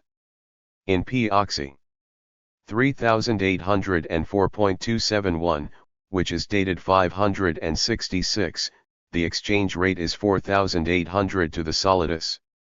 This suggests that fairly soon after Justin II came to power there was a rapid shift in favor of gold and that the aristocracy was exerting a downward pressure on the value of the phallus. For 616-18 Hahn gives the value of the phallus in terms of gold as 1/1080.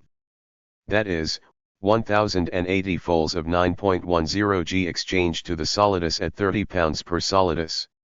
This would yield 43,200 numia to the solidus, equal to 7,206 nummi coins. In P. Oxy, 1917.59 dated 6/16/17, the exchange rate is in fact 7,200 myriads to the solidus.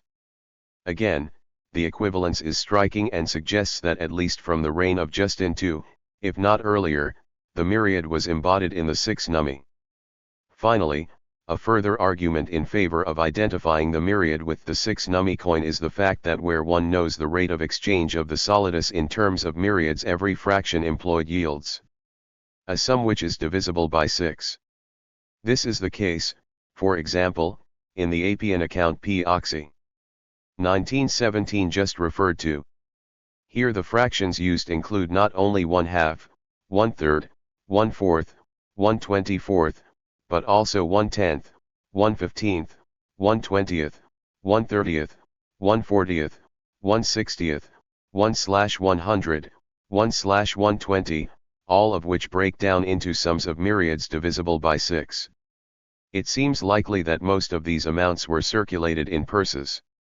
The broad picture is reasonably clear. The aristocracy dominated monetary policy for most of the latter part of the 6th century, and the result was a progressive decline of the subsidiary coinage, with the state unwilling or unable to re-attract copper into circulation. The earlier 6th century, by contrast, had seen a conscious imperial policy of restraining the claims of the aristocracy in favor of those, such as artisans and casual laborers, whose wages were drawn chiefly in the subsidiary coinage.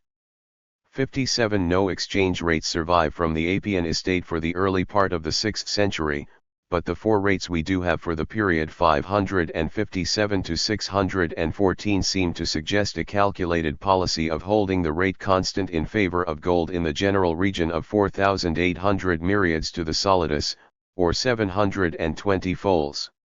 In Hahn's reconstructed series, this rate was standard only once in the period in question, viz. in 570, when Justin II reduced the value of the phallus to its lowest point since 512 and revalued the solidus by a further 20%, on top of the drastic devaluation which had occurred on his accession, when the price of gold was more than doubled 58. Thus landowners like the Apians seemed to be able to enforce internal rates of exchange which disregarded both the officially favored rates and those prevailing in the market.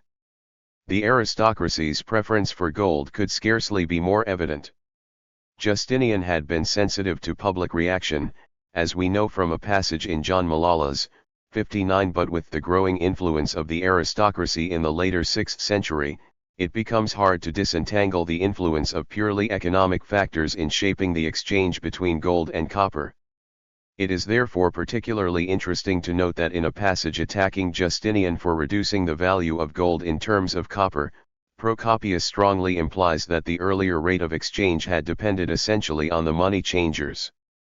The liberal policy of the early 6th century had presumably allowed market forces to exert a major influence on the metallic ratio, and Justinian's devaluation of the solidus in 542 may likewise have reflected supply relationships.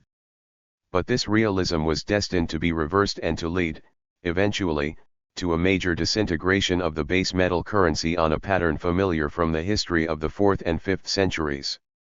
Grierson's suggestion that this occurred because the copper coinage was drastically undervalued is eminently acceptable, 60, and takes us back to the model we started with. Hahn, of course, is strongly tempted to correlate fluctuations in the official rate of exchange with production of the lightweight series, on the quite practical assumption that the phallus exchanged against gold in sealed purses or bags on a weight basis. 61. I have just suggested that deeper forces were at work in the determination of the exchange rate. At any rate, the reference back to dealers in a discussion of Justinian's sudden devaluation of the solidus shows that the money market was the constant presupposition of all these movements. Peter Barzimes himself is supposed to have started life as a money changer dealing in the exchange between gold and copper. 62. In conclusion, I would like to suggest that dealers may have charged a commission of 2.083% in transactions involving the exchange of fulls against gold. At any rate, this deduction appears fairly standardly in the Apian accounts in contexts involving estate bankers. 63. There it is called rupee, and it has usually been seen, somewhat vaguely, as a fee for weighing coins, but changing currencies involved weighing in any case. 64. And it seems more likely that it represented a sort of exchange rate commission in an economy which gave such a strong premium to gold. 65. Chapter 6. Precious metal coinages and monetary expansion in late antiquity. The currencies of late antiquity were dominated by two substantial if quite distinct and partly competing coinages, the late Roman solidus, the leading gold denomination of the period, and the Sasanian dram/dram, the dominant silver one.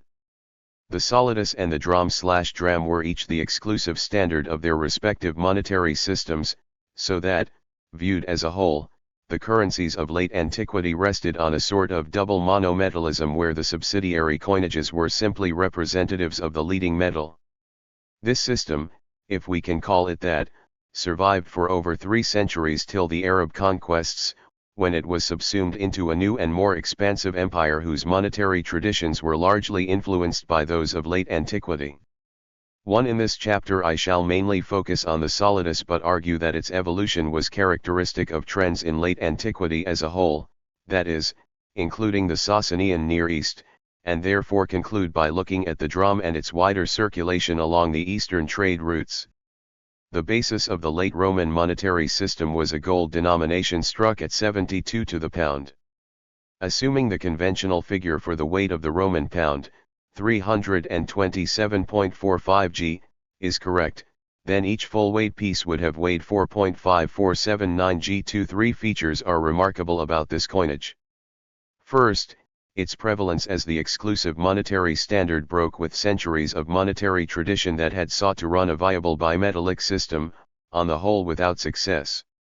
Second, it was struck to an exceedingly high standard of fineness, especially after the monetary reform of the late 360s when new regulations were issued for the form in which taxes should reach the treasury. As the late John Kent noted, late Roman gold coins were as fine as it was possible to make them. Finally, it was struck in substantial quantities and circulated very widely indeed. For the circulation of the solidus we have not just the testimony of the gold hoards, of which a considerable number survive, though not always in their integral quantities, but also the more local day-to-day evidence contained in the numerous contracts, accounts, and other kinds of documentation that survive in the papyri of the 4th to 7th centuries. There is also, of course, the evidence of the historical sources, including numerous references to the very substantial payments made in various contexts, donations to the church, payments to tribal feed rates, consular largesses, and so on. What all of this evidence demonstrates is that there was plenty of gold in the empire, a massive stock of currency, so that if it can be shown that the reserves in the state's hands showed a declining trend over time, the explanation cannot be found in an external flight of gold but has to be sought elsewhere. My own argument will be that much of the gold ended up in private hands, where it was both actively used and occasionally hoarded. Most scholars today would agree that late antiquity was a period of considerable monetary wealth. 5. Yet the wider implications of this fact for economic history remain subdued.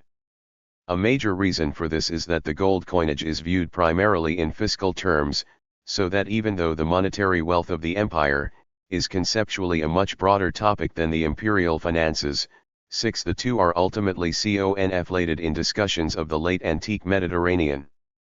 One extreme formulation of this view appears in John Halden's book on the 7th century, where he says, the presence of gold coins has very little to do with the existence of a market economy, being a reflection rather of the needs of the state and its military, administrative, and fiscal machinery. 7. By contrast, I want to argue that late antiquity saw a net expansion in the stock of currency and that this was largely fueled by an expansion of trade.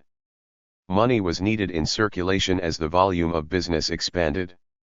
Monetary expansion in the 4th to 7th centuries. How would one go about constructing such an argument?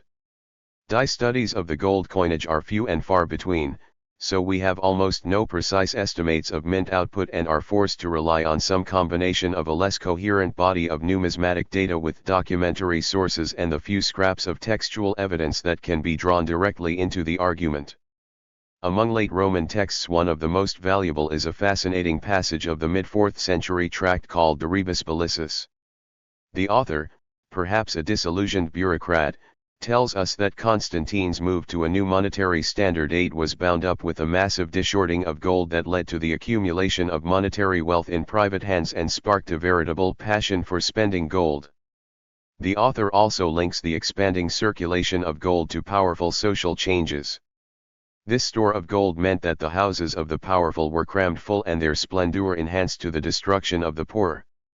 9. The reference here is almost certainly to Constantine's expansion of the governing class of the 4th century, a process continued by his successors that would lead in time, several decades later, to the emergence of a new, more thoroughly Christianized aristocracy in the East, distinct from the older and more traditionalist senatorial families who continued to dominate the central Mediterranean basin.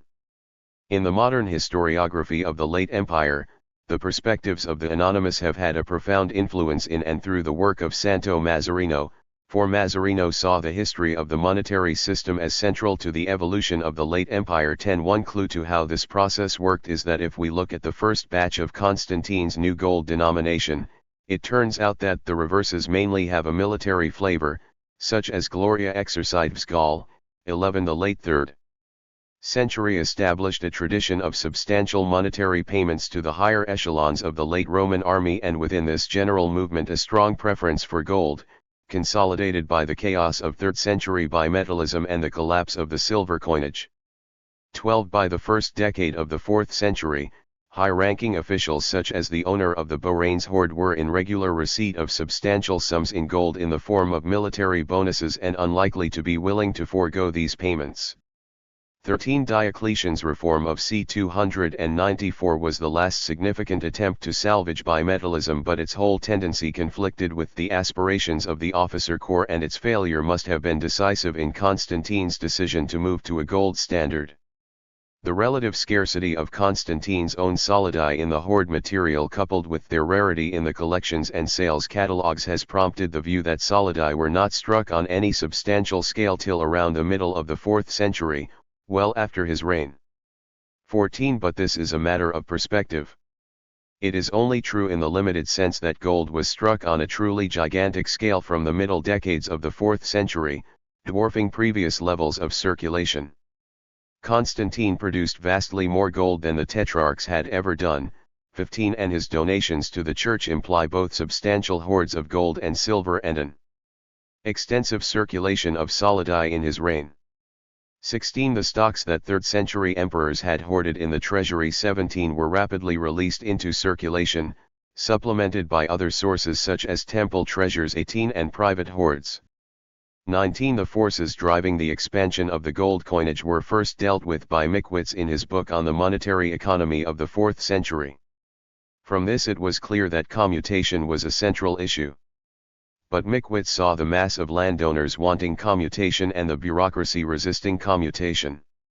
20 For him inflation was the key factor that explained this pattern of behavior. There was always the possibility that the gold coinage would be subject to debasement, as the silver had, repeatedly, in the 3rd century. 21 Mazarino's critique of this position developed a more realistic understanding of the late empire. The government was firmly committed to the stability of the solidus precisely because a large and increasing portion of its own revenues and of the emoluments of the bureaucracy were drawn in gold. In fact, officials systematically speculated on the stocks of food grains, using commutation and the kinds of arbitrage it allowed. 22 The general implication of Mazarino's critique is of course that the late Roman bureaucracy was a major standard-bearer of the revitalist monetary economy of the 4th century. Commutation was widespread by the early 5th, despite government resistance, and more gold had to be churned out to sustain the system. Analyses of the trace elements in a sample of solidi suggest that the middle decades of the 4th century saw a huge expansion in the volume of coinage struck, sustained by the discovery of fresh mineral sources in the Balkans. 23 In a path-breaking dissertation, Jacques Poirier suggested that the monetary mass multiplied by a factor of 20 in the years between 346 and 388 24 Whatever the precise forces it saw itself responding to, it is clear that government saw the provision of liquidity as a major monetary objective. 25 All the other evidence suggests that these were decades of significant economic expansion, with a great deal of money flowing into both agriculture and trade. If the stability of the gold coinage mattered for its fiscal objectives and to the stability of contracts, liquidity was crucial to the level of monetary activity in the economy as a whole. The solidus was a hard currency, in the sense that government made sure that it would tend to rise against other currencies. 26 Gold coins were allowed to find their value in the market in the sense that the exchange rate between solidi and silver or the base metal currency constantly fluctuated. 27 People spoke of buying and selling solidi, much as we do of dollars, pounds, and euros. The point to note is that the authorities wanted both consistency and depth in this market. Thus one of the earliest regulations stated that all solidi on which our face and venerability is to be found are to be valued and sold at one price, however diverse the extent of the image.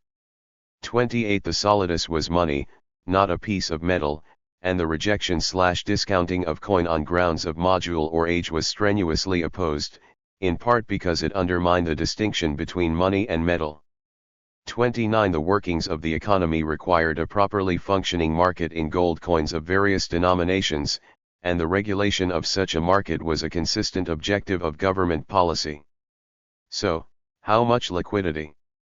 For lack of the kind of numismatic work that alone can yield reliable estimates of the scale on which individual mints, and Constantinople in particular, struck gold at various times in the later 4th to 7th centuries, our next best option is to scour the documentary sources for reasonably reliable estimates of the amount of gold in circulation. Monetary historians are agreed that the stock of currency was very large indeed. 30 There was plenty of gold in circulation. 31 And that there was a vast coinage in gold. 32 What the documentary sources can do is establish an order of magnitude to give these descriptions a less intuitive feel.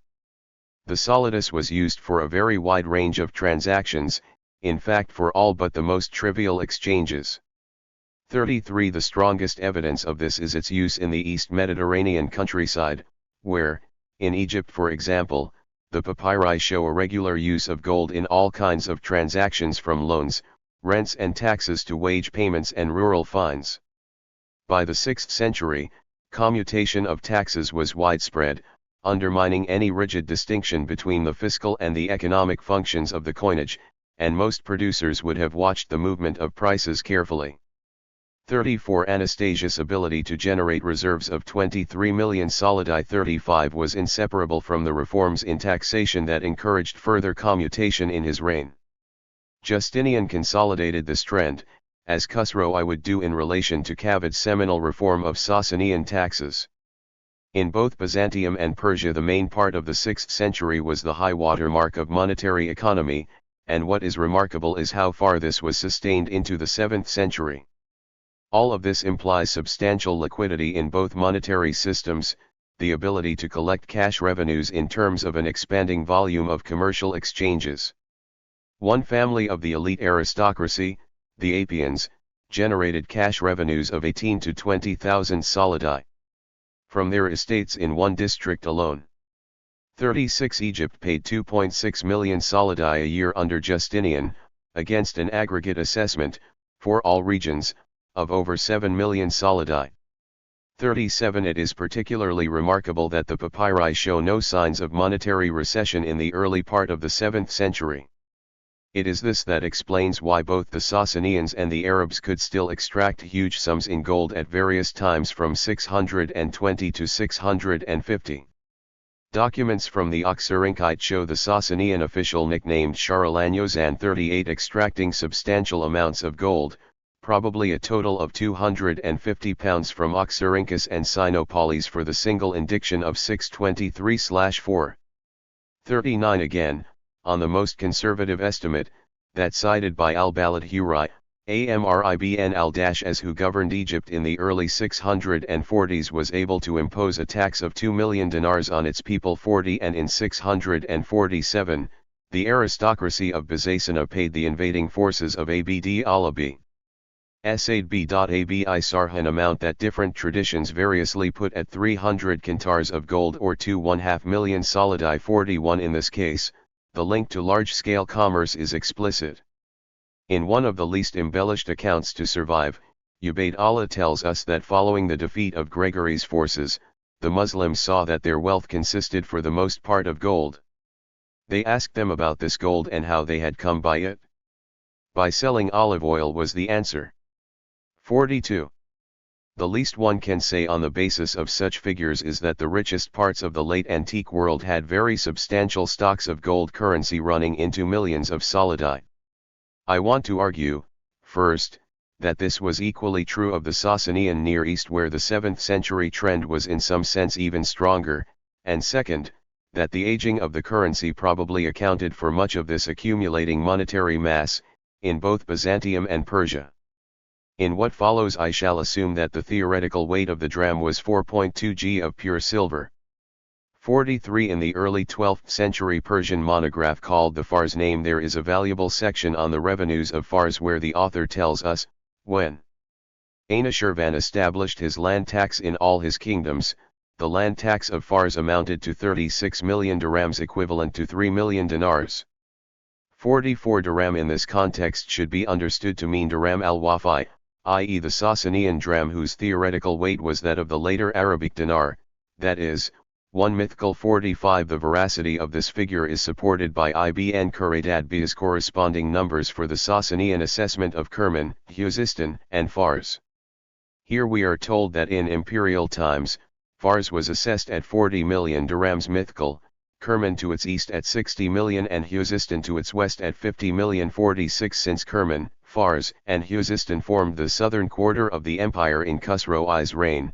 47 It seems likely that in the 6th century the region as a whole was assessed for a total of 150 million drams. As it turns out, the Sawid was assessed for precisely this amount, 150 million drams, in the second reign of Cavid I, the earlier part of the 6th century. 48 If the Sawid was Khusro's Kust I Swarvaran or western quarter, then between them the densely populated south and west, the most developed regions of the empire, would have accounted for a gross revenue of 300 million drams. Ibn Khuraydat also cites a figure for the assessment of the northern provinces. This was substantially less than the figure for the south, only 30 million drams. 49 Suppose Khorasan, the remaining quarter, contributed at least as much as this, viz. 30 million drams, the aggregate claim may well have been in the region of 360 million drams, divided, presumably, into 3 installments of 120 million each. 50. This of course is hypothetical, but it does indicate a broad order of magnitude for the main part of the 6th century that is not totally out of line with the one exact estimate we do have from the late Sasanian period for the amount of taxes actually collected some decades later, namely, the 420 million drams that Khusro II collected in the 18th year of his reign, i.e. 607/8, before the huge expansion of reserves that characterized the latter part of his rule.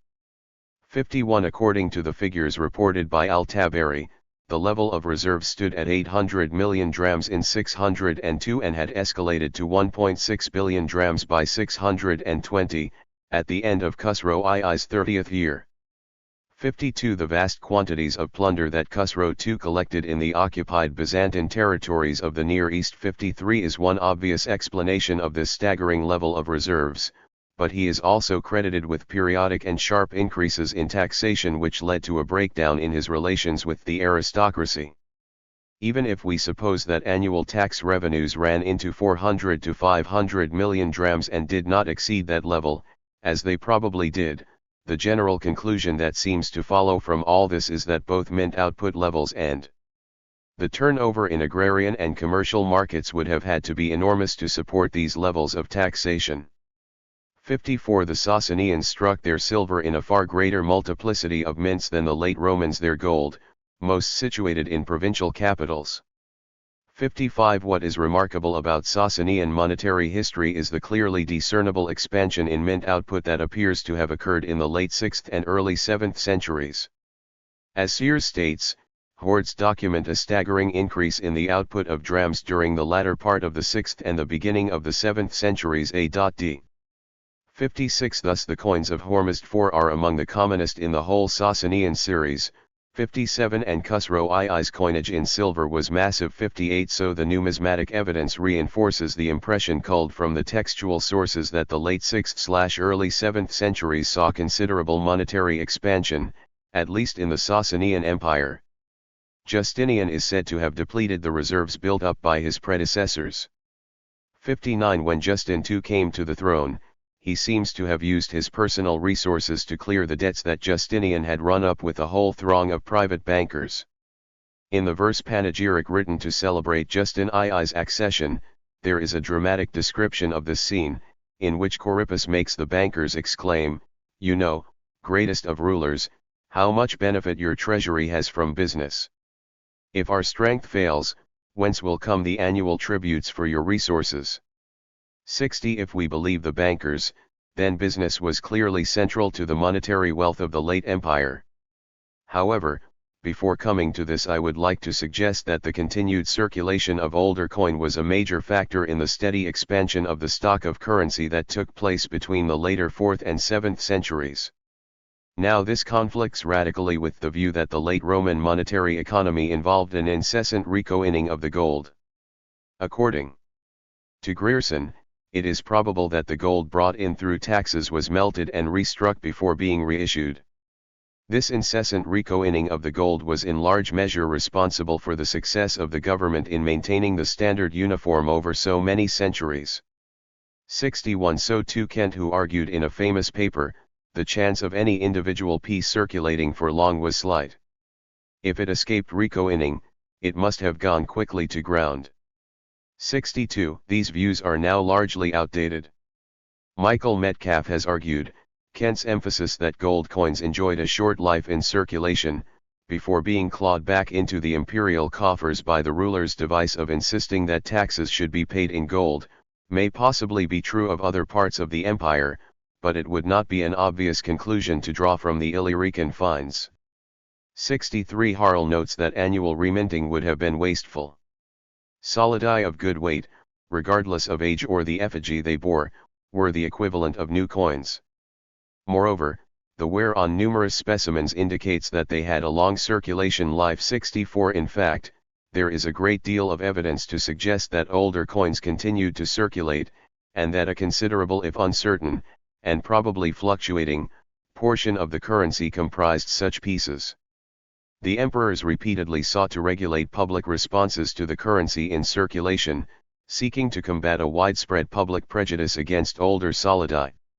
This is best reflected in Valentinian III's novel 16, dated 445, from which it is clear that much older coinage was in circulation at that time and that buyers were refusing to accept these pieces except at a discount, obviously because they were perceived to have lost weight through circulation. 65 The same kind of regulation had to be passed by Valentinian and his brother in the mid-4th century, on the eve of their reform of the coinage. 66 And a famous edict of Justinian I, dated 559, shows that, again in the 6th century, in regions with a large and active circulation of money such as Egypt, the problem persisted, and was clearly disruptive of business activity. Justinian accused the coin weighers and chryswans, probably bankers rather than tax officials, of discounting worn solidi, called pi lambda upsilon tau omicron nu chi alpha gamma mu alpha, i.e. loose coin, by as much as 12.5% and described this commission as exorbitant. 67 Papyri survive to show that what the edict did succeed in doing was reducing, not eliminating, the discount to 6/1/4 per cent. 68 Finally, the stipulation that solidi should be melted down and restruck 69 only applied to the gold that was actually pulled in through taxation, and was in any case no longer being followed by the early 5th century, when, as Delmaire points out, recoinage was no longer automatic or compulsory. 70 The coinage itself supports this general counter-argument. The so-called circulation or emergency hoards, that is, those hoards that can plausibly be viewed as random samples of the currency in circulation, 71 tend to show extended age structures.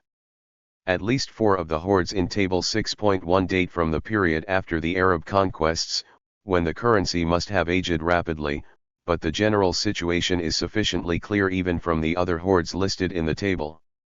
72.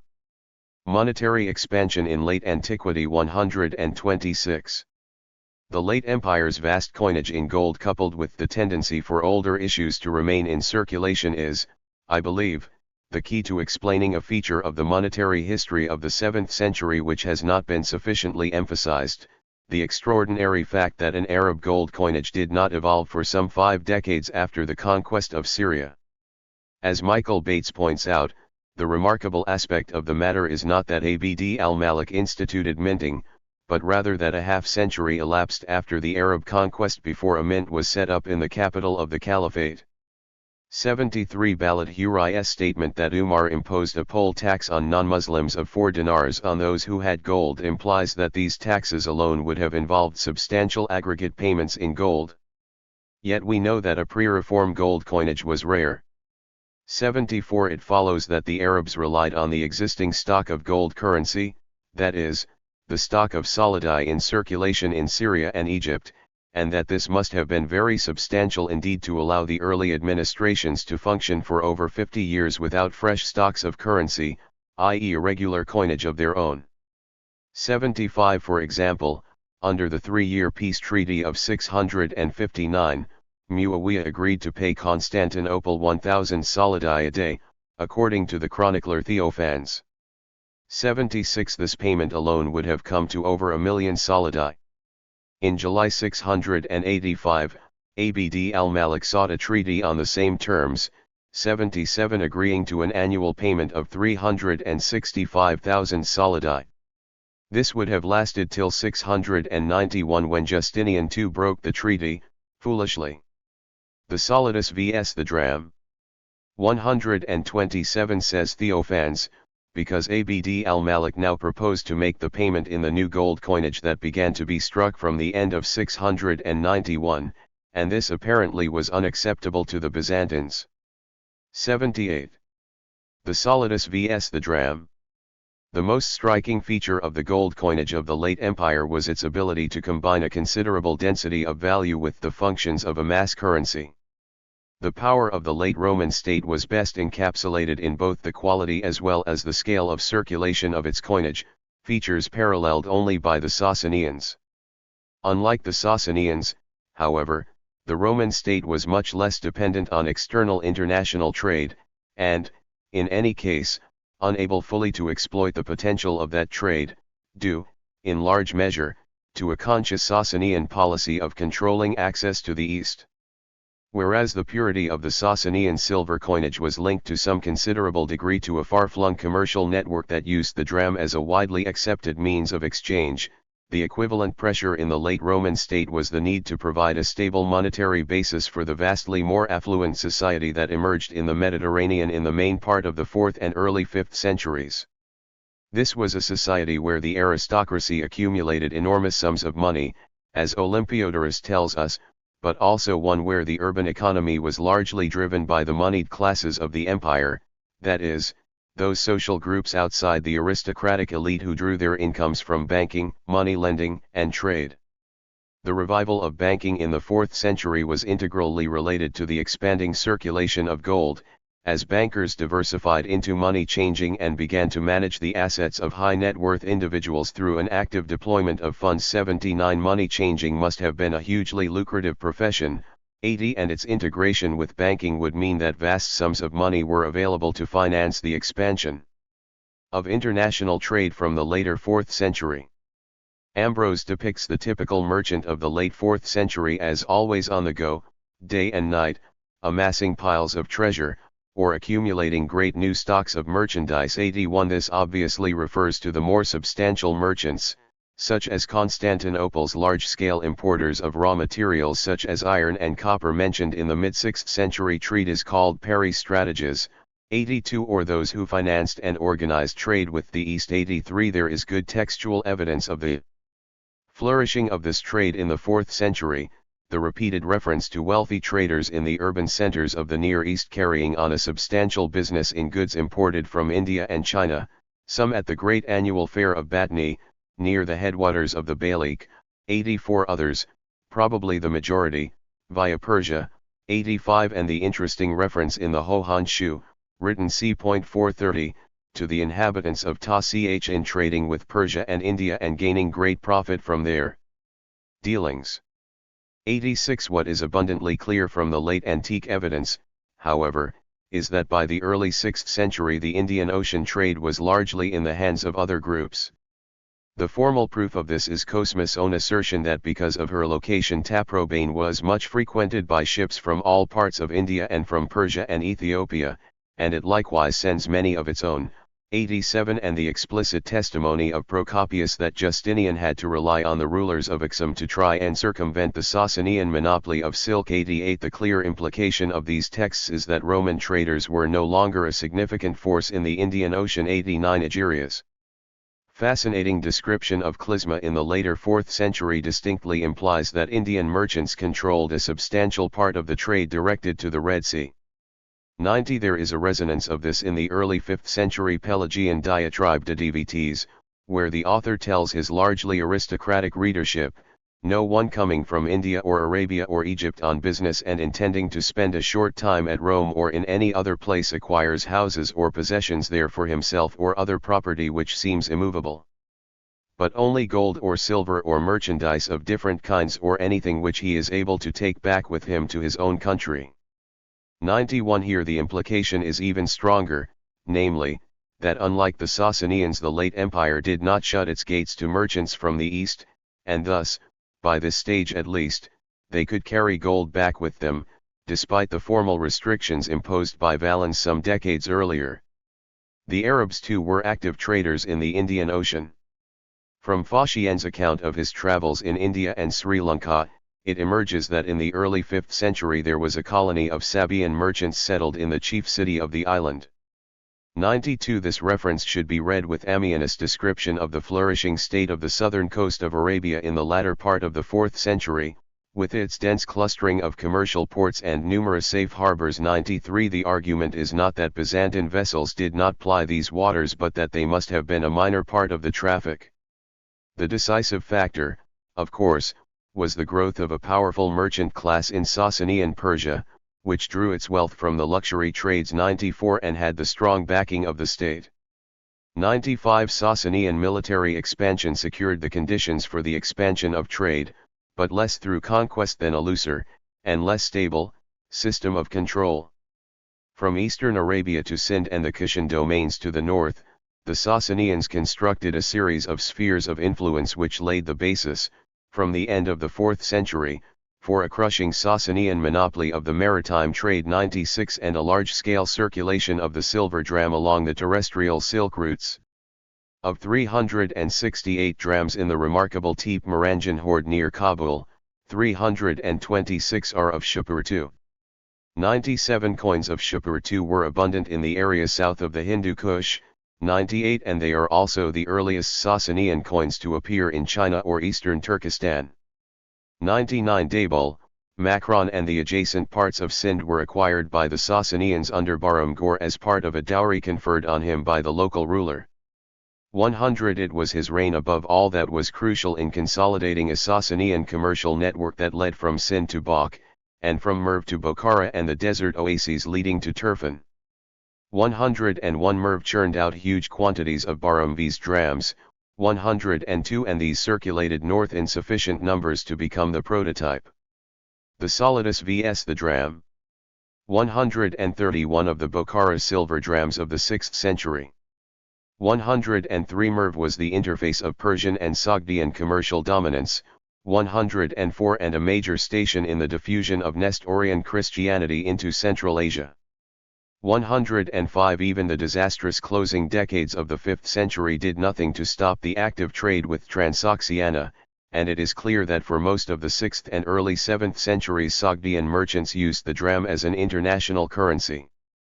106 So entrenched was the circulation of Sasanian silver that, according to Scaff, silver coins were still being imported around a decade after the Tiang conquest of the Khao-Chang kingdom in 640-107. This is the background against which we have to view the intense local competition between Roman and Persian traders. 108 Reflected in the story Sopatro's told Cosmas. To dismiss the narrative as fiction 109 misses the point that for well over a century the Sasanians had subjected Rome's external trade to what Calo calls a tactical blockade. 110 The Byzantine sources of the 6th century contain some passages of extraordinary value to any reconstruction of events in that period. Justinian's attempt to use the Abyssinians to open a new line of access to the Indian Ocean was a failure, says Procopius, for it was impossible for the Ethiopians to buy silk from the Indians, for the Persian merchants always locate themselves at the very harbors where the Indian ships first put in, and are accustomed to buy the whole cargoes. 111 This was in 531, following the last of a series of Abyssinian occupations of Yemen under the Nagassi Ella Aspaha, but before the coup in which Abraha overthrew Sumu Isway. 112 When the Sasanians recovered control of Yemen in the last years of Khusro I's reign, the real reason, as Theophans of Byzantium pointed out, was the formidable threat of the emerging Byzantine alliance with the Turks. It was the Turks who approached the Byzantines. The passage in Theophans documenting this is one of the most coherent in all of Byzantine historiography, for he notes that the Turks were now in control of the trade with China, having destroyed the monopoly which the Hephthalites had wrested from the Sasanians in the later 5th century. 113 Zamarsh's embassy to the Khagan was warmly received the following year, in 569. It was this, Theophans says, that led Khusro to launch his expedition against Abyssinian control of the Yemen. 114 What Photius' summary of these parts of this late 6th century history lacks or leaves out is any reference to the information conveyed by another historian, Menander the Guardsman, that the whole Turk mission to Constantinople arose in the first place as a backlash to the Sasanian refusal to allow the Sogdians access to the Persian and Near Eastern markets for raw silk. It was the Sogdians, says Menander, who instigated the embassy to Byzantium, advising Sizabul that it would be better for the Turks to cultivate the friendship of the Romans and send their raw silk for sale to them because they made more use of it than other people. 115 From this it is clear that in the late 6th century Byzantium was the world's largest market for silk, and since Sasanian merchants charged probably well over 15 solidi per pound of this material, 116 it is easy to see why so much energy was invested in constructing and retaining their monopoly. Moreover, it is clear from Menander's description of the kind of questions Justin II asked the Turk envoys that the Byzantines knew little about Central Asia. c. 570. If the alliance was designed to contain Sasanian competition, it was clearly a failure. The late 6th/early 7th centuries saw a veritable explosion of Sasanian trade into Inner Asia. 117 Cosmas had explained the Persian advantage in silk in terms of the differential turnaround times linked to the length of voyages by land and sea. 118 And de Lavoisier in his excellent book on the Sogdian merchants has argued that the terrestrial routes were still dominant in the late 6th century. 119 The Turkish consolidation of Inner Asia in the middle of the 6th century was itself a major factor stimulating revival or further expansion of the silk trade. 120 Secondly, as Scaff argues, the demand for international trade was largely driven by political conditions in China, and the latter part of the 6th century saw the pendulum swinging back to unification. 121 With the Tiang reunification of China in 618, this impact would have been even stronger. At any rate, for the Sasanians the late 6th century was a period of renewed commercial expansion, related perhaps to Hormizd IV's victory over the Turks. Khusro II's coinage of the 610s and 620s represents almost half the surviving coins from Turfan's tombs that have a mint date, 122, and his coins were plentiful in various parts of Afghanistan. 123 The hoard from Wukia in the Xinjiang Uyghur Autonomous Region Museum, which was never properly published since its discovery in 1959, contains at least 546 drams of his. 124 The peak of Sasanian silver circulation in Turfan seems to have occurred later, in the second quarter of the 7th century. It was the purity of the silver coinage that won general acceptance for it from Bokhara to Turfan. 125 And this must have been a major factor in the state's decision to maintain high levels of purity. On the other hand, late Sasanian silver circulated in other forms equally amenable to trade. The late 6th century also saw an expansion of trade with the regions north of the Caspian. 126 Here, in northeastern Russia, the chief means of exchange were the large numbers of silver bowls and other silver objects that have turned up there. A lot of Sasanian silver was recycled to the north by Sogdian merchants. 127 Showing that beneath the incessant political fluctuations in this vast landscape, the caravans continued to circulate because traders from different nationalities depended on each other. The late Sasanians had an abundance of silver which they used for both coinage and silverware. To return to the Solidus, Cosmas' story, told to him by Sopatroz, about the Sri Lankan king scrutinizing the solidus and the dram is formal proof that both solidi and drams circulated in the Indian Ocean trade. Since early Roman gold and silver coins had always circulated in the Indian Ocean as bullion, that is, valued for their bullion value, 128 there is no compelling reason to believe that the solidus would have been treated any differently in late antiquity. This contrasts sharply with the export of low-value copper coins to South India and Sri Lanka. Their import into these regions was probably linked to the undervaluation of the late Roman bronzes. 129 and designed to meet a need for local currency. 130 The solidi, by contrast, would have been melted down or holed and used for jewelry. The same was almost certainly true of the few stray solidi that have turned up along the silk routes to China. 131 The scarcity of Byzantine gold in this sector of the international trade is not so much an indication of the scale of its circulation as reflective of the fact that these coins had a limited monetary use in this part of the world. 132 But gold did circulate in the Central Asian trade, and this could only have come in, initially, as solidi. The evidence here is partly textual.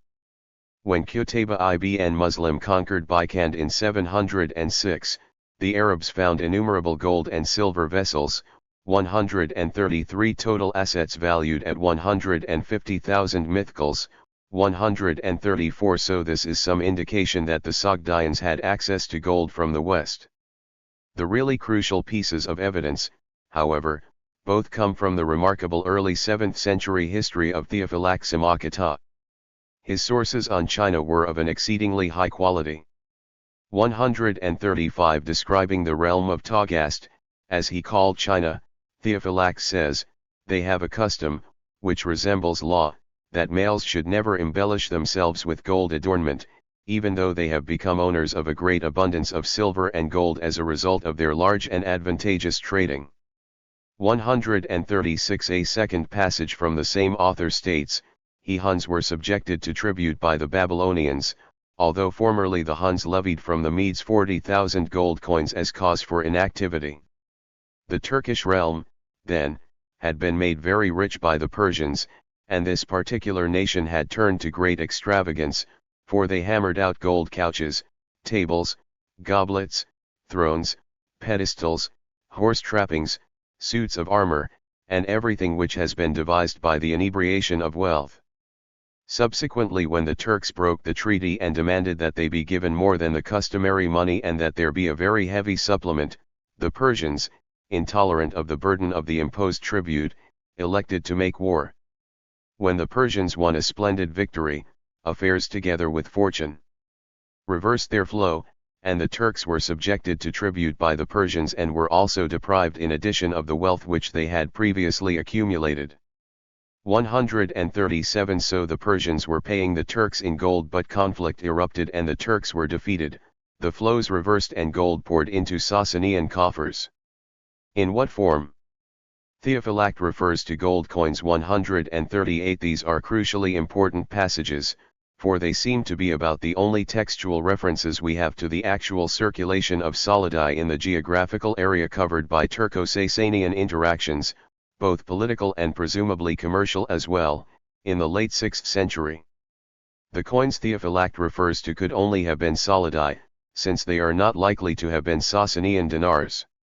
139. Since no solidus hoards have turned up in the former Sasanian territories, we must suppose that these payments, like the plunder the Persians collected in the Levant, were melted down.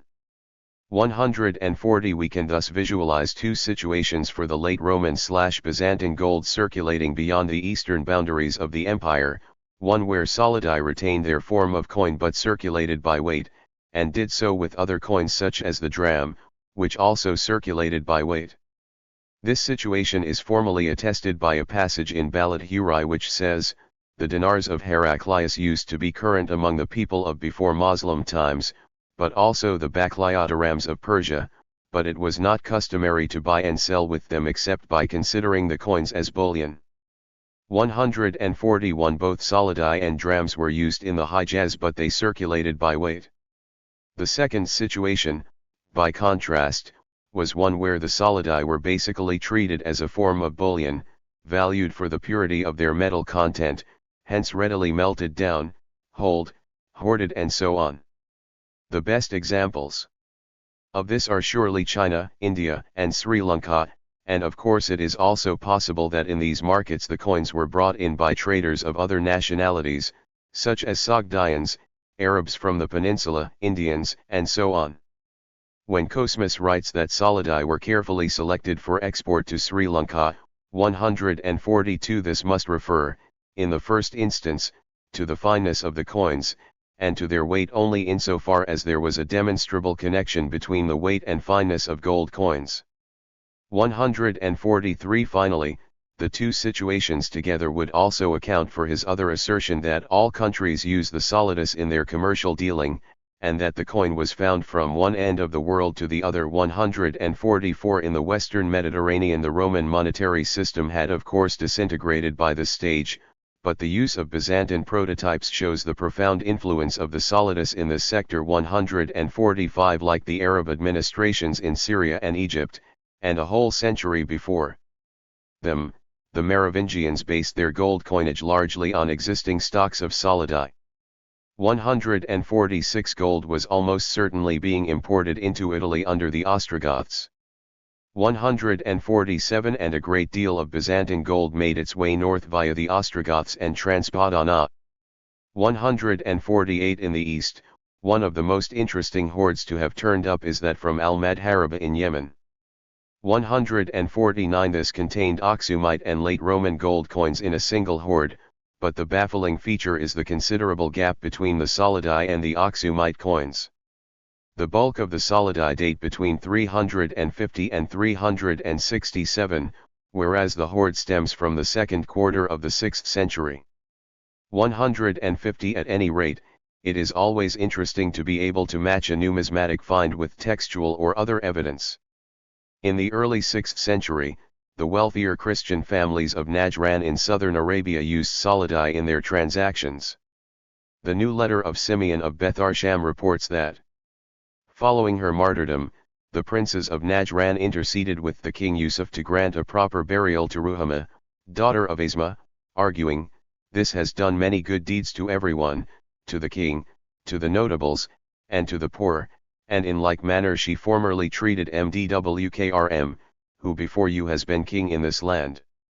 For he was in difficulty and borrowed from her 12,000 denarii, and finally, when she saw that he was in difficulty, she renounced claim to the debt. 151 Ruhama's contract can be dated to within a few years. Ma'd-Karib was the last of the Tuba kings 152 and he seems to have been placed on the throne of Himyar by the Abyssinians in late 518 or early 519. 153 Since he is still attested as ruling in 521-2, 154 Ruhama's loan can be dated to 518-22. She herself was one of the victims of the great carnage at Najran, in the autumn of 523, 155 and a superb example of the aristocracy of that town. 156 So we can conclude that solidi were almost certainly legal tender in this highly commercialized sector of the Arabian Peninsula, from where, moreover, much of the trade with India and Sri Lanka was conducted. To conclude, the 7th century was far more vibrant than it has been made out to be from the narrow perspectives of a fragmented Western Mediterranean, or even those of Haldan's Byzantium, and much of this was driven clearly by a volume of commercial exchanges that was as substantial as ever. Trade with the Far East saw a new period of expansion coinciding with the Tiang unification of China, and culminating, of course, in the great upsurge of the 9th century. Ibn Habib describes the international fairs at Sahar and Dibba on the Batina coast in the last years of Sasanian rule in terms that recall Ammianus' description of Batni. Merchants from Sind, India, China, people of the East and West came to it, he says about Dibba. 157 Here we have a clear reference to the Chinese sailing to the Gulf, but is the testimony credible? The answer is yes. The Armenian geography now ascribed to Ananias of Surak completely bears it out. This survives in two versions, a long and a short one. The shorter recension, which dates from the late 630s or 640s, says of Yemen that it produces everything and everything is found there either in the country itself or brought by merchants from China or India. 158 Basra, which was undoubtedly a relatively new foundation at this time, is described as filled with merchants and ships coming from India and all parts of the Orient. 159 The Sogdians, says Ananias, are wealthy and industrious merchants who live between the lands of Turkestan and Ariana. 160 In short, behind the devastating conflict between Byzantium and Persia, the commercial world of the 7th century lay intact, supported by an abundant circulation of the precious metal coinages. In terms of external trade, the Byzantines were effectively restricted to the northern route, from where in fact the bulk of solidi moved in other directions, to Scandinavia to finance the trade in Swedish furs, 161 to the Black Sea steppe in political payments. 162 Lombard's famous paper on the three monetary zones saw the late Romans and then the Byzantines progressively exhausting their reserves of gold in a multiple flight that was beyond control. 163 And it is true that measured by the Standards of the late Republic 164 or even the 2nd century, 165. The reserves of gold in the state's hands had dwindled substantially by the late Empire and even more so by the 9th century. 166. But we can certainly rule out an external flight as the chief cause of this. What does seem to have happened is a progressive dispersal of the hoard into private hands, through largesse, the vast endowments of the church and, above all, the expansion of private business. In the Sasanian realm, by contrast, the hoard remained largely concentrated in the various and numerous treasuries of the Shah till it, too, was largely dispersed through the lack of a strong central administration in the Arab conquests. 167. Part 3.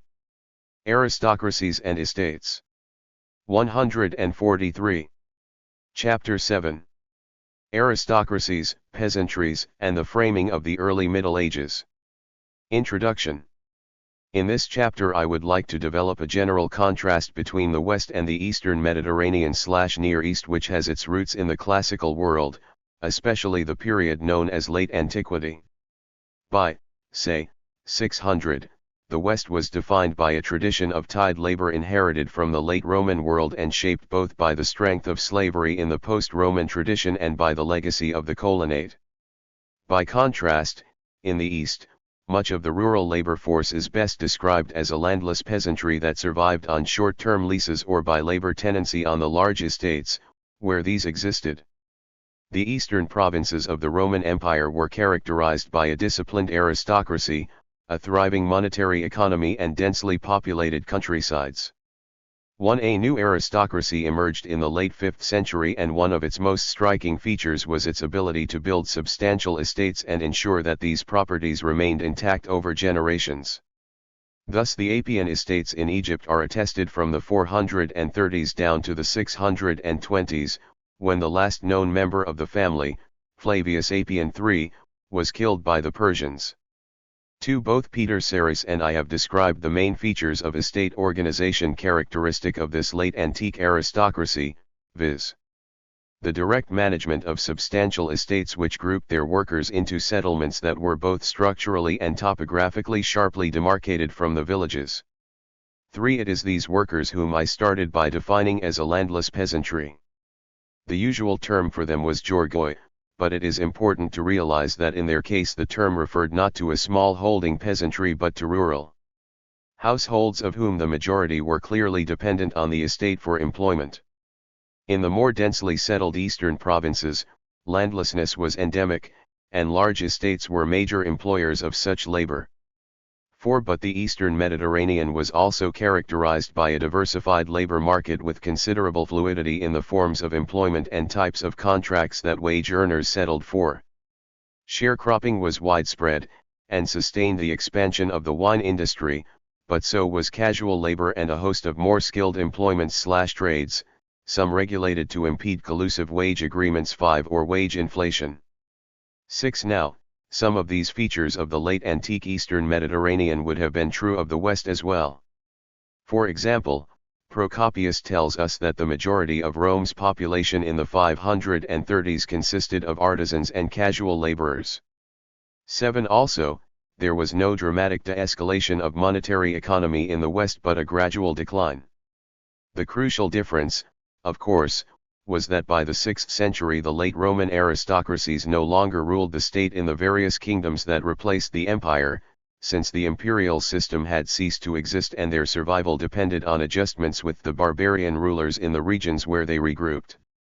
In other words, when the Western Empire fell apart in the 5th century and the former Roman territories were taken over by the Franks, Burgundians and Goths, the Western aristocracy ceased to exist as a unified imperial class, surviving now only as fragmented regional groupings, of which the most substantial, by the 6th century, were those in Rome, southern Italy, and the south of France. In Chris Wickham's recent magnum opus, The General Weakening and Impoverishment of the Aristocracy that was bound up with the fragmentation of the late empire is a major theme, rightly so, and a decisive part of the transition to the early Middle Ages. By the end of the 6th century the late Roman aristocracy had effectively ceased to exist in the West. Now, Wickham himself identifies this process, that is, the crisis of the Western aristocracy, with a certain emancipation of the peasantry, in the sense that the huge fiscal machinery of the late Roman state had disintegrated so that peasants were less intensively taxed or not taxed at all, and the rural population faced a much less powerful group of landowners. In other words, the post-Roman West saw a recovery of control by peasants, an advance that was finally only reversed with the reassertion of aristocratic dominance that followed later, and unevenly, between the 7th and the 10th century. 9. As he argued in an earlier work, the peasantry was the chief social group that benefited from the fall of the Roman state, and a not insignificant class of peasant owners had survived the wars and patronage agreements of the 5th century. 10. Of the two theses just delineated, that of a crisis of the imperial aristocracy and of a reassertion of peasant control during much of the early Middle Ages, the former can scarcely be contested. The late Roman aristocracy disappeared, unevenly but, in the end, with finality. No historian has ever argued the opposite, despite the obsession with continuity peculiar to some historians in France. The second thesis, however, is much less obvious and substantially at odds with my own reading of the evidence. Wickham construes the advance of the peasantry in the earliest Middle Ages as an expansion of the peasant mode of production which came to be juxtaposed with the feudal mode in a vast patchwork of microregions that reflected the extreme economic fragmentation of the post-Roman West. The main evidence for this view is the sharp differences in the scale and sophistication of exchange networks reflected in the ceramic evidence, at least as archaeologists currently construe this. This thesis, which I shall call the microregionality of modes of production, has its own share of problems, of course, but my main interest at this stage is in Wickham's use of the written evidence. Wickham believes that the late Roman and the post-Roman West were both characterized by a feudal mode of production. This is because he defines the feudal mode in a general way as the exploitative relationship between tenant and landlord, any tenant and any landlord. 11. And because he thinks that when the Romans abandoned the slave mode, they went straight over to rent-paying tenants. 12. And this long before the advent of the late Empire. These are substantial conceptual and historical claims, and I shall come back to them later.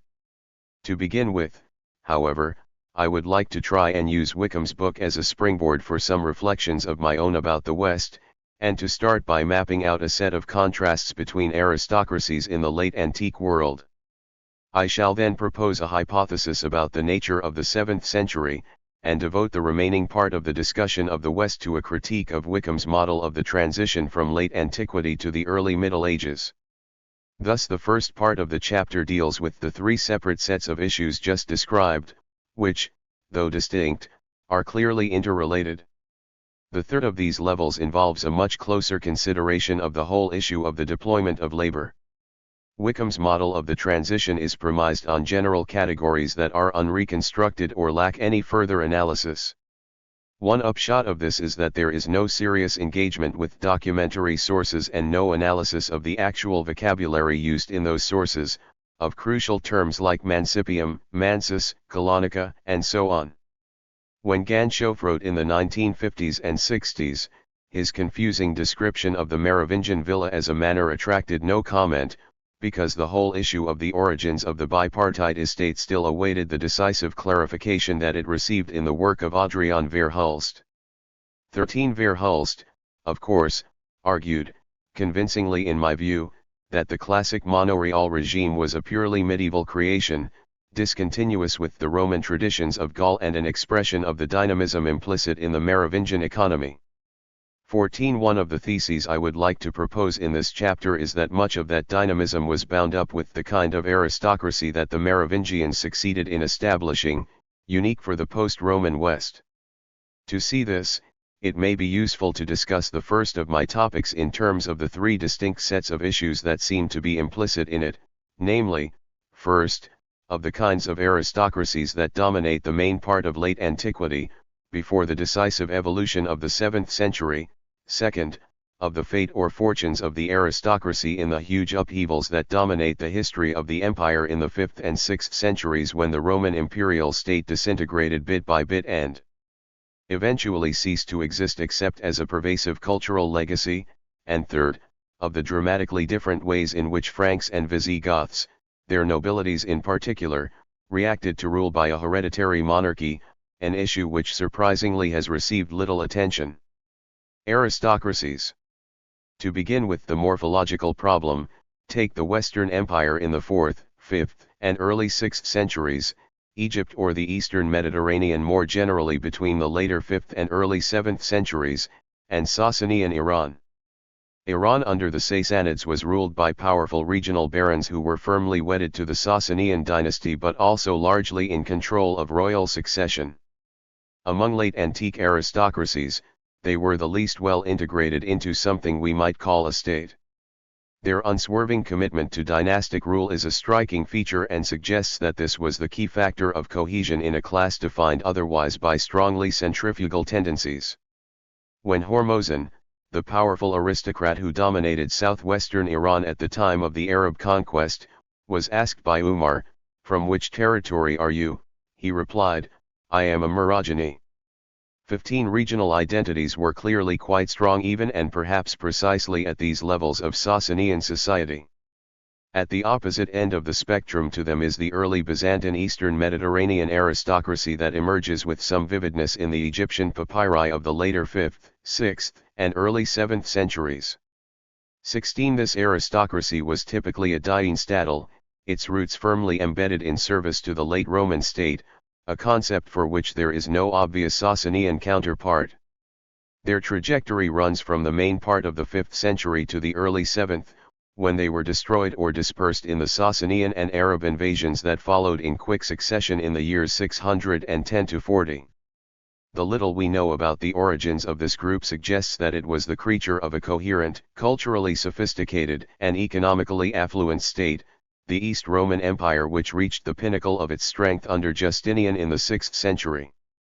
17 Finally, the Western aristocracy was an intensely traditionalist group or ensemble of groups more loosely integrated into the imperial state, dominating it as much as it served it and as subversive of imperial unity as the Iranian Bozorgan were of rulers they disliked. An important aspect of this domination was the fact that the leading senatorial families established a significant measure of control over the fiscal system through the offices they monopolized. 18 There is a tradition of late Roman historiography that argues that the Italian aristocracy more than any other sabotaged the coherence of its own state and bears a major share of the blame for the downfall of the empire in the West. 19 Whatever one thinks of this, the fact is that Western aristocracies long outlived the imperial government, seeking their own accommodation with barbarian rulers. 20 If the disintegration of the Western Empire sounded the death knell of an integrated imperial aristocracy of the kind that had emerged under Constantine, transforming the Senate into a purely Italian body and choking off the sources of renewal of a living senatorial tradition.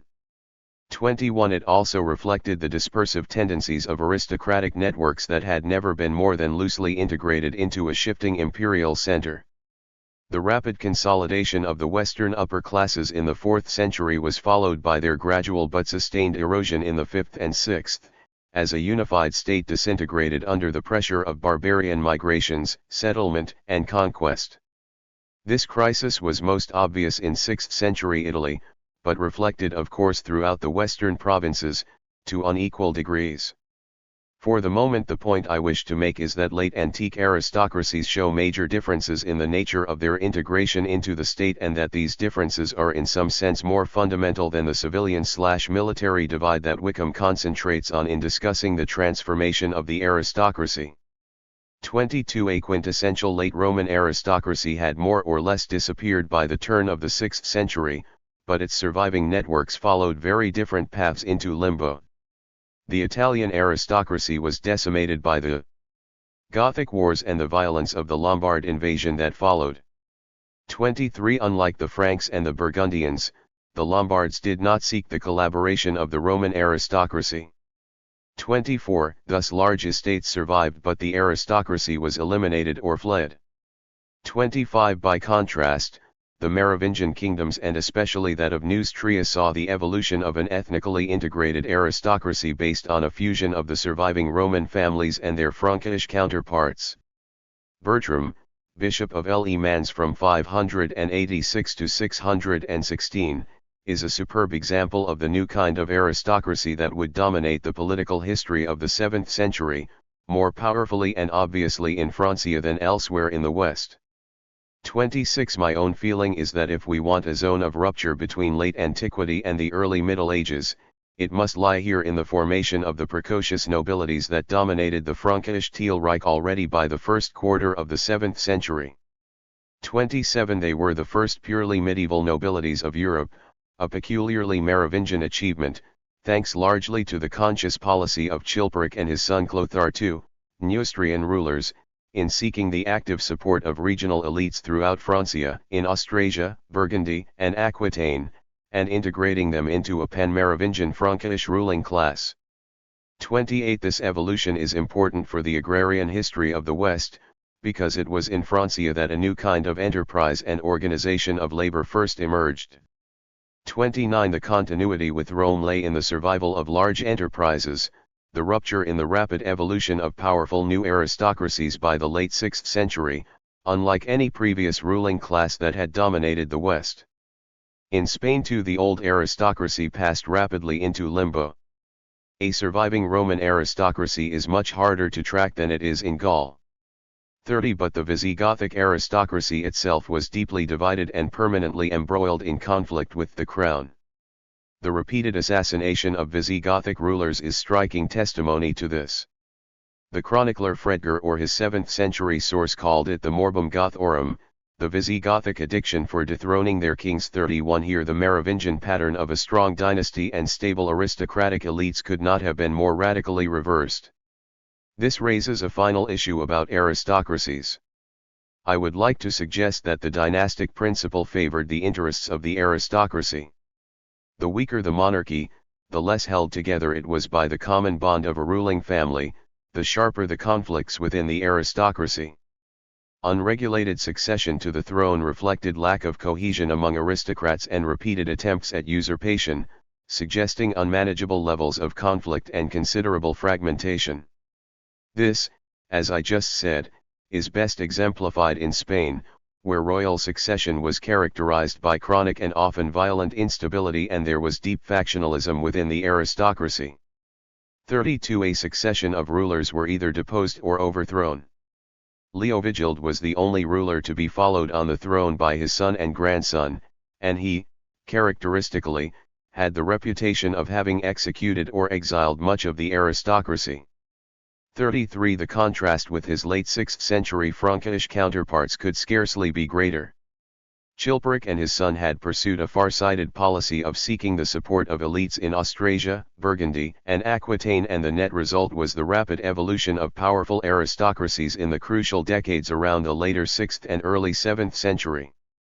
In Francia, where the dominance of the Merovingians was never actually contested, the dynastic principle worked in a complex form that necessitated the division and redivision of territories to preserve some balance between the competing Merovingian claimants.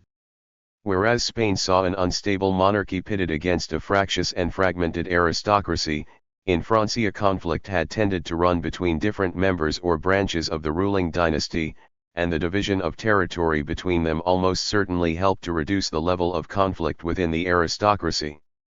One reason may have been that it allowed for strong regional control, a principle formally embodied in the famous Edict of 614 in which Clothar explicitly restricted the holding of office to families within the region.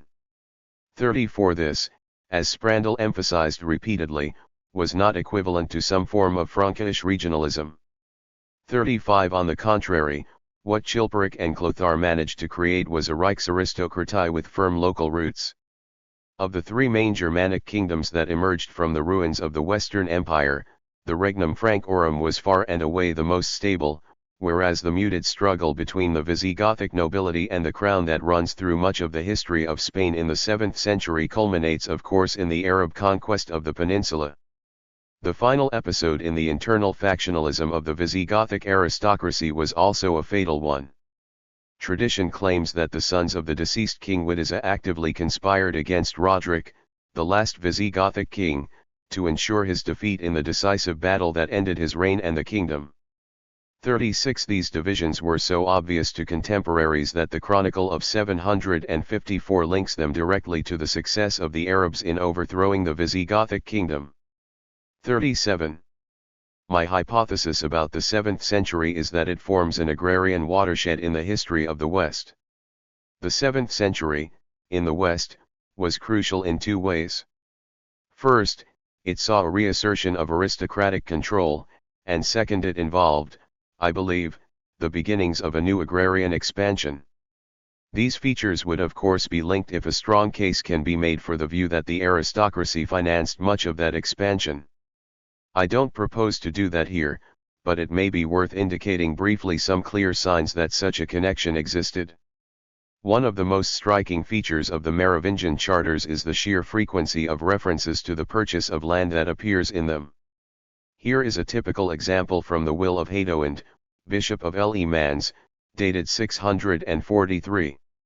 Among numerous donations listed in the will, Hadoand says he donates to the Church of Saint Victor of Le Mans the estate called Asaruco, which I purchased for money, together with the houses, mancipia, vineyards, forests, meadows, and pastures. 38 There are dozens of references of this kind in the private charters of the Merovingian period, and the least this tells us is that the new aristocracy of the 7th century made substantial investments in the acquisition of land, usually whole estates.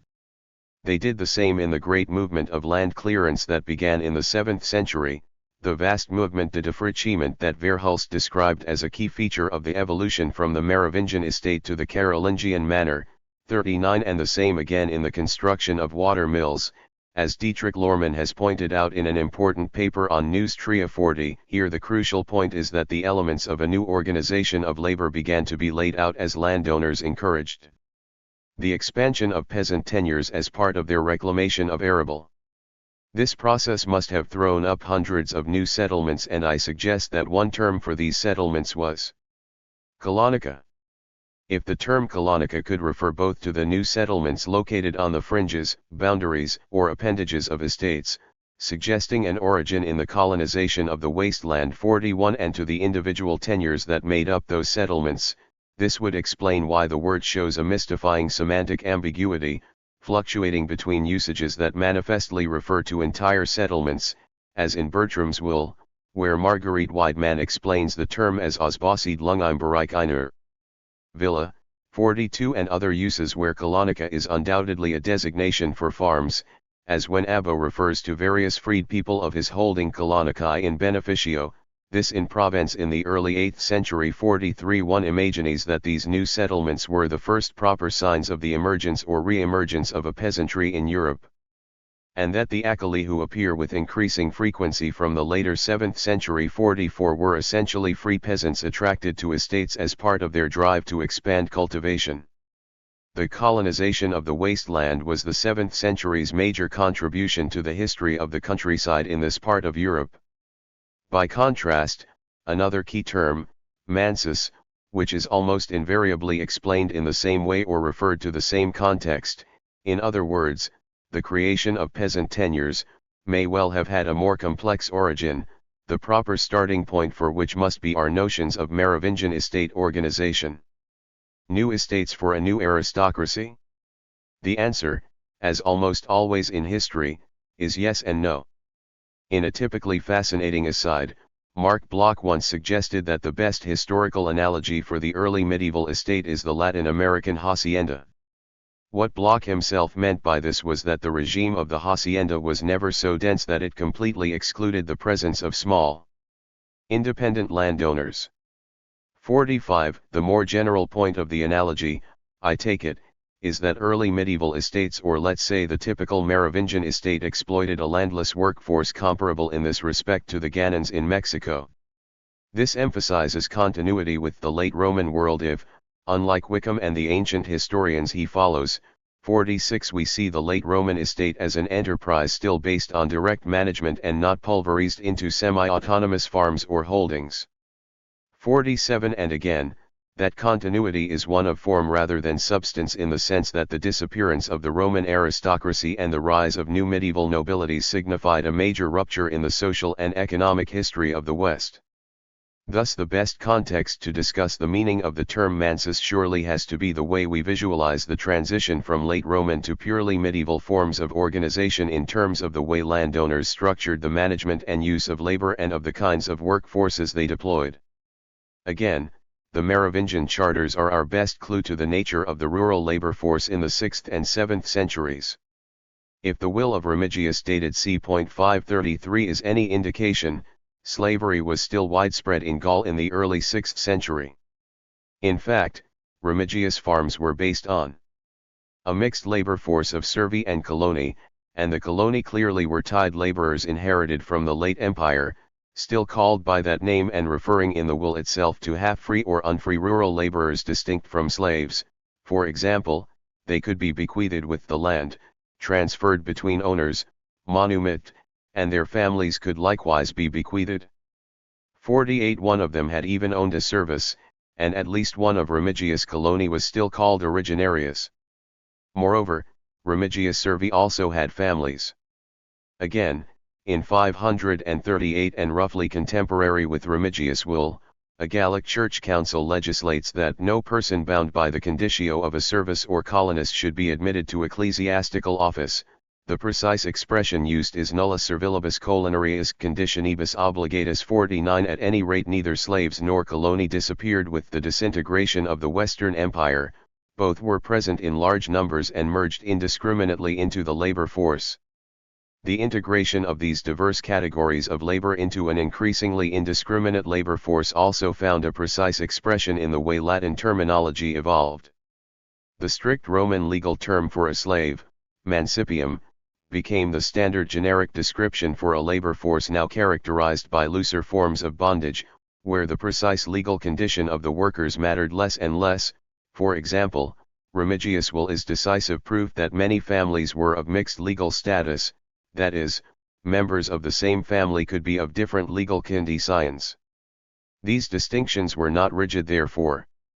Mancipia included both slaves and freed people, but post-classical slaves and freed people still subject to domination, and the expression mancipia qui aria appellantur from the will of Arretius, dated 573 or 591, shows that former coloni, tied laborers, were included as well. 50 Now the Merovingian charters refer standardly to domus and mancipia among the appurtenances of the estate in formulas such as cum domibus, mancipius, agris, etc. In the will of Bishop Bertram, the most substantial document of its kind from the 7th century, which has a wonderful addition and commentary by Weidmann, ipsum villam cum domibus, mancipius, and so on, is about the most common expression used. I may be wrong, but it is my strong impression that in the 7th century charters domus are never mentioned without mancipia, which suggests that they were the dwellings of the labor force.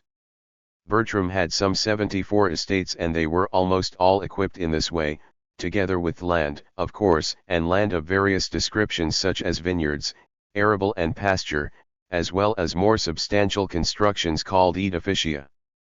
There is also repeated reference to forest land. Occasionally, Bertram refers to colonici, but these were on the boundaries of his estates and, as Weidmann suggests, most probably the cutting edge of an expanding regime of arable.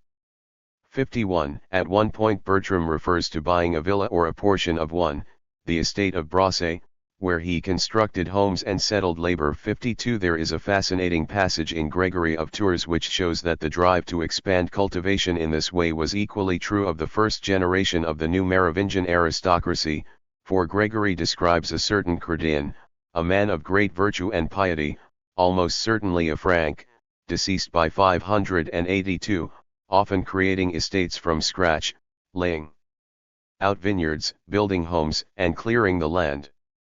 53 About a century later, Vigilius, Bishop of Auxerre, donated Vineland to his church cum mancipius quos ibidem stabilivi. The remarkable feature of the will of Vigilius, dated c. 680, is the repeated reference to mansi and servi. 54 Medievalists generally agree that the term mansus is largely an innovation of the 7th century, 55 but the precise agrarian function they tend to assign to it is as a kind of peasant tenure, the role it has within the economic framework of the bilateral estate. 56. But bilateral estates were not a feature of the 7th century, they were a Carolingian innovation, and we have to explain the Merovingian mansus differently. One striking clue to its meaning is that while mansi appear repeatedly in the will just mentioned, there is no reference to domus. As THIRD-WORLDISM suggested in an important paper, mansus est utilizi a la place de domus. 57. In other words, the Merovingian mansi were not primarily peasant tenures but allotments created for the mancipia. Unlike the peasant tenures of a later period, notably the Central Middle Ages, these allotments were still an integral part of the Merovingian Gutswirtschaft and their occupants a class of workers, both slaves and freed people, endowed with service holdings rather than self-sufficient farms. 58. The most substantial argument along these lines is, perhaps paradoxically, Ulrich Weidinger's excellent analysis of the 9th century inventory material from Fulda, the Güterverzeichnisse, whose drafters used vocabulary rather differently from the people who drew up the purely economic documents. 59. Weidinger shows at length that the mansi which figure in the Fulda inventories did not include the surrounding fields and meadows. They were Kleinhofstallenbetriebe that functioned as reserves of labor for a still largely integrated estate, the Gutswirtschaftssystem, and their holders were a class of farm workers, still servile of course, who were subject to almost unlimited exploitation. 60. Weidinger also argues that estate owners would have carved out these plots with a view to preserving or creating some symmetry, either square or rectangular, in their home farms, which is why the mansi tended to fluctuate in size. 61. In this sense and all these respects, then, the mansi were radically different from the peasant farms known as habai, which of course did include fields, meadows, and the like, and were of a size consciously calculated to yield the normative subsistence of a peasant family, hence more standardist. There are 2 points I would like to draw attention to in this analysis. First, Weidinger offers a model, at least implicitly, of the gradual dissolution of the post-Roman Gutswirtschaft, if the carving out of service holdings for allotment to the various groups of mancipia can, and it surely can, be construed as a mechanism that eroded the integrity of the classic late Roman estate. A passage in the Vita Sanctorum Patrum Emeritensium, a piece of Spanish hagiography written possibly in the 630s, suggests that it was standard practice to make such allotments when slaves were freed.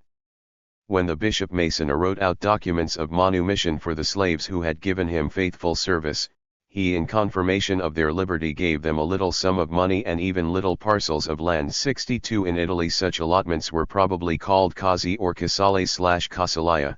63. And in the Lombard parts of Italy the masserii were initially overwhelmingly of servile origin. They were servi masserii and only slightly more exalted than the completely landless slaves. 64. My second comment is that Weidinger's distinction between mansus and hubba chimes remarkably well with the kind of model ROS faith has developed for the Anglo-Saxon inland and her sharp distinction between worker tenants and the self-sufficient small peasantry that came to form the true backbone of serfdom in the great feudal reaction of a later period. The inland, faith writes, was an area likely to have been crowded with the dwellings of the workers and tenants who lived there, which reflects a very different topography of power from the bilateral estate. 65. In fact, it is the Anglo-Saxon material that shows us how finely graded the early medieval labor force could be, yet bound together by their common condition of landlessness and servility, and Faith's description of the inland workforce as a mixed servile labor force strikes me as the best characterization we have of the rural labor force in the centuries between the fall of the Western Empire and the imposition of serfdom in the great feudal transformation of the year 1000. Faith refers to the slave and ex-slave farm servants with their cottages huddled on the inland round the curia. 66. Which may well be how we should imagine the Merovingian labor force, the mancipia in contrast to the acoli, that is, as farm workers and a class distinct from the peasantry. To turn now to framing the early Middle Ages, Wickham's image of the transition is completely different in this respect. It is an image dominated by a simple dialectic, the disintegration of something he calls the slave mode of production and its more or less direct replacement by tenancy. This is supposed to have happened well before 400, in particular in the 2nd and 3rd centuries, and can, Wickham argues, be construed as an economic shift from the slave mode to the feudal mode. 67 Thus the feudal mode of production is seen as expanding in a gradual, piecemeal fashion, as tenancy expands, and it now covers a vast stretch of history from the 2nd or 3rd century to, presumably, the later Middle Ages, a period of well over 1,000 years, a view that should baffle Marxists at least. This model, simple as it is, has several obvious and even massive implications for the way we construct the agrarian history of these periods. In the first place, it implies that Roman landowners gave up direct management when they abandoned the slave mode. Secondly, it denies, ignores or hugely underestimates the persistence of slavery in late antiquity and the early Middle Ages. Thirdly, it construes the coloniatus of the late empire simply as a system of rent-paying tenancies, with minimal implications for the actual subordination and control of labor. Finally, and most substantially, Wickham sees the tenancy of these historical periods as a type of self-management in which peasants controlled the land and their own work process, or controlled their own holding and could keep its fruits after rents were paid. 68 In other words, there was, as he says, limited landowner control over production, indeed limited interest in it. 69 At least till the emergence of monorealism in the Carolingian period. I would like to suggest that Wickham's handling of both slavery and the colonate are among the weakest parts of his excellent book. The sheer scale of manumissions that followed in the 7th century shows how widespread slavery was, still, in late antiquity. Legal sources, both late Roman and barbarian, provide one indication of this. Wickham's wholesale disregard of the legal evidence is not credible and has rightly been characterized, by Andrea Giardina, as a sort of reductionism.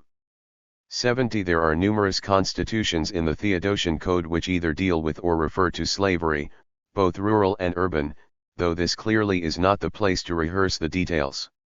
The standard legal term for a slave was mancipium, the neuter signifying conscious reification. In CTH 2.25.1 Constantine stipulated that the children of slaves employed on imperial estates in Sardinia should not be separated from their parents when those estates were handed over to private individuals or divided in some way.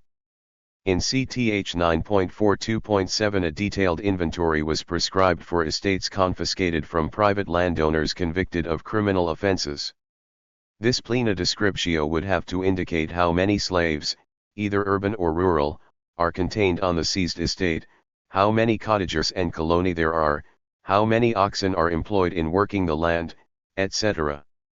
It is hard to see why the potential evidence of constitutions like these should be discounted on the general prejudice that law has a normative function. In any case, numerous sources refer to rural slaves. 71 The Greek life of the younger Melania refers to the slaves on her suburban estates near Rome, while the author of the Lajak history, who knew Melania, reports that she manumit 8,000 of them. 72 When Alaric besieged Rome in 408-9, many slaves, especially those of barbarian origin, deserted to join him. 73 Augustine's polemic against the Donatists is full of references to recalcitrant slaves, and in the 5th century one chronicle tells us that nearly all the slaves of the Gallic provinces conspired in Bacchatic movement. 74 As E. A. Thompson remarked, our sources seem to suggest that these revolts were due primarily to the agricultural slaves, or at any rate that slaves played a prominent part in them. 75 In short, the balance of evidence supports Finley's conclusion that slavery survived on a considerable quantitative scale. 76 But this was equally true of the 6th and 7th centuries. According to Tom Brown, slaves were widely used in cultivating the patrimony of the Roman Church. 77 Indeed, in Italy it was not till the 9th century that slavery began to fade away. 78 In Spain the Visigothic legislation is full of references to slavery. Thompson tells us, no subject interested the legislators of the 6th and 7th centuries more than the recovery of escaped slaves. 79 It is not surprising, then, that Werner Rosener should claim, as he has done in a recent paper, Slavery was still widespread in the transition from late antiquity to the Middle Ages, and the Germanic kingdoms of the early Middle Ages are scarcely different from the late Empire in terms of the actual prevalence of slavery. 80. Why labor the point, however? First, because slavery was widespread in the post-Roman West, and this surely was at least partly a Roman legacy. 81. Second, because the early Middle Ages were not a period of serfdom, if we understand the latter historically, but rather one of servility, that is, of mixed labor forces where slaves, former colony and freed people were conjointly deployed on large estates that were still structured on late Roman lines and indeed designated by an essentially late Roman vocabulary. Thus the meta-narrative of a transition from slavery to serfdom, which Wickham himself rejects, correctly of course, breaks down because it is too much of an abstraction. It simply merges the late Roman world into a medieval one, as Rodney Hilton did when he spoke of late ancient society creating the production relations characteristic of feudal society. 82. But, more than that, it eliminates the historical distinction between a Middle Ages dominated by a diversified servile labor force exploited by estates which are not strictly bilateral and one characterized by monoreal estates, labor services, and a renewed assault on the peasantry. Without the Roman background of slavery, the servile relations of production of the 6th to 9th centuries would be like Athena emerging from Zeus' head. The other strand in this argument relates to the heated issue of the colonnatus. A minor orthodoxy has emerged in late antique studies which consciously seeks to downplay the element of coercion that characterized the subordination of these workers. Coloni were a category of permanent farm labor which the government sought to tie to estates in the general interests of fiscal efficiency. They were free persons in the legal sense that they were not slaves. 83. But restricted in their movements and subject increasingly to social downgrading and the control of their employers, e.g. estate owners had automatic rights of control over the progeny of female laborers even if their husbands were free persons unconnected with estates. In the only formal definition to survive, the Emperor Justinian in the 6th century defined them as farm workers who were permanently resident on the estates they worked for. 84. The issue here is not how widespread this category of labor was in the imperial territories, it existed presumably wherever large estates did, but what happened to them when the empire disintegrated in the West. On my reading of the evidence, coloni continued to exist into the 6th century but were increasingly absorbed into a less and less differentiated labor force that I have characterized as servile. This is why in one of the earliest pieces of post-Roman legislation we have, the Edict of Theodoric, there are repeated references to servus aut colonus, slaves, or coloni, distinct but not vastly different in status. 85. Whereas in barbarian law codes of a later date, such as the Visigothic legislation of the 7th century, there are no references to them as a separate category but to servi and mancipia, that is, servile classes that undoubtedly included former coloni. 86. Indeed, it is fascinating to be able to map this crucially important extension in the meaning of the term mancipium from its strict Roman sense of chattel slave to the much looser post-Roman and early medieval meaning of an unfree/servile laborer through the whole of the 6th century, when this evolution first begins. Burgundian legislation already subs est tied laborers under the more general description mancipia.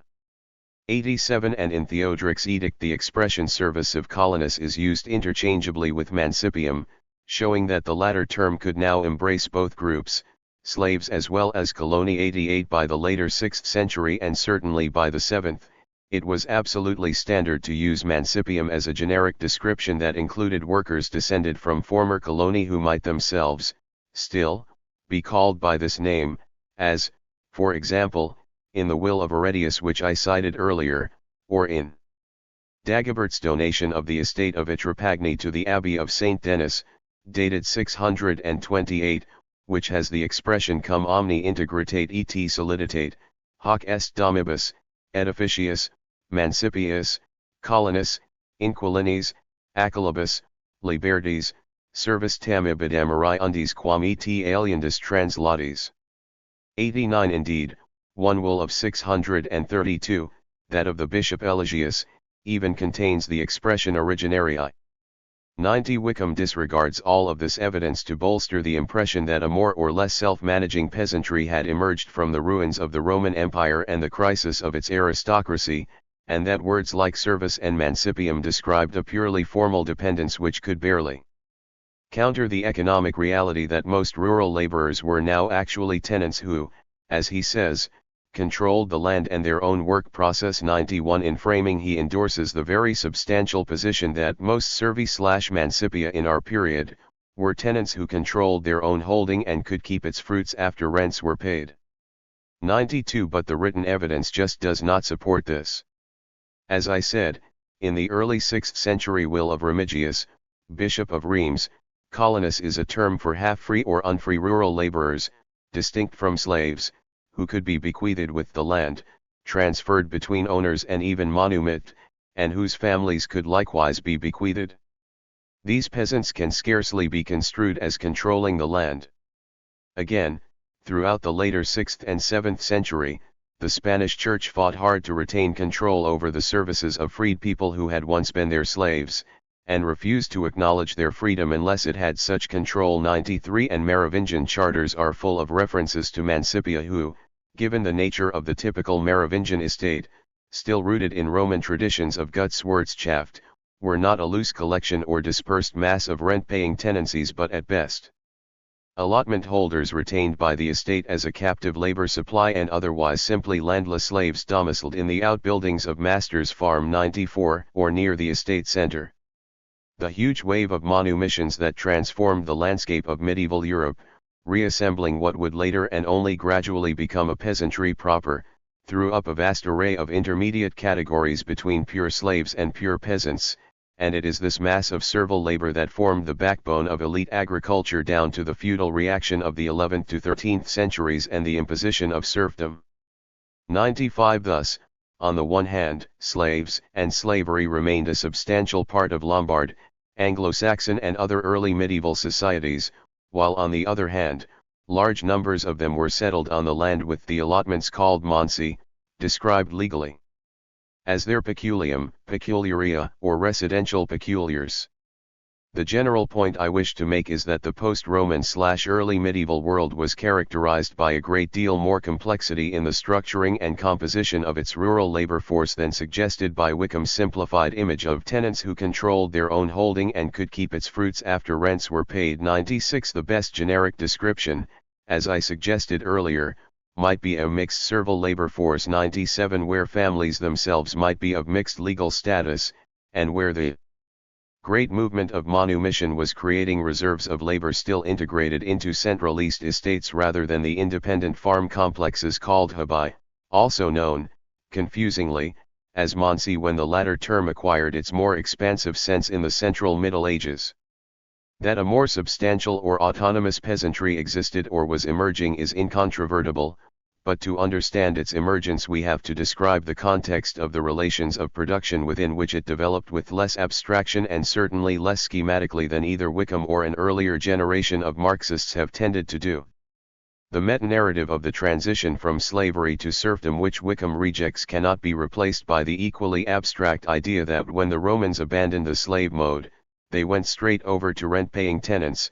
98 Or by the notion that the economic shift from the slave to the feudal mode had already taken place well before 499. It is bizarre to call the Roman Empire feudal unless one is determined to deplete the category of all historical content. And slavery didn't simply disappear. It would be altogether more correct to refer to its mutation, as Georges Duby does. 100 Wickham's simple dichotomy between legal condition and economic form lacks the subtlety needed to characterize the transition, even if legal status mattered less and less and, as Innes says, there was no real social gulf between free and unfree by the Carolingian period. 101. Now, viewed teleologically, in terms of some inexorable evolution towards the manor and its eventual triumph, the allotment holders of the post-Roman/early medieval countryside may seem like a transitional type, a sort of station between two terminals, one called Antiquity, the other feudalism, or if you prefer, between slavery and serfdom. But this, I suggest, is absolutely the wrong way of approaching the issue. Between the domain slave or servi prebendarii and the peasant families in possession of substantial tenements lay a whole series of intermediate categories who are surely better defined as farm workers than as peasants, the Tagesjochen in Germany, the Gebers, Bordars, and Cotters in Anglo-Saxon England, and so on. They were a substantial proportion of the rural population of Anglo-Saxon England 102, and doubtless the same is true of most countries on the continent. If we choose to call them tenants, then worker tenants is a better description of these groups than the tenants that Wickham seems to have in mind. Wickham discusses their legal status as largely irrelevant on the grounds that the distinction between free and unfree was typically and increasingly fuzzy. This is true, but the diminished legal condition of most or all of these groups was surely not unrelated to the fact that taken as a whole they formed a tied labor force on a model familiar to late Roman landowners and their free but tied colony. Indeed, the laws on the colonate were themselves a major influence on the social condition of the medieval peasantry, insofar as the successor kingdoms absorbed them selectively and enforced them against their own dependent populations. 103 The mancipia who appear in Merovingian charters were certainly not slaves in the strict Roman sense, 104 but the fact that they were described in this way was not unrelated to the way large estates saw themselves using the labor of these workers. To sum up, early medieval relations of production were defined by considerable complexity, not so much in terms of legal status, which mattered less than it did in the Roman world, as economically, in the nature of the labor force, which was typically mixed but in general characterized by the kind of servility that was distinctive of post-classical slavery 105 and best conveyed by the term mancipium. This was a late antique legacy but one which the post-Roman kingdoms transformed, insofar as a common condition of servility now engulfed both slaves and former tied laborers. Manumissions were widespread but freed people still subject to domination, and new aristocracies were bringing land into cultivation by creating peasant tenures of a kind previously unknown. Large-scale enterprise and direct management were crucial parts of the legacy late Rome passed on to the Carolingians. Both tied labor and the direct management of estates were integral features of the Carolingian world and of the new energies manifested in the evolution of bilateral estates by the 8th century. Yet the continuity in traditions of direct management did not imply a continuity of estate structures. However we construe serfdom, whether economically in terms of labor services or socially in terms of the characteristics Mark Bloch emphasized, it was not a feature of the period between 400 and 750 or even 800. 106 The spread of slave tenancies created a captive labor supply in the form of reserves of labor power. As Bloch himself indicated, the land that had been granted to them was like their salary. 107 This was closer in nature to labor tenancies than to the more archetypal feudal institution of labor services. Finally, as Faith writes, the freed slave was a worker who in return for selling his labor as a commodity received a wage in land from the Lord, who was his employer and sole purchaser of that labor. The Lord, in his capacity as employer, was essential to him. By contrast, the serf was a peasant with a holding, which, however small, supported him and his family and provided a surplus which was transferred to the Lord in rent paid in cash, kind, or labor. 108 What this suggests is the more general distinction between labor services, bound up with the expansion of the manorial regime from the 8th century, and labor tenancies, still rooted in late antique models of estate organization. In his book The Islamic Law of Land Tax and Rent, Baber Johansen argues, in a chapter strikingly entitled The Death of the Proprietors, that the small holding peasantry of the Islamic world began to disappear from the second half of the 10th century, with the evolution of the ICTA system. In later centuries, Johansen argues, the trend was consolidated as large estates were formed through the privatization of these tax assignments, capital investments in the purchase of land and the outright grant of private ownership to members of the elite. 109 Much of the political economy of Islam might be seen as an unstable equilibrium between the fiscal supremacism of the state and the capitalist tendencies of members of the elite who defended claims to private property and the rights of pious foundations, especially on arable lands where these were sometimes fiercely contested. In these struggles, the jurists of the Mamluk and Ottoman periods tended to support the latter. 110 In the 15th century the Hanafi Mufti Ibn al-Humam exclaimed in bafflement, "Can't you see that the land is not the property of the cultivators? This is so in spite of what we said about the lands of Egypt being carriage lands." 111 In other words, it no longer mattered that the peasants paid taxes. The legal fiction that the payment of taxes was proof of one's title to the land was now effectively defunct. For Ibn al-Humam the notion of the death of the carriage payers served to explain and legalize the tenant status of peasants and the fact that they no longer enjoyed property rights with regard to their lands in spite of their paying their levies to the Mukta and the ruler. 112 In the following century, Ibn Nujaym's defense of the property rights of the landed classes against the incipient Ottoman drive to transform all land back into state property rationalized those claims by arguing that peasants too poor to pay taxes or cultivate the land would lose the disposition of their property and that the ruler was entitled to sell such land on their behalf.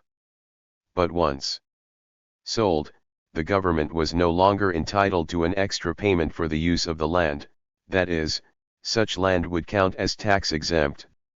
113 In an odd piece of reasoning, Ibn Nujaym then went on to argue that whether land was tax-exempt or not could be ascertained from how much buyers had paid for it, since no one would pay a high price for land that attracted taxes. Tax exemption was seen as a sign of the status of the landowner as a member of the ruling class. When high prices were paid, the buyer becomes an exclusive proprietor of the land and he is not a sharecropper or a peasant. 114 Now what is interesting in the convoluted argument used to justify the dispossession of the peasantry is not just the conceptual landscape that lies at the back of the argument, viz. that the rural world is divided into landowners and peasants, and that they are sharply distinct classes, but the strong sense of the vulnerability of the peasantry itself. As Johansen notes, private landed property no longer comes into being through the confirmation of the primordial rights of the peasants by the ruler. 115 Referring here to the doctrine that the conquest had confirmed the peasantry in its ownership of the land, in southern Iraq at any rate, and in the general sense that carriage was a tax on private property, so that carriage payers were proprietors in a full-bodied sense. 116 Whatever one thinks of the notion that the conquest entailed a sort of emancipation of the peasantry, Johansen's book is a good starting point for the general argument I would like to propose in this part of the chapter, namely, that we have to think of the peasantry in the Middle East in very different terms from the situation in the West. I concluded a paper published in 1999 with the claim, "It is worth emphasizing that the Egyptian peasantry in particular has a strangely elusive quality." 117 I now believe that this is true of the Middle East peasantry as a whole, even if the Egyptian material makes it easier to establish for that country. I would like to lay out three arguments for this general thesis, which are, respectively, about class structure, sharecropping, and the meaning of estate. Taken together, these arguments suggest that the peasantry in these parts of the world, that is, everywhere from the Maghreb to Sind, lived permanently in a twilight zone of near landlessness. Johansen's discussion of Ibn Nujaym has demonstrated one form of this, and I shall now look briefly at each of the three topics just mentioned. By late antiquity there is almost no evidence of a substantial stratum that might be called small and middle peasants, except in isolated regions and ecological niches where they were less vulnerable to the depredations of large landowners. In the Byzantine East, summary descriptions of the chief rural classes comprise only two groups, hoi Tonkorian despotai and hoi Georgoi, or hoi Kyrioi and hoi Georgoi, or some variation on these couplets such as hoi Tokoria Ketmenoi and hoi Georgoi. 118 That is, landowners on one side, peasants on the other. But from the way these terms are deployed, it is clear that the Georgoi were not mainly a landed class. It was not the ownership of land that defined their identity in the eyes of the members of the elite who drafted the laws or wrote histories. What defined them collectively was the fact of rural labor. This is why it was standard to use the term Georgos when referring to colony in the East, although Justinian himself took the trouble to explain that the Latin word designated a class of workers who were residents of large estates and farm workers. 119 On 1/3 century estate, Georgoi were included among the groups who received monthly wages, 120, and going even further back, Elabadi describes the Demogioi Georgoi or peasants on former royal land as the great mass of landless public peasants, adding that at this time the word Georgos usually indicate a farmer who owned his own land. 121. In short, the first thing agrarian historians have to do is reconstruct the meaning of words instead of allowing words to dominate their perception of the flow of history. In the Sasanian Near East, we know next to nothing about agrarian relations beyond the fact that much Iranian history revolved around the tensions or conflict between the ruler and powerful regional aristocracies. There is one fascinating reference in Ammianus to the Sasanian upper class wielding the power of life and death over their slaves and plebii obscuri. 122. Bandag was the standard Middle Persian term for slave or servant, but how we should translate the latter expression is anyone's guess. Perhaps it was Ammianus' Latin equivalent of driosan. 123. It referred presumably to the mass of commoners who survived through employment for the rich, and probably also to the kind of social groups from which the revolutionary priest Mazdak drew his support early in the 6th century. These are described in the Arabic sources by a profusion of terms, of which the most telling denote utter destitution. 124. Patricia Crone, in a justly famous paper, argued that Mazdak drew his support from the peasantry, especially in the aftermath of fiscal reforms that introduced a fixed monetary tax. 125. But this, of course, begs the question whether such a group existed on any substantial scale by the 6th century. What does seem clear is that if Mazdak's supporters were rural, they were landless, but on balance it is more likely that Mazdak attracted the urban poor, groups who had no access to food in times of scarcity, and, it seems, no access to women and a family life either. At any rate, the picture of late Sasanian society is one of a deeply divided formation where the antagonism between rich and poor was a constant source of anxiety for the ruling groups. 126. And one of the most valuable survivals of an authentic Middle Persian text shows a ruler, probably Khusroi, strongly advocating the attachment of the poor to their closest aristocratic neighbors to reduce class antagonisms and ensure the continued submission of those stricken by poverty. 127. The scale of destitution implied in all this fits remarkably well with the kind of agrarian picture reflected in a major work of agronomy written, almost certainly, in Syriac, in late antiquity, and translated by Ibn Washiyya at the start of the 10th century. 128. Here, as Gunnar Lehmann points out in a review of a recent study of the massive redaction attributed to Ibn Washiyya, in the rural masses of the Kitab al-Filah and Nabatiyya we are dealing with free agricultural workers in Marx's sense. The population depicted there is employed solely by the large estates, it has no share in landed property. 129. That at the time of the conquest of southern Iraq the Arabs did not in fact find a substantial small-holding peasantry but villages ruled by deacons, a minor gentry, and estates cultivated by mainly Aramaic-speaking tenants. 130 is suggested by a tradition reported in Abu Yusuf's Kitab al-Kharaj, viz. Umar b al-Khattab first wanted to distribute al-Sawad amongst the Muslims and ordered a census. It was found that each of them would receive 2 or 3 tenants with their lands, and he decided eventually not to proceed with the division. 131. In short, an independent peasantry was not a major feature of the core regions of the Sasanian Empire, and both here and in the Byzantine-controlled eastern Mediterranean landlessness and dependence on large and medium-scale landowners was widespread. Thus, proletarianization took very different forms in the east and west, flowing from the gradual dissolution of bondage and the structured creation of reserves of labor in one case, the West, and from the widespread landlessness of the peasantry in the other, the East, where the threat of eviction was a more powerful means of control. Staying with the East, the second remarkable feature is the kind of sharecropping that prevailed there and its sheer ubiquity. Noting the frequency of indefinite durations in the Egyptian leases of the 6th to 7th centuries, Stefan Wazinski had concluded, correctly in my view, that the Byzantine sharecropper had become a pure and simple wage laborer whom the landowner could evict at any time. 132. No modern papyrologist has registered any serious disagreement with this view, because it is so obvious that tenants at will are entirely at the mercy of their landlords. Thus whether the Jorgoi were bound to large estates as colony or permanent farm workers or worked as sharecroppers and tenants at will, they were united by their common condition of landlessness and total dependence on the employer. It is this feature of Eastern Mediterranean sharecropping that comes to the fore in the Islamic period. Here are two passages illustrative of this. Discussing a category of land called the Ard al-House, or lands that have come into the possession of the ruler and been appropriated by him, the 9th century Iraqi jurist al-Kasif writes, "The house is something that the Sultan takes possession of. He brings the sharecroppers to it, so that they may cultivate it. In this way they become farm hands of the Sultan, whom he may oust at any time he pleases." 133. And Abu Yusuf in his discussion of different types of agricultural contracts describes two in particular which are relevant to our theme.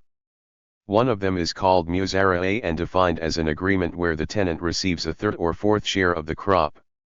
134. The other, not called muzara'a, is described as follows: a landowner hires a peasant to cultivate some land and bears all the expense, promising the peasant a sixth or a seventh of the crop as wages.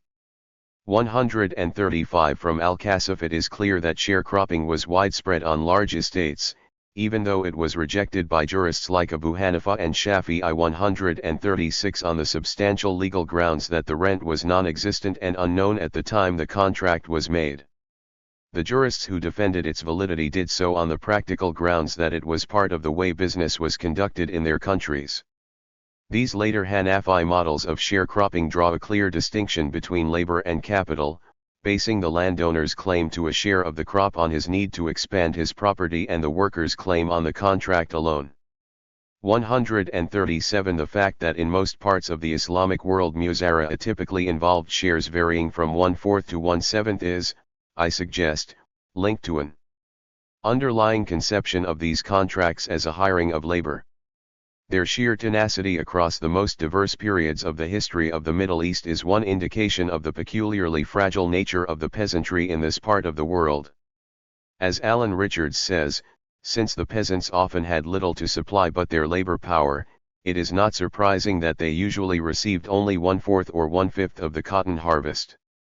138. In Nablus, Egypt, the murabi'un or 1/4 croppers ranked lower than other sorts of tenants, hence Sato's description of them as a class of agricultural laborers. 139. Muraba'a was widespread in the Levant, Kamasa more common in North Africa. 140. In his monumental study of Algeria under French occupation, Albert Nuski included the Kamas under proletarians. 141. On the other hand, what the influx of European settlers brought from the 1840s was a different kind of proletarization of Algerian society, an organized dispossession that disintegrated entire tribes and uprooted wider sections of the peasantry, creating a new kind of landless worker. 142. The vulnerability I have been at pains to stress is different from the organized creation of labor markets that characterizes much 19th and early 20th century colonialism.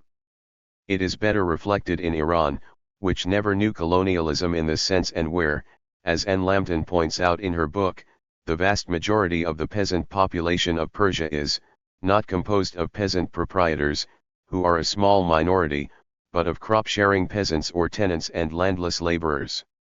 It is with the former that this chapter is concerned.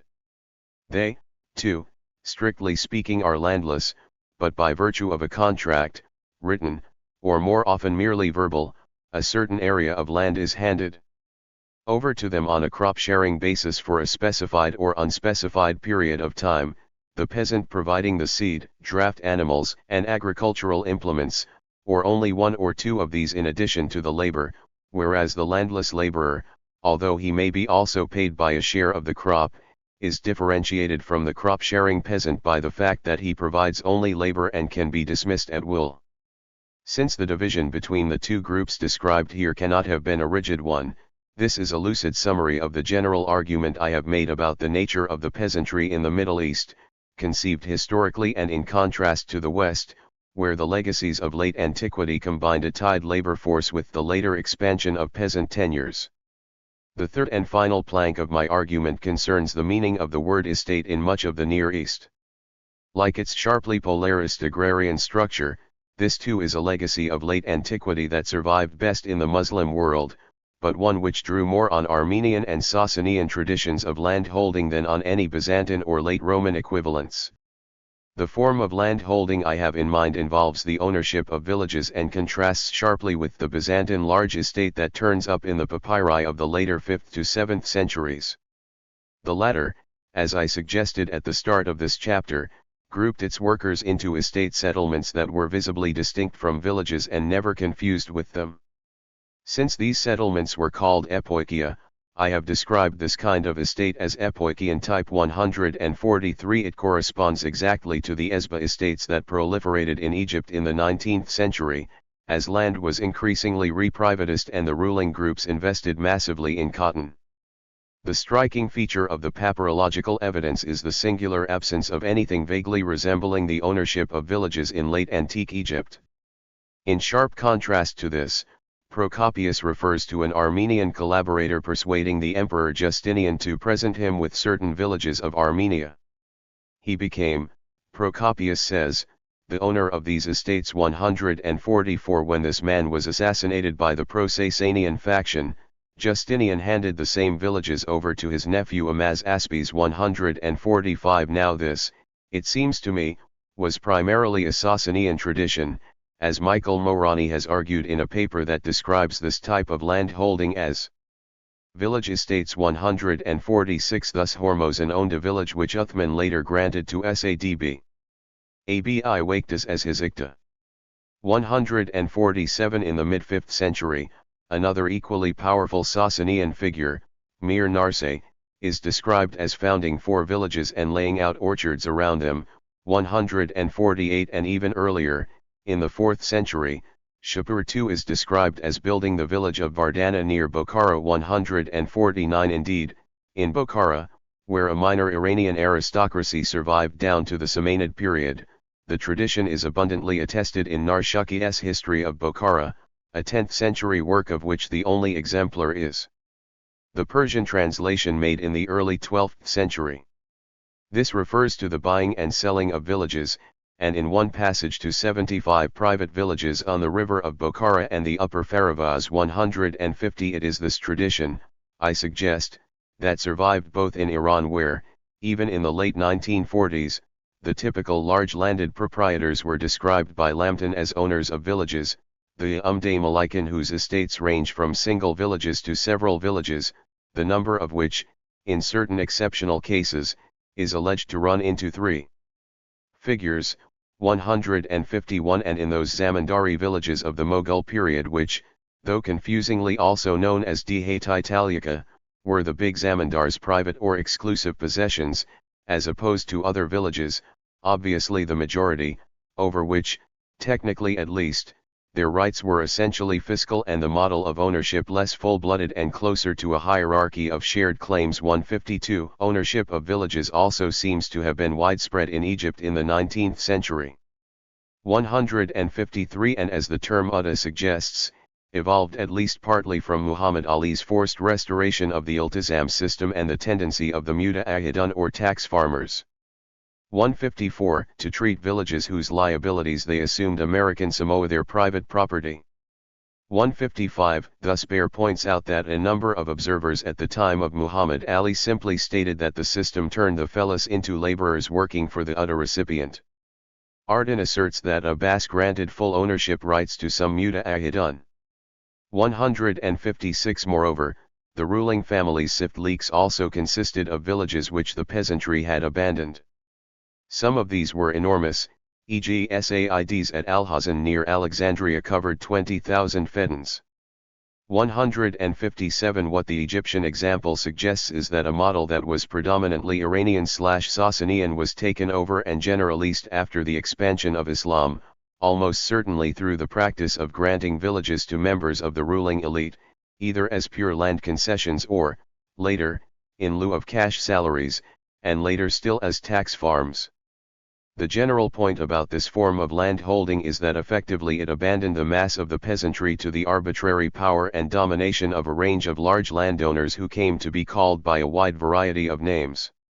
Typically, estate in this Near Eastern/Islamic sense meant control of villages and not the compact and discrete blocks of land that were inherited from late Rome and transformed into bilateral estates or manors under the Carolingians.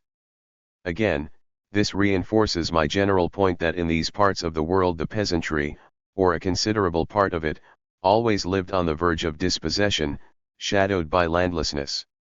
A final qualification, however, this model of the elusive boundary between peasants and landlessness doesn't preclude the existence of a wealthy peasantry. On the contrary, it explains why this village elite tended to be a small, highly concentrated group, possibly endogamous and even stable over generations.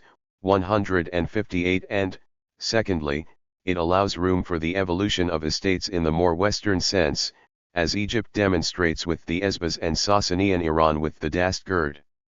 Chapter 8. Late Antique Aristocracies. The case of Iran. No one who reads Al-Tabari's account of the Sassanians can fail to be struck by the fraught relationship between the Iranian Saz or rulers and Iran's aristocracy. Rulers who were hated by the aristocracy were usually overthrown or assassinated by them. Conversely, leading aristocrats were often disgraced or executed. For example, the powerful Karen known to Lazar Parpatsai as Zarmir was arrested and executed by the young Kavad c.494/5 because, says the anonymous author of the Nihayat, Kavad resented his istibdad, that is, his high-handedness or tendency to monopolize government. A major aristocrat, Shapur Korbandad, was executed under Hormuzd IV. And Queen Azarmajukht had the most powerful aristocrat of her day, Farrukh Hormuzd, secretly murdered, ostensibly for seeking to marry her. Indeed, at least 7 other high-profile executions can be listed for the 4 reigns between Kavad I and Khusro II.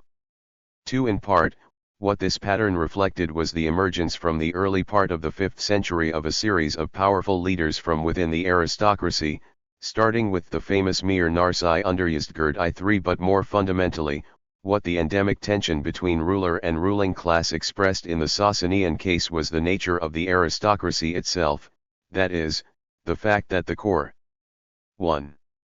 of it did not owe its existence to the new regime and existed largely independently of it. In any case, one way of summarizing all this would be to suggest that the Saz of the Sasan dynasty could rule only as long as they commanded the support of the aristocracy. On the other hand, the aristocracy itself lacked cohesion and leading aristocrats could be brought down because rulers were able to exploit divisions within their own ruling class.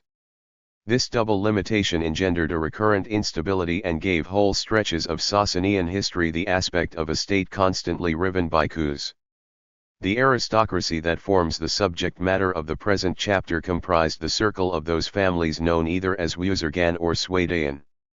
On a descending scale there were first the powerful aristocratic families that dominated entire regions, even if it's not always clear where they were based, then a sort of wider military elite, highly placed military commanders who appear in isolation from any active clan or family networks, and finally, individuals who typified the court-based aristocracy and the intrigues that fermented in that milieu.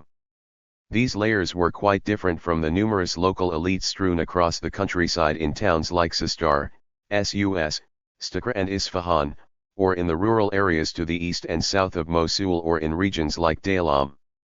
Dinawari calls the local aristocracy of Daylam that rallied around Bastam in the 590s Ashraf al-Bilad, and Balad Huri uses the same term Ashraf for the nobility of Isfahan, who, exceptionally, agreed to become Muslims for the Shaharaja of the Mosul countryside are a perfect exemplar of these local elites.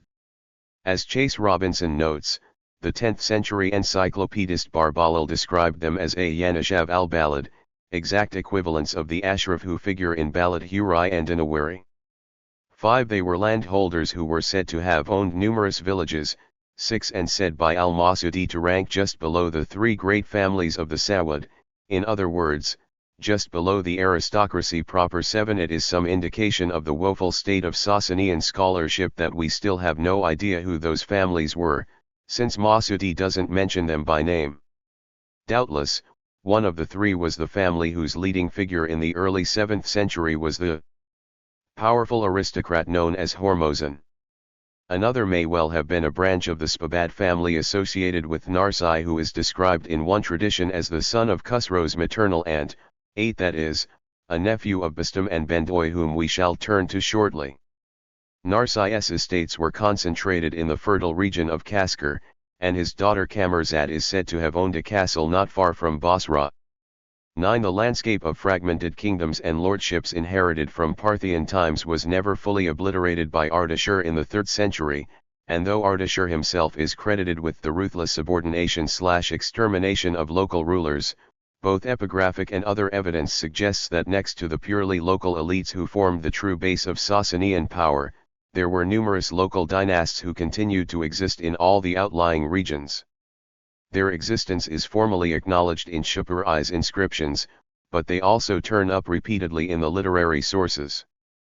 Thus the famous letter of Tansar is addressed to Ghaznasph, king of Paraswar and Tabaristan. 10. His possessions included Dunbavand. 11. And his descendants used a nomenclature entirely peculiar to themselves. Some of these local dynasts descended from or even intermarried with the ruling family, but clearly the vast majority could have had no such connection. Thus the Mesun Swade Mirza, whom Mani converted sometime before 262-12, was a brother of Shupurai and ruler of Messene, and Didarfarobe Mazan Sa, who figures prominently in the Paykoli inscription as an opponent of Narsai, son of Bahram, in his struggle with Bahram III, was doubtless a descendant. 13. We do need to mention these local rulers because in any broader study of the Sasanian aristocracy they would have to count as an obvious sector of the aristocracy, poised between the more powerful aristocrats and the local ashraf and rural elites. There is an explicit reference to them in Khusro Anushirvan's admonition to the ruling class preserved in the Denkard. It is necessary that lords, rulers and men in high authority as well as other people should know each one of these three sayings and should carry them out without fail. One is to know transience, one is humility, one is contentment. 14. The terms used in this fascinating text are Swadayan, Padeksayan and Tawanagan. The Padeksayan were the various territorial rulers who, like Ghaznasph in Tansar's letter, had claims or pretensions to royalty. The discussion in this chapter leaves them aside to look chiefly at the Swadayan, the aristocracy proper, and the Tawanagan, powerful officials, both military and court-based, who were not necessarily from aristocratic backgrounds. The generic term for both these groups was Wuzurgan. 3 sectors of the aristocracy. The Sasanian aristocracy in the broader sense of the Wuzurgan is probably best divided into a more traditional aristocracy that comprised a group of powerful regional barons and a broader elite of military governors that emerged in the 6th century with Khusro's reorganization of the Sasanian military command. Among the former, some aristocrats were related to the royal family through intermarriage, notably, the Spabads, the clan led by Shapur son of Korbandad in the late 6th century, while others, possibly the majority, had no special connection of this sort. For example, none is attested for Farrukh Hormizd of Azerbaijan who, as I noted earlier, was executed for presuming to seek a matrimonial alliance with Azar Mijukt. The former, royally related subgroup among the regional barons had clearly amassed vast amounts of land by the end of the Sasanian period, for much or all of this passed directly into the holdings set aside as Safiya properties or Sawafi shortly after the conquest. 15. On the other hand, the Spabads or military elite were both pivotal figures in the administration and as actively involved in the power struggles of the late 6th and 7th centuries as the great regional barons. The best examples of this sector of Iran's aristocracy are the military commanders who turn up on the seals published by Rika Gislan 16 or the generals who led Khusro I's invasion of the West, or finally a host of purely military men inducted into the defense of Iran against invading Arab armies in the 630s. If the barons were defined essentially by their regional power base and were thus major landed aristocrats as well, the purely military elite seem mostly to lack any obvious background of this sort, although as the seals show, they certainly thought of themselves as Wüzergan, that is, aristocrats. Finally, and at least partly distinct from both of the sectors just described, was a court aristocracy, a Sasanian equivalent of the Kangisnahi in the west, leading exemplars of which can be tracked throughout the 6th and early 7th centuries, from the major aristocrats who worked as diplomats for Kavad I and his son Khusro I down to Mehter Ghaznasp who ran the empire for Ardashir son of Kavad II a century later, between September 628 and April 630. I say at least partly distinct because the 6th century Surans are a good example of the otherwise fluid boundaries between some of these aristocratic sectors, as I show later. The key fact to note about these various sectors of the aristocracy in Iran is that the aristocracy as a whole was completely lacking in cohesion at all levels, both across the diverse formations of which it was composed, from purely local dynasts to the great aristocratic houses, the new military elite and the court nobility, and, more significantly, within those various groups and categories. The model suggested here is thus the very antithesis of overgeneralist notions of the ruling class that give it a coherence and often a cohesiveness that ruling classes in the late antique and early medieval world simply did not possess. The clearest case of this is Ostrogorsky's picture of the Byzantine aristocracy as a unified ensemble pitted collectively against the state. 17 On the other hand, all of these strata and sectors were clearly unified at some level by a commonality of interest in relation to other groups and classes in society and were viewed as such by the state itself, as a consistent social nomenclature shows. 18 However, before coming to the way this affected the nature of conflicts in Sasanian imperial history, it is worth saying something more about each of the three aristocratic sectors outlined earlier. At the end of the 6th and in the early 7th centuries the most powerful families in the elite sector were those of Shapur son of Korbandad of the Spabad clan and Farrukh Hormizd of Azerbaijan.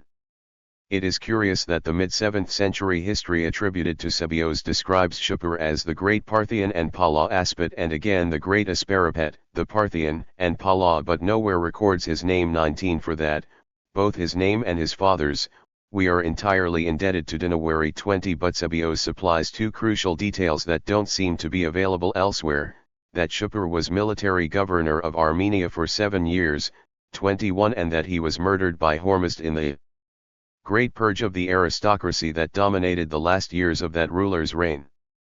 Both Taberi and Masudi cite figures for the staggering scale of this purge, the most traumatic in Sasanian history, and even if the numbers seem incredible, we have an abundance of early and reliable testimony to support the impression of a massive assault. 22 Indeed, John of Ephesus, who died around 586, could already describe Hormizd as a ferocious and savage youth and claim that he had slaughtered some of his male siblings and blinded the rest. 23 Theophylact, who wrote in the late 620s and based his Sasanian material on John of Epiphania, describes Hormizd as a violent man who was most hostile towards his subjects, the most powerful of whom he subjected to eternal fetters and chains, hacking some to pieces and drowning others. 24 The Persian source that Sebios drew on in the mid-7th century stated that Hormizd eliminated all the nobles and ancient lines and original houses from the land of Persia, citing as the leading example of this his execution of Shapur Korbandad. 25 Shapur's daughter was, as Sebios says, mother of the royal prince, that is, the mother of Khusro Parve. 26 His sons Bendoy and Bastam were pivotal to the events that led to the coup against Hormizd and to the civil wars that dominated most of the 590s. In Dinawari the execution of Hormizd is directly attributed to them, especially Bendoy, who seems to have been the more forceful of the two brothers. But the fate of this family is a stunning illustration of the volatility of aristocratic fortunes. Bendoy and Bastam were crucial to the success of Khusro's campaigns against Bahram Koban, and the payoff was substantial. Bendoy became treasurer and grand minister of the state while Bastam was made governor of Tabaristan, Gorgan, Koms, and Khorasan, a wide swathe of territory to the south and east of the Caspian. 27 But Khusro's decision to seek vengeance for the murder of his father would lead to the brutal execution of Bendoy, which then triggered a major rebellion in the course of which Bastam attracted substantial support throughout the northern provinces, even crowning himself king and issuing coins from Rai. Again, Dinawari provides some fascinating details about the provenance of Bastam's support, which, he says, included a substantial group from the members of his house in the region of Iraq. 28 The closest reference we have to the provenance of Shapur's family other than Sabio's repeated and vague references to their Parthian origins. At any rate, this story ends with the wholesale extermination of some 60 members of the family, a detail we owe to Mufsa's Das Surentsai. 29 The other powerful family, prominent chiefly in the 7th century, is that of Farrukh Hormizd, or Korak Armizd as the Armenian sources call him. The family's ancestral territory was Azerbaijan, which is why Sabios repeatedly refers to him and his 2 famous sons as Prince of the region of Adrapatakan or the Great Prince in Adrapatakan or Prince in the territory of Adrapatakan or, finally, Prince of the Medes. 30 It is important to note that these designations referred not to their offices or to any formal position they held in the Sasanian administration but to the power they wielded in the region from which the family came and where it was actively based. Thus Abu Mansur al-Tha Alibi even calls Rustam and Farrukhzad Azerbaijanis. 31 Bal Ami tells us that Farrukh Hormizd was a military governor of Khorasan under Khusro Parvez, a position he must have acquired for being one of Khusro's staunchest supporters in his war against Bahram Koban alongside the uncles Bastam and Bendoy. Since his son Rustam is repeatedly described as his deputy in Khorasan, this suggests that Farrukh himself chose to stay at court, close to the center of power, and Bal Ami even says so in so many words. 32 The Spabeds were absolutely pivotal figures in the power structure of the late Sasanian period, and that one of them could choose to have his son depute for him only shows just how confident Farrukh Hormizd felt of his position under Khusro. In the succession crisis of the early 630s he was in fact described as the single most powerful aristocrat in Iran, the outstanding great man of Persia at that time, as Tabari calls him. 33 Al-Yaqubi claims that he boasted to Azarmajuk that he was a hero of the people and a pillar of the state. 34 Be that as it may, and whatever the true reasons, Azarmajuk had him murdered, which forced Rustam to return to Ctesiphon and have her killed. The pattern that emerges through a lot of Sasanian history is the unwillingness of rulers to put up with members of the aristocracy who were seen to be either too popular or too powerful or both. Underlying that of course was an endemic tension between rulers and sections of the aristocracy that manifests itself time again from the later 3rd to the 7th centuries.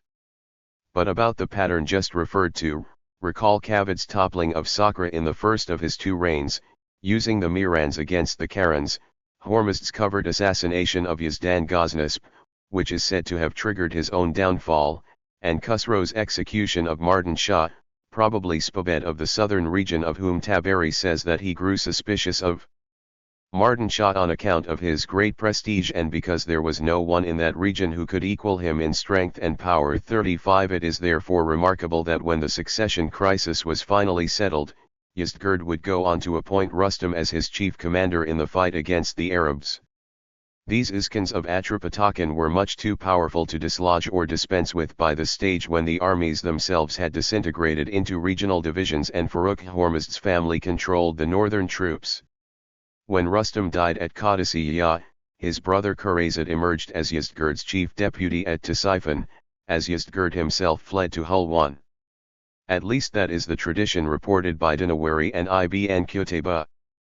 36 Sabios says that following the massive defeat at Qadisiyah the remnants of the army regrouped in Azerbaijan and installed Khorazad as their commander, following which he hastened to Ctesiphon to evacuate the royal family and their treasures.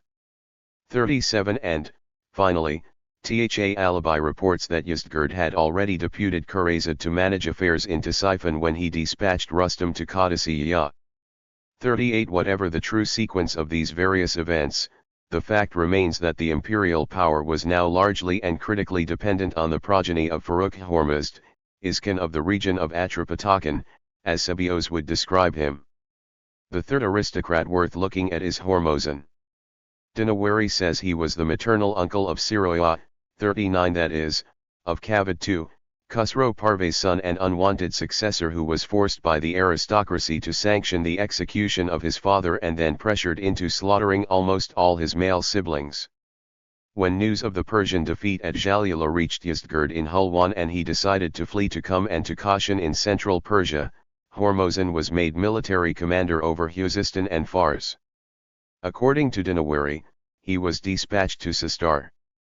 40. But again, as with Farrukh Hormozd, it is important to retain the distinction between the offices members of the elite were appointed to and the dominance they exercised as members of a hereditary aristocracy.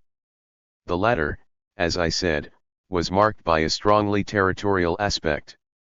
If Farrukh Hormozd was the great prince of Azerbaijan, as the Armenians described him, Hormozan was the ruler of much of southern Iraq, namely, Awaz or Khuzestan.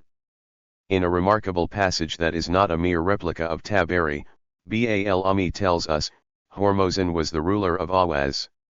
He was a man of the aristocracy and sovereignty over Awaz lay with him and his family. Awaz consists of some 70 towns. Hormozan was the ruler of all those towns. 41. Even more extraordinary, when he was eventually captured and shipped from Basra to Medina, Umar is supposed to have asked him, "Which region are you from?" Hormozan replied, "I am a Murajani." 42. As Balad Hurai says, Hormozan was a native of Murajan Kadhuk, 43, a fertile district southwest of Media, as Shahbazi notes. 44. This is a fascinating indication of how deeply rooted regional identities were even at these elite levels of Sasanian society. Tabari himself uses the words Qam and Umma when he refers to Hormozan's home base or his territory, 45 as the translator would have it. And of course those terms retain a much stronger social aspect than the word territory conveys. The opposition at Sistar was fierce. 46. Hormozan himself exemplifies that sector of the Sasanian aristocracy that mounted strong resistance to the Arabs, unlike their Armenian counterparts a decade or two later and certainly quite unlike the Dahakan or village landlords. Finally, Tabari notes that Hormozan himself was one of the 7 noble families among the Persians, though we have no idea which one. To move on to the military elite, perhaps the best example of the group that I have called highly placed military officers whose family backgrounds are barely known to us is Sharvaraz. I have dealt with him elsewhere, arguing that we should identify him with the mysterious Shahralanyozan who turns up in the papyri, both Greek and Middle Persian, with the epithets Painophemos and Suede. 47. No Greek papyrus from Egypt would have used the term Painophemos for any personage of less exalted rank than the highest aristocracy, and we have the explicit testimony of Sebios that it was Sharvaraz who controlled Alexandria in 629 when Heraclius opened negotiations with him for the treaty that was concluded at Arabissos in July that year, a view corroborated by reports in the Syriac sources, and also in Tha Alibi and Ibn Miskawayh, which all attribute the siege and capture of Alexandria in 619 to Sharvaraz. 48. His rapid ascent to power within the military administration was again due to the decisive support he gave Khusro II in his war with Bahram Koban, a fact noted by Pseudo-Dionysius. 49. His actual name was of course Farrukh Khan and, like so many of the purely military and court-based aristocracy, he was soon sucked into intrigues whose outcome would determine the fate of the empire in those fateful years from 627 to 632. When the Greek offensive penetrated deep into Sasanian territory towards the end of 627, Corium, Sebios tells us, did not come to the aid of King Khosrow, but remained right where he was in the west. 50. The decision to abandon Khusro at this crucial juncture was an extraordinary one and a powerful factor in the growing rift between Parve and the military that is consistently attested across a range of sources. Siroya's famous Risala rehearsing charges against Khusro is reported differently in different sources but perhaps most accurately in Dinawari, where one of the key accusations is that Khusro actually ordered the execution of thousands of civilian and military commanders, alleging that they were the first to be routed or put to flight in the wars against Rome. 51. At any rate, in Theophanes' eastern source it was Sharvaraz who instigated large-scale disaffection among the military commanders. 52. His own bid for power following the intrigues that led to the murder of Kavad's son Ardashir, still a child, in April 630, had, uniquely, no support in the wider aristocracy. He was in fact a hated figure and soon assassinated in another intrigue which, according to Taberi, involved a large number of the great men of state and members of leading families. 53 Among the various traditions recounting the coup against Sharvaraz, the most interesting is Masudi's. He claims that Azarmajukht was the real author of this putsch, which of course paved the way for the accession of her sister Baran. 54. The Spabeds were the dominant figures in the Sasanian power elite.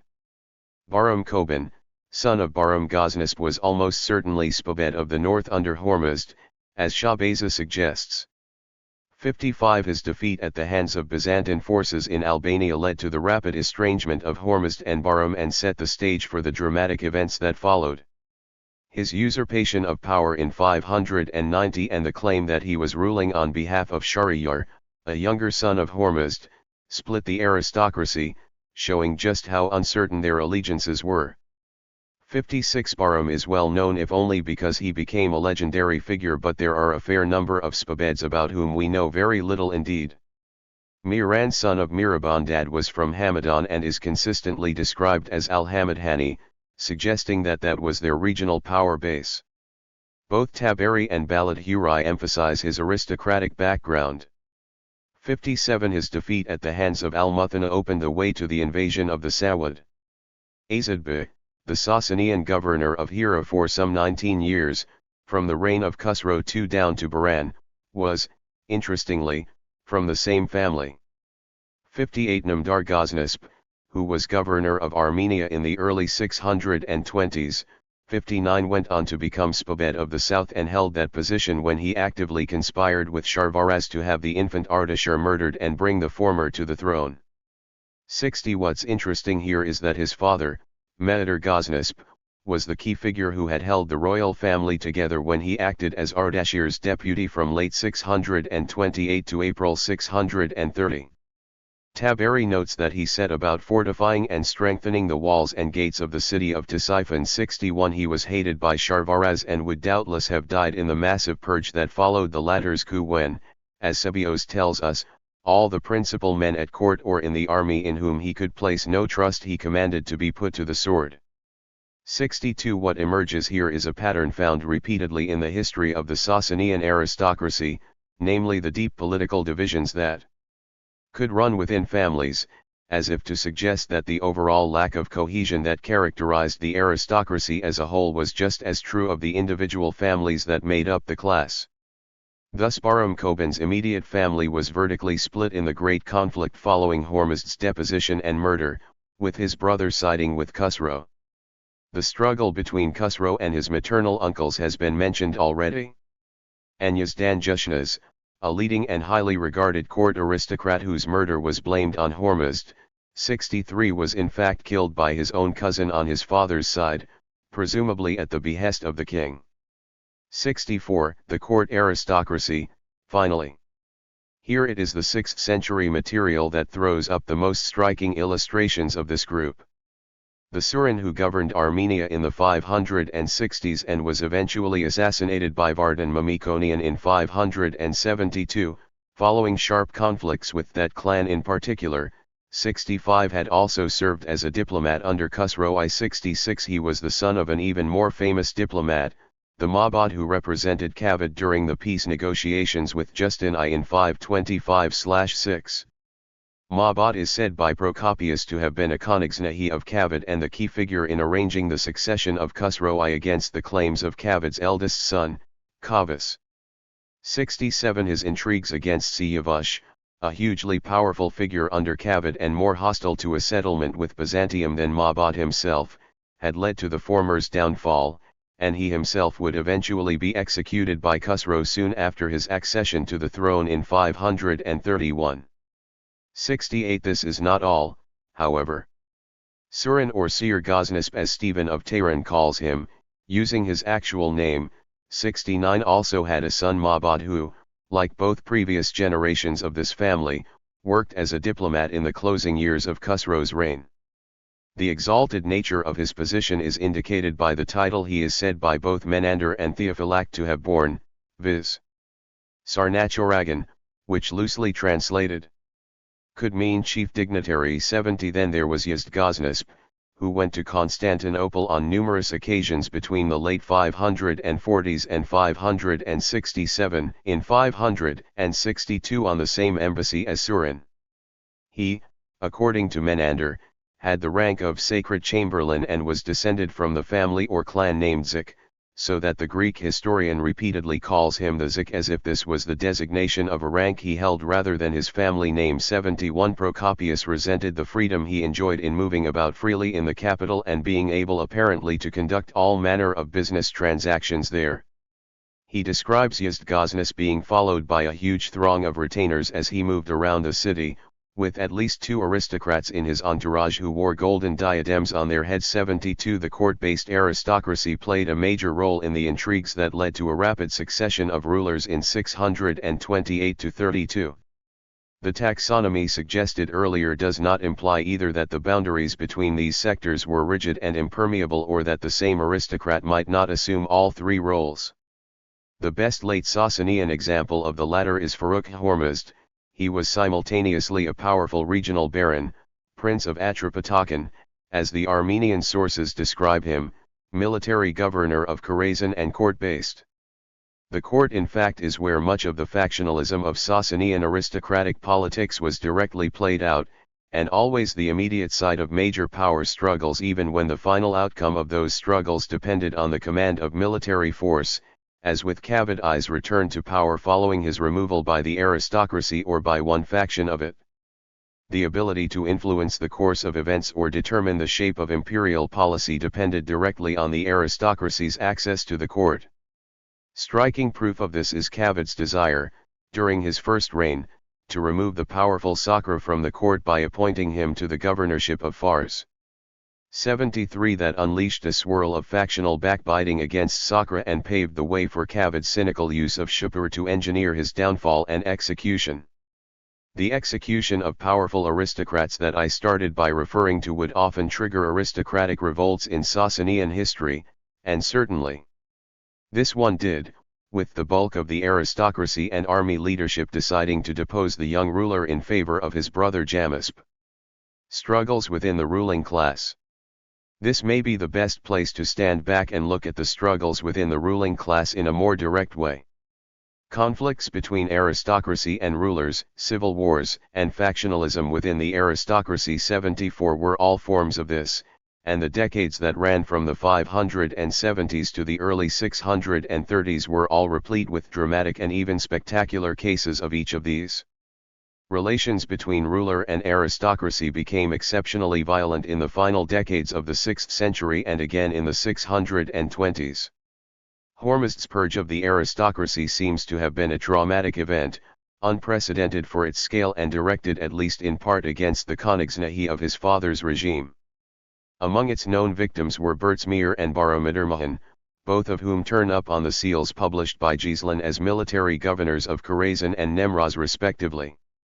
75 Surprisingly, Gislan herself makes no reference to the passage in Tha Alibi 76 that links these figures together by telling us that when Hormizd set about exterminating the aristocracy, starting with leading members of his father's court, he used Bertsmir to try and incriminate Bahram. We are dealing surely with the same set of individuals. Both figures are described by Tha Alibi as Min Ayan al-Dawlat al-Anashirvan, from the highest dignitaries of Anashirvan's court. 77 Ferdowsi also has Baromedurmahan play a key role in these intrigues and lose his life under Hormizd. 78 The younger Khusro too engendered considerable resentment and hatred among the top army leaders and bulk of the aristocracy in the latter part of his reign. 79 Destabilizing his own position by contributing to a groundswell of disaffection in the armies stationed outside Iran and actively alienating even those families that had been part of the inner court circle. 80 Both Hormizd and Khusro were toppled in coups that may well have had a wide base of support in the upper classes, and both putsches resulted in civil wars and further rounds of intrigue where rulers were assassinated, armies divided. 81 And contending factions of the aristocracy removed in purges. It is extraordinary that Khusro turned against his maternal uncles when they had brought him to power, and eventually exterminated the entire family, not least because the Spabads were the clan most closely related to the ruling house by marriage. It is just as extraordinary that he should have executed top military commanders when embroiled in a major war with the West. 82 It was the army that was adamant on Khusro Parvez's execution when Kavod himself was clearly content to have him imprisoned at Stikhr. 83 Yet for all that, the aristocracy was scarcely a unified force in these major conflicts, since both Bahram Koban and the Spabad brothers commanded considerable support among elites across Iran, and the last phase of imperial crisis throws up an even more divided establishment, with Sharvaraz conspiring to seize power with the active connivance of elements close to the court and, following his assassination, different factions opting for different rulers. 84 Of the various armed struggles that raged in these years, starting with a war between Sharvaraz and the wholly mysterious and unknown Kardarigan. 85 The last civil war seems to have pitted the faction supporting Azarmajukt and based chiefly in Ctesiphon against the aristocratic supporters of Yazdgerd in Istakhr and the surrounding regions. 86 Yazdgerd himself was crowned in the Great Fire Temple at Jur. Dinawari states that Azarmajukt was forced to abdicate when Yazdgerd was victorious, a tradition that seems to contradict the more dramatic reports in both Yaqubi and Tabari that Rustam returned from Khorasan to avenge the execution of his father, Farrukh Hormuzd, when the latter was assassinated by Azarmajukt. In any case, as Noldik realized with the acumen that runs through his whole commentary on Tabari, 87 All these various intrigues and struggles for power and the desperate search for a credible ruler were driven by conflicts within the aristocracy, which, throughout Sasanian history, had exerted major control over the succession of rulers. Yazdgerd was only 16 at the time of his accession, and behind him stood a loose coalition of regional barons, foremost among whom were Farrukh Hormuzd's sons, the southern aristocrat Hormozan and the aged general or warlord from the Hebel called Fayruzan. 88 For its part, the aristocracy of Armenia could not help being drawn into these conflicts. In 572 the Mamikonian boss Vardan assassinated the Martban of Armenia, the Suran seer Ghaznasp, in retaliation for the murder or execution of his brother Manuel. 89 He fled to Constantinople along with the Catholicos, a large number of bishops and his family and other noblemen. His first cousin Mushal Mamikonian, however, fought for Khusro against Bahram Koban, doubtless under orders from Maurice. Sambat Bagratuni, after a brief but checkered career with the Byzantines, switched sides and was made Martban of Gorgan by Khusro in the late 590s, spending much of the latter part of his life at the Sasanian court. He died in Ctesiphon in 618/1990. His son Varajdirak, who had been raised at Khusro's court, became Martban of Armenia under Kavod II till he gathered his troops and fled to Heraclius after the great northern barons of Farrukh Hormuzd's family sought unsuccessfully to enforce his continued submission to them and the moribund Sasanian power. In contrast, Mushal Mamikonian, son of Dawit, would die at Qadisiyah along with Rustam and a considerable part of the Sasan aristocracy. The Nagzarars and Dinatoi. Like the Swadayan, the Nagzarars were regional barons defined by hereditary territorial lordships rooted in what Tim Greenwood has called the fragmented, isolating topography of the Central Caucasus region. 91 Thanks to the relative abundance of Armenian historiography, we know much more about these families and their territorial boundaries than we ever shall know about their Iranian counterparts. 92 Armenia was an essentially aristocratic society dominated by a loose oligarchy of Nagzarar clans, of which the foremost throughout late antiquity were the Mamikonians and the Bagratuni. The Nagzarars were never in favor of a strong central authority and eventually managed to get the Armenian monarchy overthrown and abolished under Bahram V. They traded the potentially more intrusive controls of a domestic ruler for looser control by an external one. However, if the divisions within Iran's aristocracy stemmed in part from an innate lack of cohesion and persistent factional and economic rivalries, in Armenia these factors were compounded by the division of the country itself between the two main international powers. 93 And by Byzantine hostility to the idea of a strong and autonomous aristocratic sector in western Armenia. Indeed, the extinction of an aristocracy in the Byzantine sector 94 would mean that the Nagzarars retained the aspect of a class only in eastern and southern Armenia. This was a sector the younger Khusro could describe as late as 591 as the jurisdiction of the Tanudars, the family heads or princes, showing that Ctesiphon had always preserved the aristocracy as the instrument of its rule here. By the 7th century, however, Sebio's lament about the hopeless lack of unity of the Nagzarars in the face of advancing Arab aggression 95 reflected both a continued lack of cohesion in that class and possibly also a growing fragmentation within clans as the lesser branches enjoyed a degree of emancipation in these decades. As the Sasanian state began to disintegrate in the 630s, the Byzantines redoubled their efforts to attract Armenian support.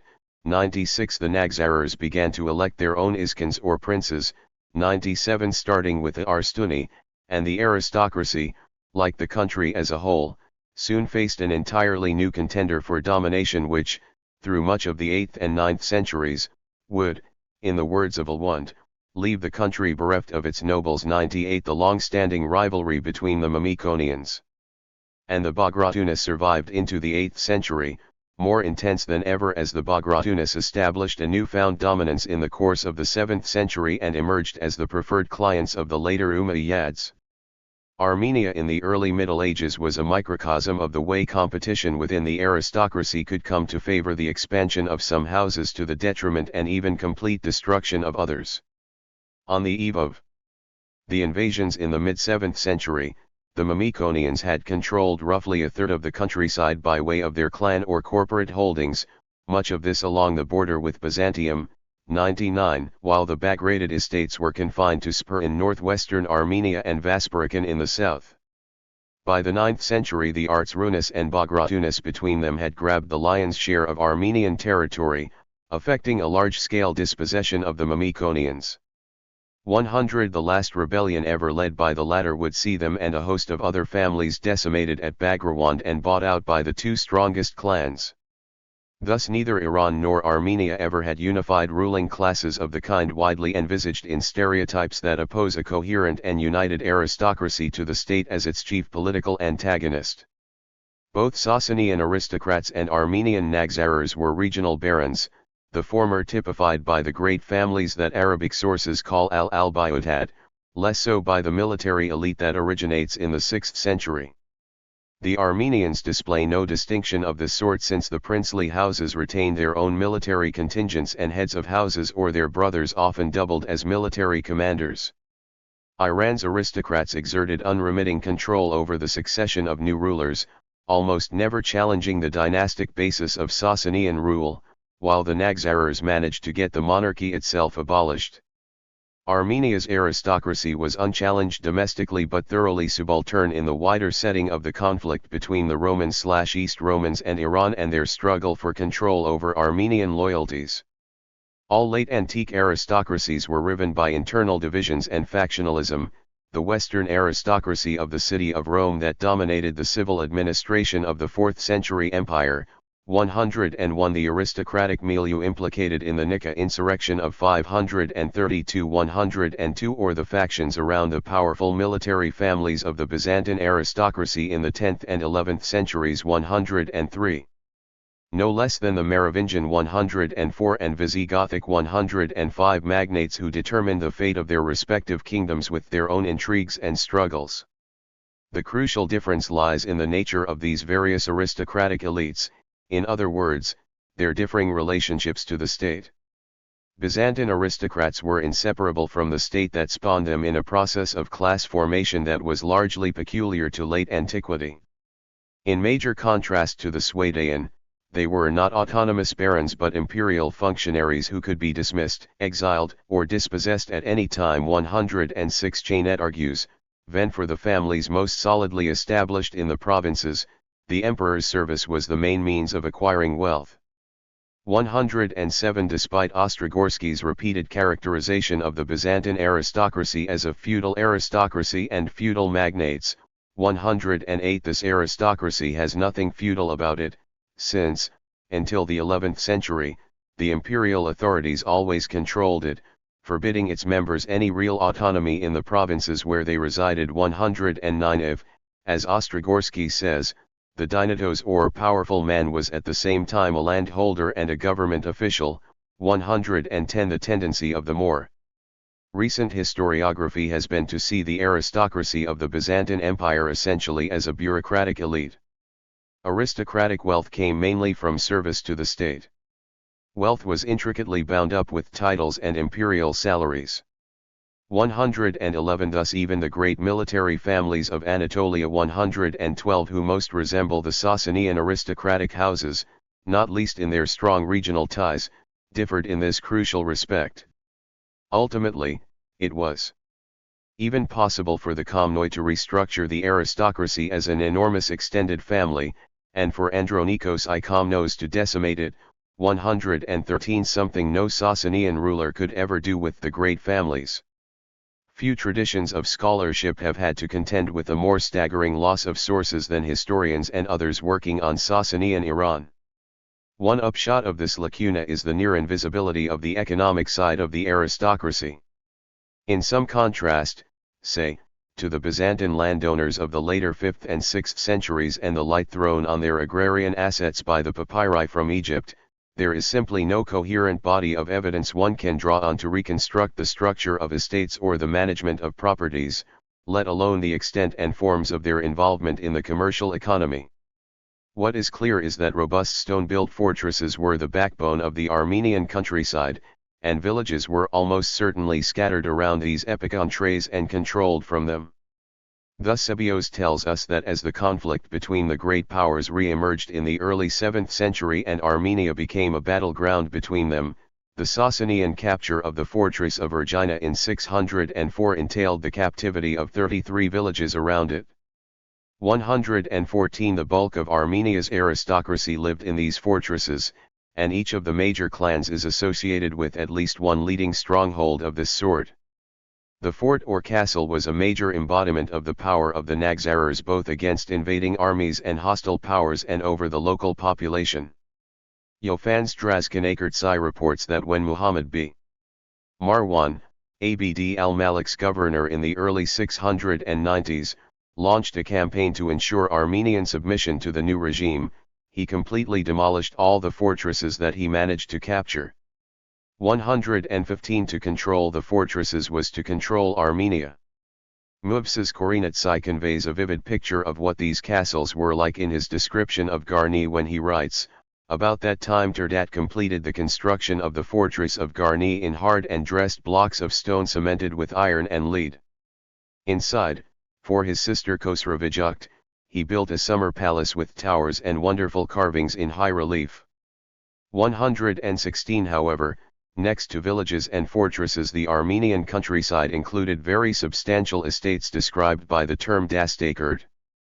One excavated at Draskanakert in Surak sprawled over 80 hectares of a mountain plateau. 1,500 meters high. 117. Draskanakertsai also mentions the extreme beauty of a group of church estates that the Abbasid governor Huzayma b. Hazim was desperate to acquire, and elsewhere describes how the Iskan Grigor Mamikonian laid the foundations of a superb church in the great Dastakert of Uruk, also constructing his own palace there on the edge of a rocky gorge. 118. In Ibn Haukel's remarkable description of the wealth of the Armenian aristocracy of the restored kingdom, Dastakert and Berd are denoted by the distinct Arabic terms dia and kilo respectively, showing that these were distinct realities, as indeed they were in the Sasanian countryside. 119. In short, the symbiosis of fortress and village was quite distinct from the created estate or dastagird, even if there is a strong sense in which both were estates. 120. Ibn Haukel was massively impressed by the wealth of the Caucasian aristocracies, by their rich and lavish expenditures. The 7th century in Armenia was arguably an even more prosperous period, going by the sheer scale of building activity. 121. And the vibrancy of commercial centers like Tven. 122. And Tiflis. 123. Armenia had been of extraordinary economic value to the Sasanians. 124. But it can scarcely be doubted that the bulk of Armenia's wealth remained inside the country and flowed into the coffers of church and aristocracy. Cash cropping must have been widespread. 125. Armenia had abundant resources of fish, and at least some major estates contained mineral deposits that included gold and silver.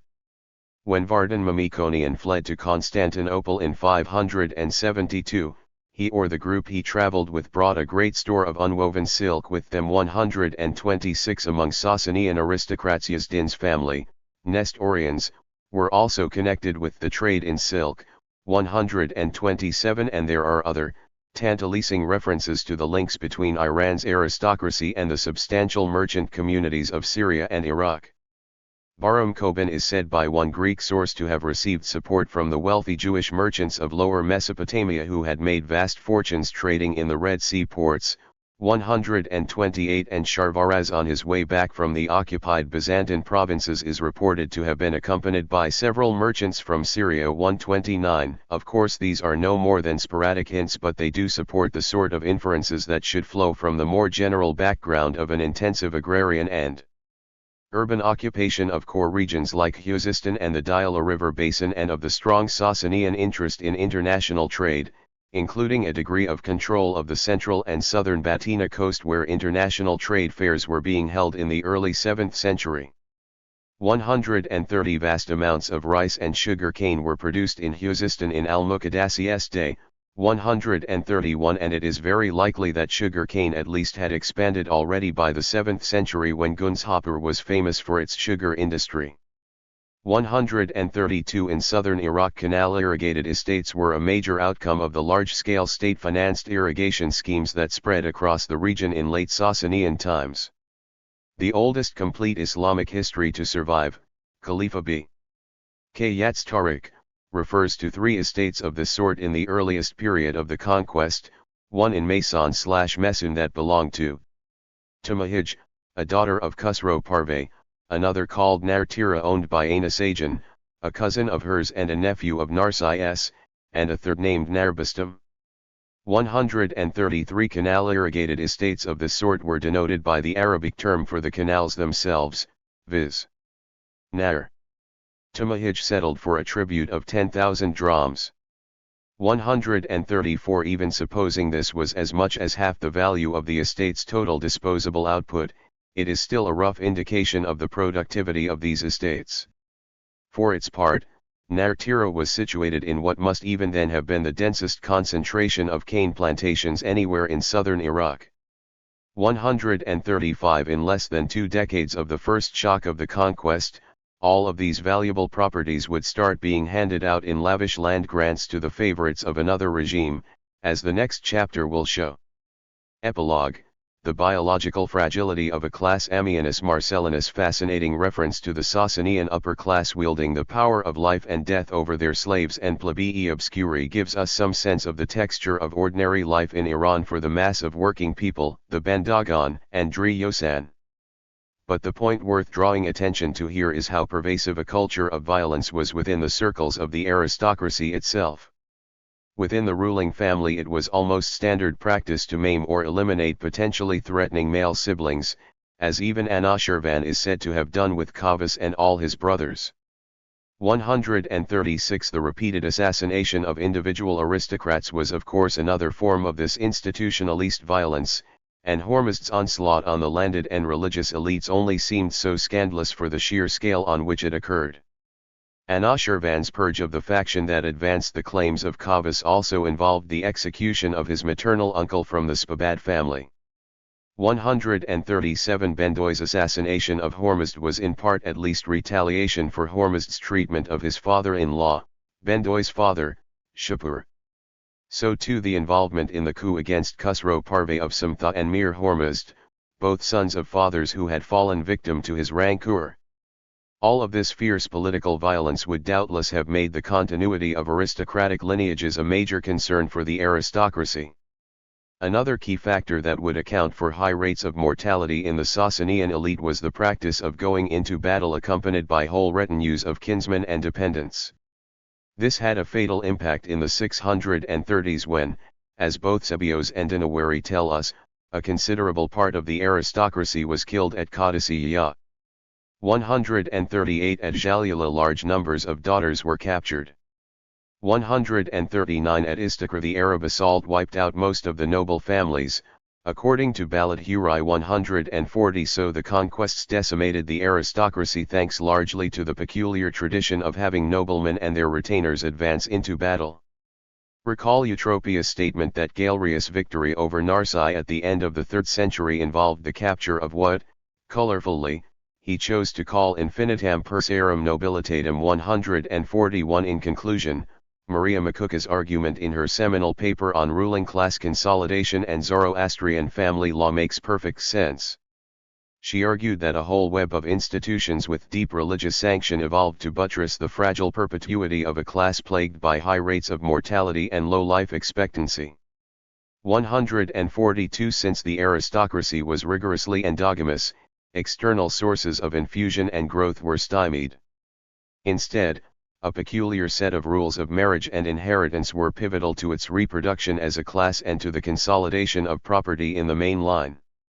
Polygamous marriages involving multiple first-degree wives, Kagar marriages involving subordinate wives and designed solely for the creation of progeny who would count as the legal heirs of the real husband even if the latter was deceased, and sturi or procreation by proxy, designed again to produce heirs for a childless aristocracy, were all customary and probably had the combined effect of concentrating substantial numbers of women in the major aristocratic households.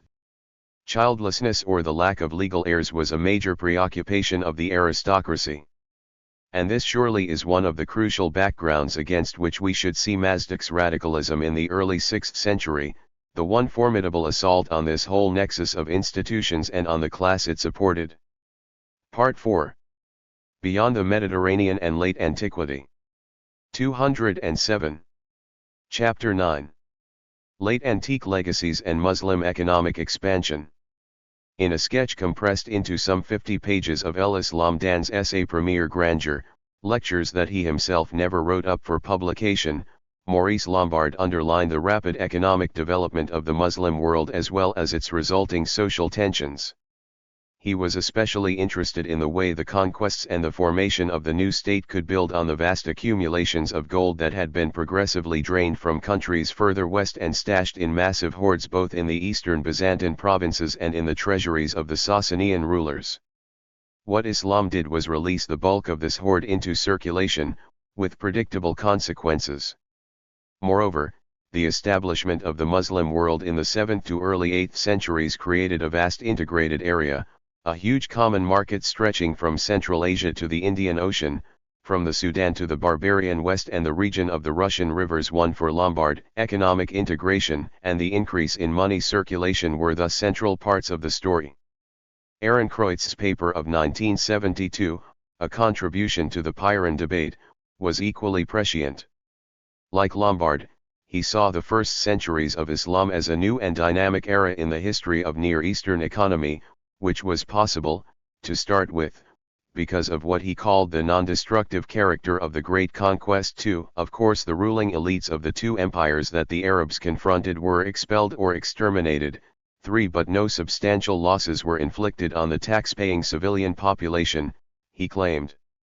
For him the most significant features, on the economic side, were a powerful injection of ready cash into the Near Eastern economy, for the growth of new consumer centers in the regions themselves, and the strong economic expansion that offset the potential inflationary effects of the vast supply of money.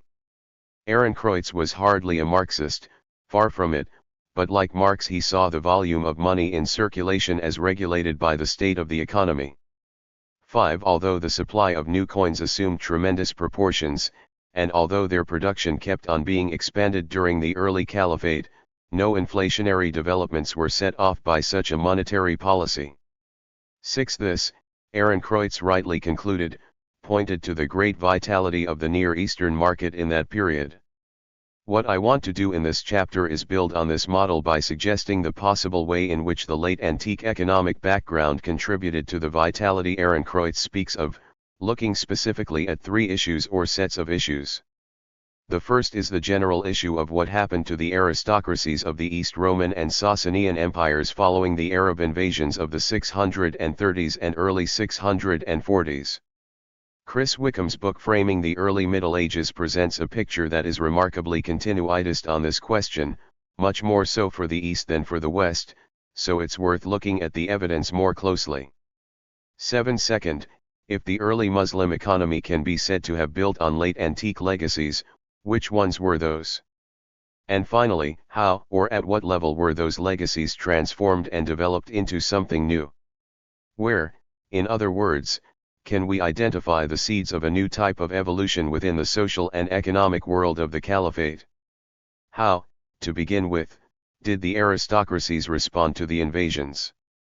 It is surprising how little attention historians have paid to this issue. It might help to look at the Byzantine and Sasanian aristocracies as a group, ignoring the political distinction between them, and to keep the aristocracy proper distinct from the smaller town or village level elites who may have formed a minor nobility. In that perspective, aristocratic responses can be strung along a spectrum from resistance at one end to flight at the other, with economic bargaining and capitulation wedged between them. The best examples of resistance come from the Iranian side, with both Qadisiyya and Nihawand decimating the ranks of the Sasanian aristocracy, which on the whole simply disappeared. 8. The most dramatic example of flight is Ibn Abd al-Hakam's reference to some 30,000 individuals from the Alexandrian governing class, a substantial number even if not precisely this one, loading their families and movables onto ships and fleeing. 9. The most successful case of economic bargaining was undoubtedly the ability of the North African aristocracy, especially the large landowners of Byzacena, still formally controlled by Byzantium, to buy off the Arab armies under Abdullah b. Sadb. Abi Sarh by coming up with an astonishing sum of money that the sources put between just over 2 million and 2,500,000 solidi. 10. Ibn Abi Sarh evacuated Tunisia. Carthage only finally fell c.695, and the strong resistance the Arabs encountered here in the intervening decades came not from the landowners but from the Berber tribes in the Ors, led by the Kenna. Finally, the Armenian aristocracy exemplifies both internal divisions and eventual capitulation. 11. To return to Iran, there is an interesting passage in Dinawari that suggests a clear division between the Dahakan and the aristocracy proper. He tells us that when the remnants of the Sasanian army fled to Madain/Ctesiphon following the defeat at Qadisiyya and the Arab forces subjected the capital to a protracted siege from the west bank of the Tigris, most of the Dahakan of the surrounding rural areas couldn't take the strain and decided to capitulate. 12. Indeed, the clearest pattern during the conquests is the extremely sharp division between the imperial aristocracies and the local elites. There was scarcely any resistance from the latter, and not just because they lacked the military capability. Nihawand broke the resistance of the Sasanian aristocracy and only local concentrations of aristocrats could have survived after that. For example, the assault on Istakhr by Abdullah b.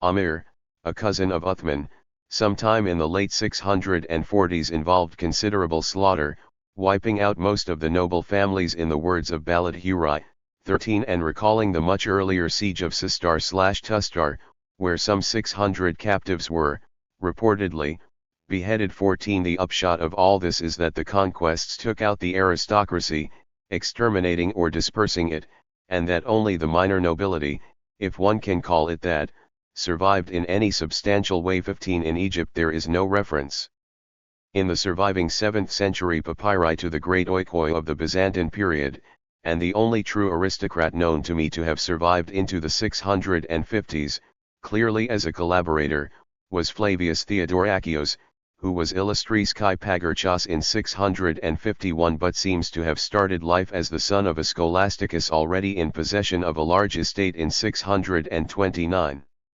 16. In Iran, claims to descent from the aristocratic families of the Sasanian period only go to highlight the rupture. Because if a substantial section of the old aristocracy had survived, we would not have remnants of it proclaiming their descent from the old houses. 17. The decimation/dispersion of the aristocracy in the Arab conquests is simply a way of saying that the Muslim armies smashed the state in those territories. This does not mean that substantial damage was inflicted on the infrastructure. It wasn't, the urban structure was largely unscathed. 18. And there is no archaeological evidence of a major catastrophe in the 7th century Eastern Mediterranean. 19. Nor was the economy of either empire substantially affected in a negative way. The most striking proof of this is the continued existence of a monetary economy across the great watershed of the conquests. This was by far the strongest element of continuity between late antiquity and early Islam, or between late Roman/Sasanian late antiquity and the late antiquity of Islam, and the key factor that allowed for the prodigious urban expansion of the 8th to 11th centuries. Certainly, at the economic level, the single most enduring legacy of the late antique world was the continued use of money and its availability in substantial quantities.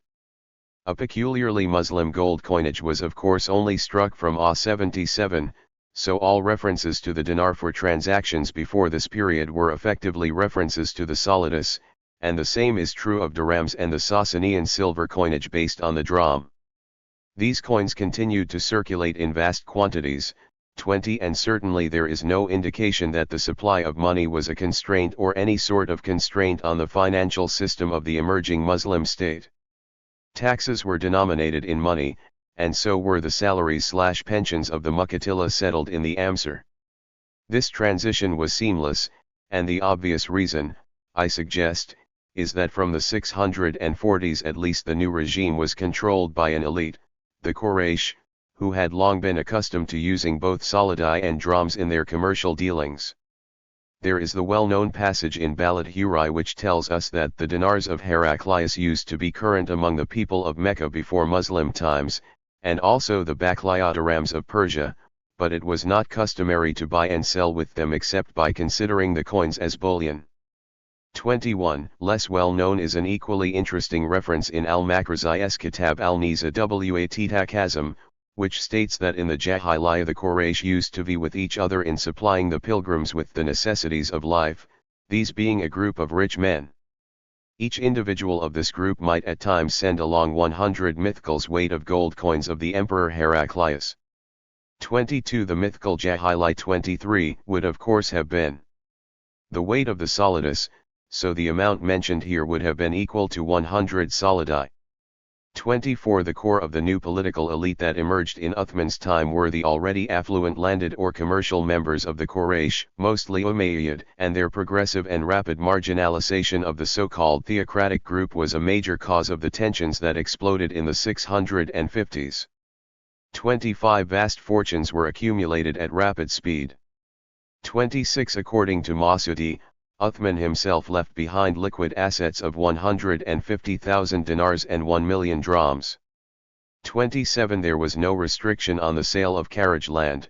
28. And the sheer scale of liquid assets available to members of the elite, especially Quraysh, would have buoyed an active market in land that was largely driven by speculation and redevelopment. 29. There is little doubt that the acquisition of estates began in a big way with Uthman. He is accused of privatizing vast tracts of land in Iraq that had been confiscated following the decimation of the aristocracy and the flight of the royal family and clergy, land which was effectively ownerless. But this conflates the build-up of private estates in the Saud with Muawiyah's privatization of the Sawafi. The setting aside and registration of the Sawafi took place during the Caliphate of Muawiyah, 30, whereas the issue that badly backfired in Uthman's caliphate was a land exchange scheme that enabled the Madinan elite to buy lucrative estates in Iraq in exchange for properties in the Hijaz and southern Arabia. 31. Al-Mawardi tells us that these concessions yielded some 50 million dirhams, some of which he offered as gifts and donations. 32. Abd al-Aziz Duri's characterization of the late Umayyad elite as an acquisitive aristocracy is surely true of the whole Umayyad period. 33. Muawiyah's massive acquisitions and investments in Medina. 34. His investments in Mecca and Al-Taif.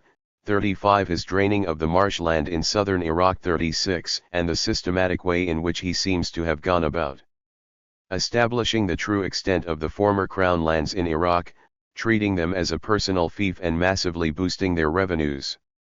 All reflect a kind of political entrepreneurialism rooted in the aristocratic traditions of the late antique Eastern Mediterranean and the Jahiliyyah. In Mecca alone Muawiyah must have spent close to 250,000 drams buying up real estate, especially the diar, e.g. just one transaction well attested in the sources involved 45,000 dinars. As Kister notes, In some of the courts acquired by Muawiyah there seem to have been workshops of craftsmen, stores, and magazines, which secured income and profit. 37 Most of these real estate transactions look like straightforward commercial purchases, but in Medina he acquired land through distress sales, the Ansaris and others complaining that Muawiyah bought for 100th of its value, 38, and in Al-Taif he tried to get Amr al-As to give up his massive vineyard Al-Wad, reportedly for no consideration whatever. Amr of course refused. 39 He gave Yazid his son a village in the Fayyum, but there were strong protests and the land was returned to Karaj. 40 This by the way is one of our first references to the possible private ownership of villages in Egypt. The most damaging accusation by far is that Muawiyah converted Fay land or communal property into his private estates and was the first to do this in a decisive way. Yaqubi writes that Muawiyah confiscated the former Sassanian royal estates and made them his own Sawafi and gave land grants from them to all the members of his family 41 and later, and Muawiyah did in Syria, the Jazira, and the Yemen what he had done in Iraq by appropriating the estates of the former rulers and transferring them to himself as his own and making land grants from them to members of his family and entourage. 42 Indeed, the conflation between Sawafi and the ruler's private possessions was so complete that Muawiyah's estates in Medina came to be called Sawafi, though Medina, obviously, would have had no tradition of crown property. 43 Muawiyah b. Abi Sufyan is thus the prototype of the kind of economic protagonism that was such a pronounced feature of the Marwanid period and associated with powerful elite figures such as Maslama b. Abd al-Malik, Khalid b. Abdullah al-Kasri and Yazid b al-Muhallab al-Azdi. Maslama was willing to invest 3 million dirhams in repairing the breaches in the Batiha, if he could have the land for himself. 44 What we have to ask ourselves is what the reclaimed area would have been used for, and rice growing is one obvious answer. Yazid had some 4,000 buffaloes on his estates in Dijla and Kaskar, 45, and despite the extermination of the Muhallabid family under Yazid 246 he seems to have bequeathed sufficient assets for just half the estates to yield a daily income of 4,000 dinars to his grandson Sufyan b. Muawiyah b. Yazid b al-Muhallab. 47 and Khalid al-Kasri's estates yielded not less than 10 million dirhams annually. 48 The later 7th and early 8th centuries saw huge investments in reclamation and the revival of dead land. 49 The estates carved out of the reclaimed land were so lucrative that various Marwanid rulers were repeatedly tempted to confiscate them, as Yazid too did with Yazid b al-Muhallab's properties. 50 Using Balad Huri's information on the Iqta at Michael Morani years ago gave us a superb reconstruction of the new landed elite associated with these schemes. Morani argued that their investments triggered massive agrarian development and a new form of agriculture based on a more efficient, specialized, market-oriented monoculture on plantation estates. 51 These were industrial crops such as cotton, sugar, and rice, most of them hugely labor-intensive and, since they presupposed reclamation, capital-intensive as well. This Umayyad-sponsored tradition of large-scale commercial agriculture continued into the Abbasid period, of course. Abd Allah b. Soleh from a powerful Syrian family grew saffron on an irrigated estate near Hims. 52 The innovation in contrast to late antiquity is not the emergence of a market-oriented aristocracy but the kind of crops it grew. Lombard suggested that from the close of the 8th century Sudanese gold injected fresh life into the Muslim economy. 53 Yet even without the gold of the Sudan, the scale of monetary circulation was sufficient to sustain a staggering level of money taxes, especially under the Marwanids. Al-Makrizi cites a series of useful figures for Egyptian taxes under Hisham. Ubadallah b al-Habhab, Hisham's director of finance for Egypt, initiated a new land survey and population census soon after his arrival there in 105/724. In what must have been the first fiscal year after that, the gross production of the country was estimated at just over 17 million dinars, a figure that impressed Makrizi. Of this, 4 million or a little under a quarter was taken in taxes, and of that amount 2.72 million was dispatched to the treasury in Damascus. 54. One has the impression that 4 million was about the most Egypt could yield in taxes even under sound financial management. Contrast that with Iraq.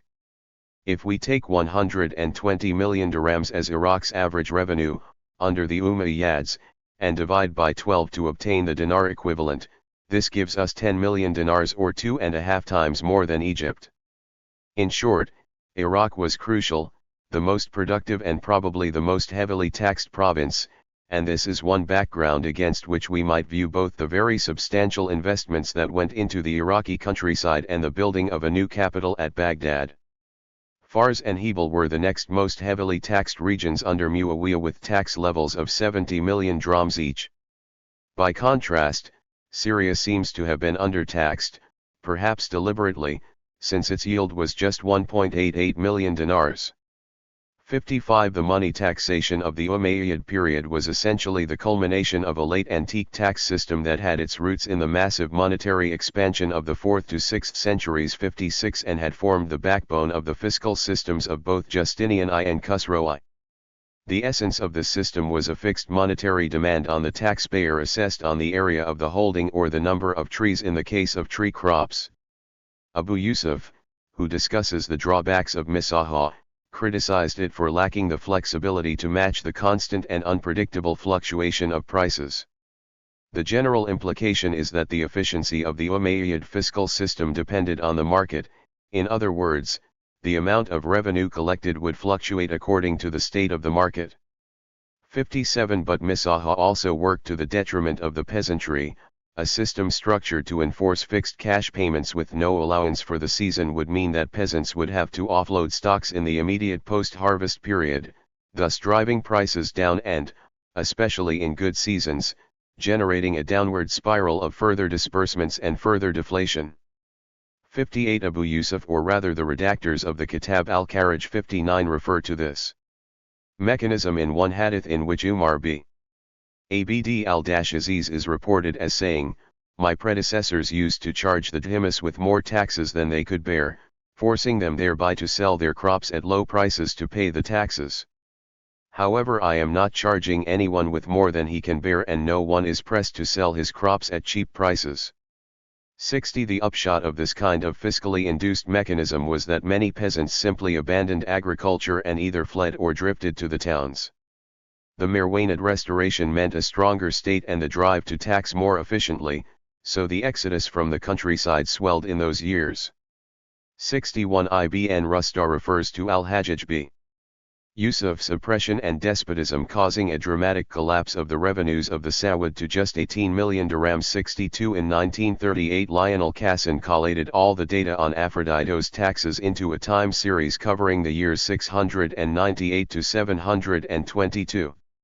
The staggering feature of the series is the sheer level of money taxes the Marwanids wanted from this small district, an annual assessment of almost 7,000 dinars. Aphrodito of course was in Middle Egypt, at some distance from Iraq, but here too the taxes showed substantial arrears, with collections running at an average of some 60% or 63%, and of course the papyri from Aphrodito are full of references to a fugitive peasantry whom the governor Kurabi Sharik wanted tracked down and returned to their villages. This is a good example of the documentary evidence supporting the Adab sources.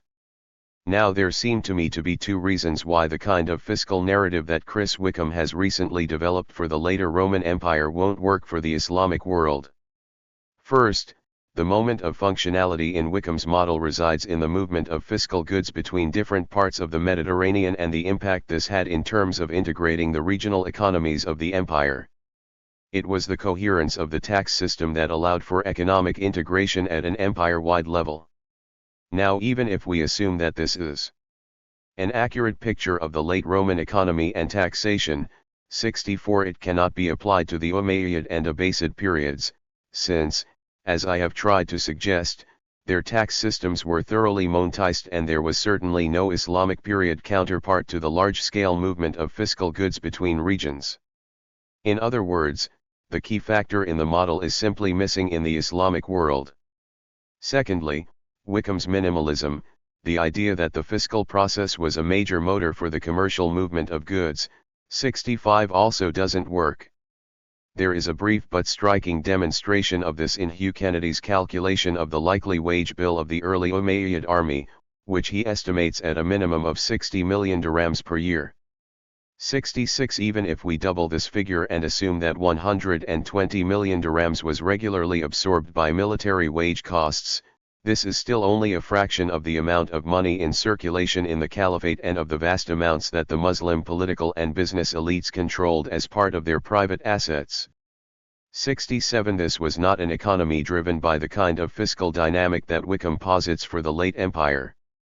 The cash reserves of some 900 million dirhams in Harun al-Rashid's treasury at the time of his death 68 show just how much wealth the caliphate had come to generate by the end of the 2nd/start of the 9th century.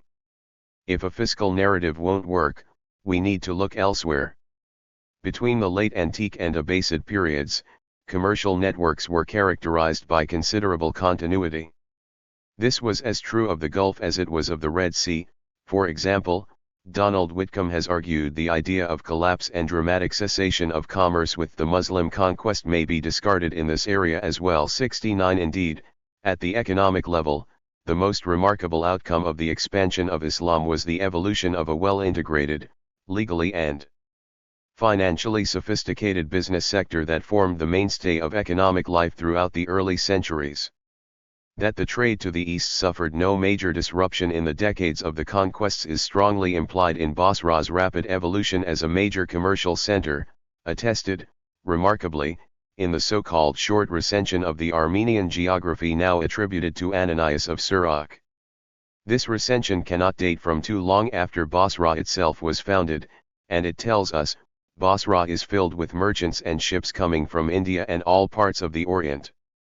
70. Now one of the most remarkable portions of the Armenian geography is the passage relating to the limits and 4 great subdivisions of the Sasanian Empire.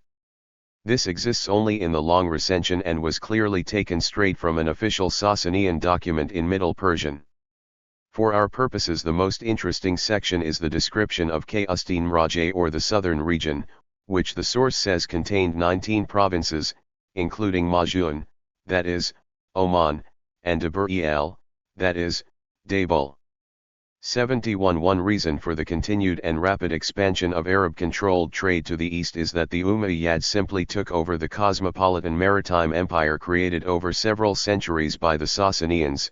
72. And just as there is a sense in which the late antique model of a monetized tax system reached its climax in the Abbasid period, because of the role of the Umayyads in preserving it, so too did the commercial infrastructure inherited from the Sassanians reach its most developed and cosmopolitan form in the 9th and 10th centuries, when Suhar and Saraf were flourishing international ports, Saraf leading initially, and the cosmopolitanism of the Gulf ports created a religious and intellectual climate conducive to all kinds of progressive tendencies.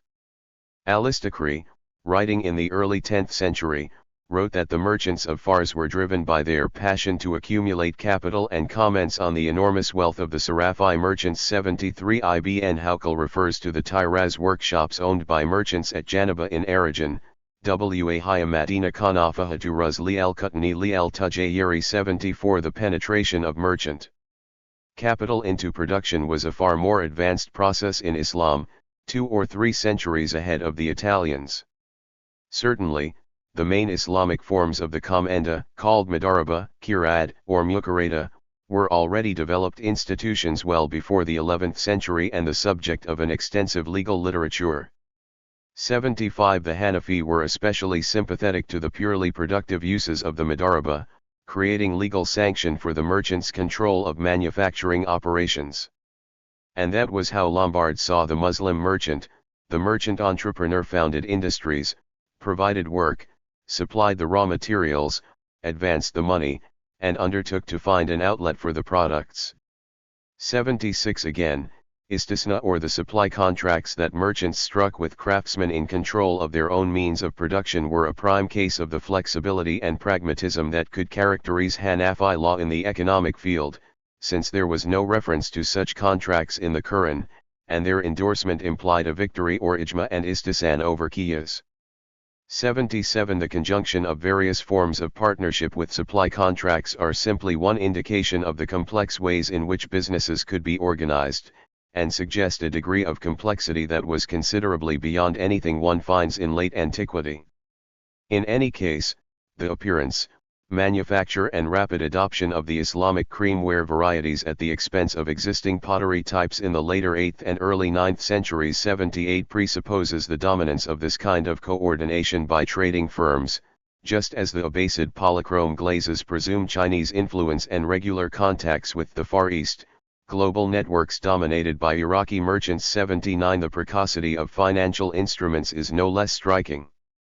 In short, the Abbasid period elite comprised a substantial layer of pre-modern capitalists 80, grain merchants, textile traders, tax farmers, ship owners, money changers, the owners of rice and sugar plantations, or the enormously wealthy businessmen who financed the overseas trade, such as Abu Bakr Ahmed b. Umar Sarafi, the Sarafi financier whom Ibn Hawqal met in Basra in 350-961, whose fortune was well over 2 million dinars, excluding the capital invested in partnerships and the foreign goods warehoused in his Kanbarat and Mahazin.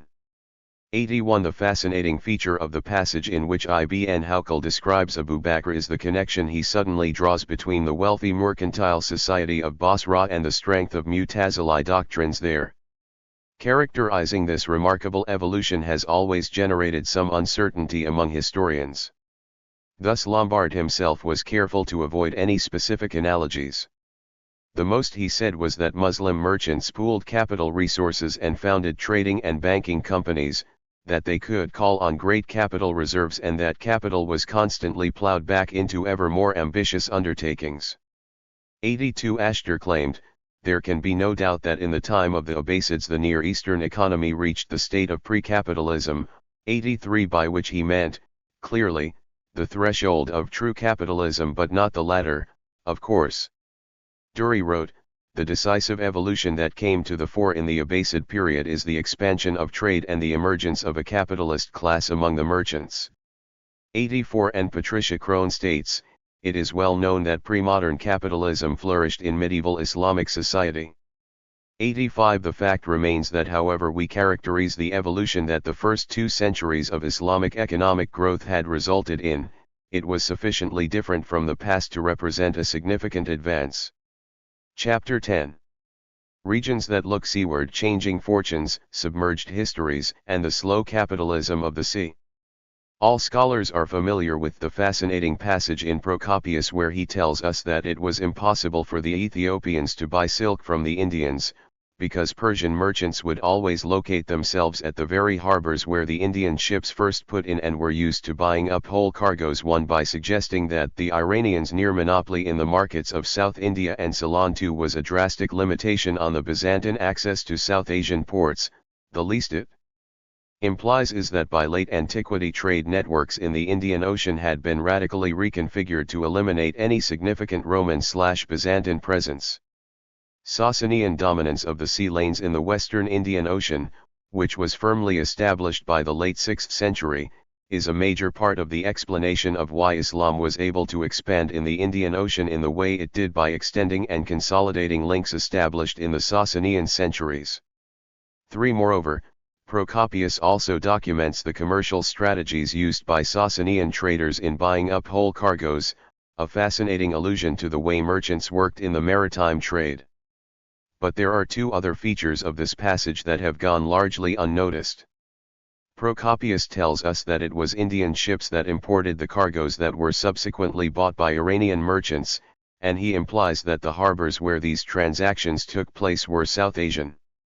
Among classical sources, and leaving Ptolemy aside, the most informative accounts of South Asian ports are certainly those in the Periplus and in Cosmas.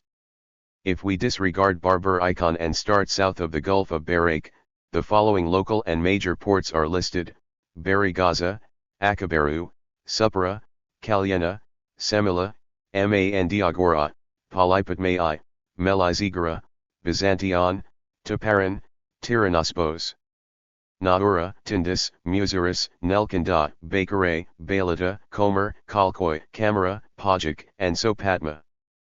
4 of the 22 ports listed here, roughly half are either known to us or susceptible to identification, while 2 of the place names are clearly corrupt. In Cosmas, the crucial passage in Book 11 mentions 11 place names: Oratha, Kalyana, Sibur, Male, Parti, Mangarouth, Salapatana, Nalopatana, Pudapatana, Marilo and Kabur. 5 of these, 2 are the names of regions. Oratha is Saurashtra, i.e. Kathiawar, and Male is the Malabar coast. Excluding these, Cosmas seems to list a total of 9 ports, of which 5 are known or can be found. Since Kalyana occurs in both lists, we have a net total of 15 Indian ports whose locations are either well established or can be surmised with some certainty/probability. I'd like to start the chapter by looking at some of these uncertain-looking place names whose locations can be mapped with more confidence. In the Cosmas/Peri Plus lists there are 6 in particular that are worth sorting out. These are Mandiagora, Mangarouth, Sibur, Pudapatana, Bakare and Kabur. Mandiagora was either Mandway, about 12 miles north of Ulibag in Raigad district, near its northern tip, or, as Vasant Shinde has suggested, Kudamandat at the head of the Janjira Creek a short distance south of Chal. 6 since it is listed after Semila in both the Peri Plus and Ptolemy, and Semila was medieval Samur, that is, Chal in Raigad. Shinde's suggestion preserves the sequence of both sources. Mangarouth in Cosmas was almost certainly Mangalore. 7 in Cosmas, it is the second Male location after Parti and before Salapatana and Nalopatana. This gives us some idea of how far up the west coast Male equals Malabar was thought to extend, at least in the circles Cosmas moved in. In Cosmas, Sibur is sandwiched between Kalyana and Male and was almost certainly his name for Sindabur of the Arabic sources, namely, Goa. 8 in other words, Cosmas' description of the west coast of India divided it into 4 major segments: Saurashtra or Kathiawar in Gujarat, Kalyan just north of Bombay, Sindabur or Goa, and the Malabar ports ending with Pudapatana. This last location can be identified with Budfatan in Ibn Battuta 9 or modern Puthupatanam/Puthupanam at Vedakara beach south of Thulassery. In late medieval times, Puthupatanam was a satellite port of Calicut, like Pantalayani, described by Tomé Pires as one of several small ports that the Zamarin or ruler of Calicut depended on because, as he said, the port of Calicut is not good because the land slopes up from the sea. 10 Bakare in the Peri Plus was Pliny's Bakare, 11 described by him as a more useful port than Muziris, though further south in the Pandyan territory.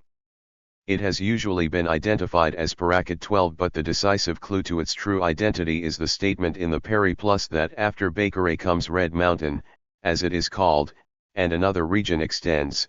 13 From this it is certain Bakare/Bakare was Varkala 20 kilometers southeast of Kalam, which the rough guide describes as backed by sheer red laterite cliffs, a unique geological feature of the otherwise flat Kerala coastline and the Red Mountain of the Peri Plus. 14 Pliny tells us that pepper was transported to Bakare in country boats from Cottonara. This has to be Cottonad, the Cottonaric of the Peri Plus, which the latter wrongly describes as the pepper-growing region par excellence, whereas Pliny simply says it was the region from which pepper is conveyed to Bakare, implying it may just have been a transshipment hub. 15 In that case, Nelkanda would have been somewhere in this vicinity, not far from Varkala, since the Peri Plus reports that vessels, the country boats described by Pliny, came downriver from there to Bakare on the outbound voyage.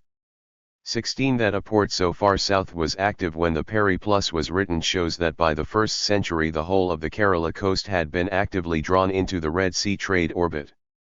Kabur in Cosmas is clearly Ptolemy's Kabaris. 17 Long identified with Kavaripattanam or Pumpuhar in Nagai district of Tamil Nadu, a major Sangamage Chola port. 18 Which from all accounts seems to have had a quarter for foreign merchants. 19 It is also a rare example of a South Asian port with an actual harbour, judging by the remains of a wharf. Part of Kavaripattanam seems to have been washed away, possibly in the late 5th or early 6th centuries, according to its excavator, K.V. Soundara Rajan. 20 But Rajan is cautious both about the scale of this incursion and its timing, and describes it as a temporary setback. That Cosmas listed Khabur among the major East Coast ports is in itself interesting.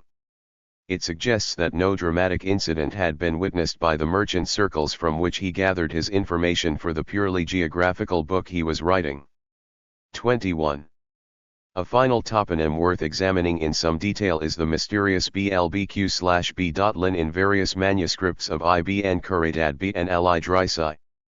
Idrisi's manuscripts reflect complete uncertainty about this place name, with Jobert vacillating between two main readings, and 22 and Makbul Ahmad printing in his extracts in India and the neighboring territories as described by the Sharif al-Idrisi. 23 Now it is clear that part of Idrisi's information about this island, as he calls it, was drawn from a crucial passage in Ibn Khuraytadbi. This, coupled with the fact that the latter's manuscripts show a less dispersed range of readings that fluctuate around the ones that Dagoj published in his edition of 1889, suggests that Ibn Khuraytadbi's manuscripts are our best guide to the name the Abbasid geographer must have used in the original mid-9th century version of his work. Dagoj published and in his text of Ibn Khuraytadbi 24 and noted, and as variants in the apparatus. Here the strong inference is that the uncertainty regarding where to put the diacritical marks involved not the last letter nun but the first and the third, the ba and the yat. For the moment, let me retain Dagoj's name Ba'lin as a rough reading of the port he was referring to. 25 So where was Ba'lin? The crucial fact about it is that this was where the maritime route for eastbound ships bifurcated. As Minersky says, paraphrasing Ibn Khuraytadbi, one branch followed the east coast of India while the other went to Ceylon and China. 26 Minersky realized that Ba'lin would have to be on the east coast, since generally speaking a place on the west coast of India is hardly suitable for bifurcation of roads leading further east. 27 Ibn Khuraytadbi bases his account of the ports and distances in southern India on the testimony of sailors and states that Ba'lin was roughly equidistant between Malabar and the Great Gulf. Since the latter was clearly the Bay of Bengal, Makbul Ahmad's suggestion that Ba'lin was on the Tanjore coast, and may even have been Nagapattinam or a port in its vicinity, seems quite impossible. 28 Ba'lin was a day or a little more than a day's journey from Sri Lanka. 29 And clearly much further south than Nagapattinam, which Ibn Khuraytadbi called Bapatan if anything. All the indications are that Ba'lin lay in the Pak Bay region or the Gulf of Mannar, not far north or south of Rameshwaram Island. Idrisi's description of it as located in an estuary makes the Vaigai Delta the most likely candidate for a location.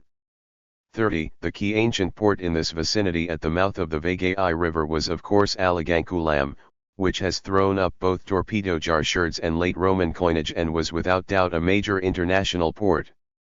31 If Champakalakshmi is right in suggesting that Nelan was one of the ancient names of Alagankulam, 32 Then it is almost certainly this name that lurks behind the mysterious Ba'lin of Ibn Khuraytadbi, with the first diacritical displaced from top to bottom to transform the nun into a ba. In short, if this reconstruction is at all plausible, Alagankulam's chronological span can be extended to the 9th century, when, according to Ibn Khuraytadbi, it formed the main east coast port where the eastern shipping lanes bifurcated, with ships bound for China heading for the Nicobars from here. But of course ultimately it is the archaeologists who will have to give substance to this picture.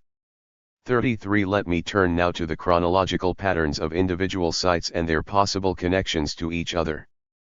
The maritime regions that made up the Indian Ocean and its historical life were of course always more stable than the fortunes of the individual ports within them, and the same could be said of the networks that linked those regions together across vast distances.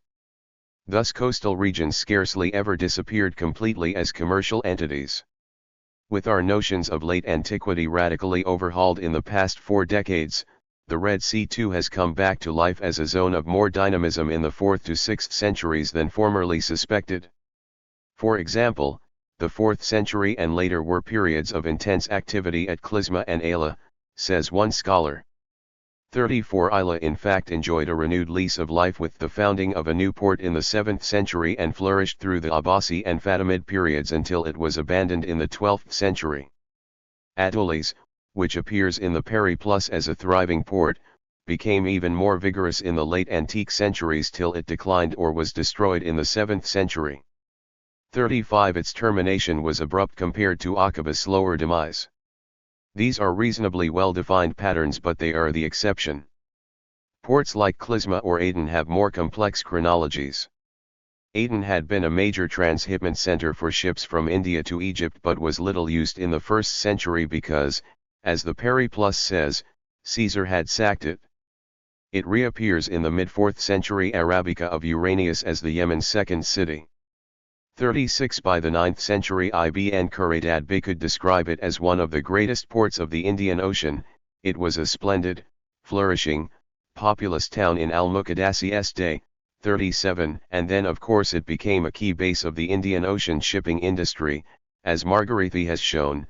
38 Still prosperous and rich in the early 16th century. 39 Here is an arcade of some 16 centuries, with a long spell of obscurity in between. The Gulf is another region where continuity was sustained by the reshuffling of ports. As Rujul showed in an important paper, the rise of the Fatimids and the great change in the balance of the Islamic world that came about in the later 10th century did not mean the end of the Gulf networks. Cairo and the Red Sea could now access markets in the Far East and did so on a substantial scale, but the Gulf area never lost the part it played in the international trade of the Indian Ocean to the Red Sea merchants. Only the nature of the Gulf trade changed, in the 11th century, from a free economy handled by private traders, to a monopoly economy concentrated in the hands of some local rulers. 40 Here the transfers between ports were abrupt and often dramatic. Ubala, the apologos of the Periplus and the main international port of the Sassanid rulers, 41 declined to the level of a village, certainly by the 10th century, replaced by Basra, which, founded in the late 630s, developed with astonishing speed. Barely 2 decades after its foundation it was described by Ananias of Surak as filled with merchants and ships coming from India and all parts of the East. 42 Saraf, a substantial Sasanian port, known apparently as Suriyanjay, expanded rapidly in the Abbasid commercial boom, reached a peak in the early 10th century and was then dramatically hit, first by a succession of earthquakes in 978 and 1008 and then by the economic recession that spread through the Gulf in the 11th century. The author of the Fars Nama claimed that merchants boycotted Saraf because the rulers of Kish finally gained control of it. Hamdallah Mustofi, writing later, stated more simply, during the Buyid supremacy the sea trade was transferred from here to Kish. 43 Sahar was closely linked with the Omani overseas community living in Basra. 44 Flourished in tandem with Saraf and was a major international port in the 9th century, a thoroughly cosmopolitan center, until it lost its status in the 13th century. 45 Kish cornered the Persian Gulf trade in the second half of the 11th century. 46 and was the leading entrepot till its dominance was finally destroyed in the 1330s. The history of the struggle between Kish and Hormuz is conceivably the most dramatic instance of commercial rivalry in the Indian Ocean prior to the expansion of the Portuguese, and illustrates both the fluidity of ports and the mobility of merchant families within broadly integrated coastal regions. The growth of Hormuz was largely due to the migration of Sarafi merchant families.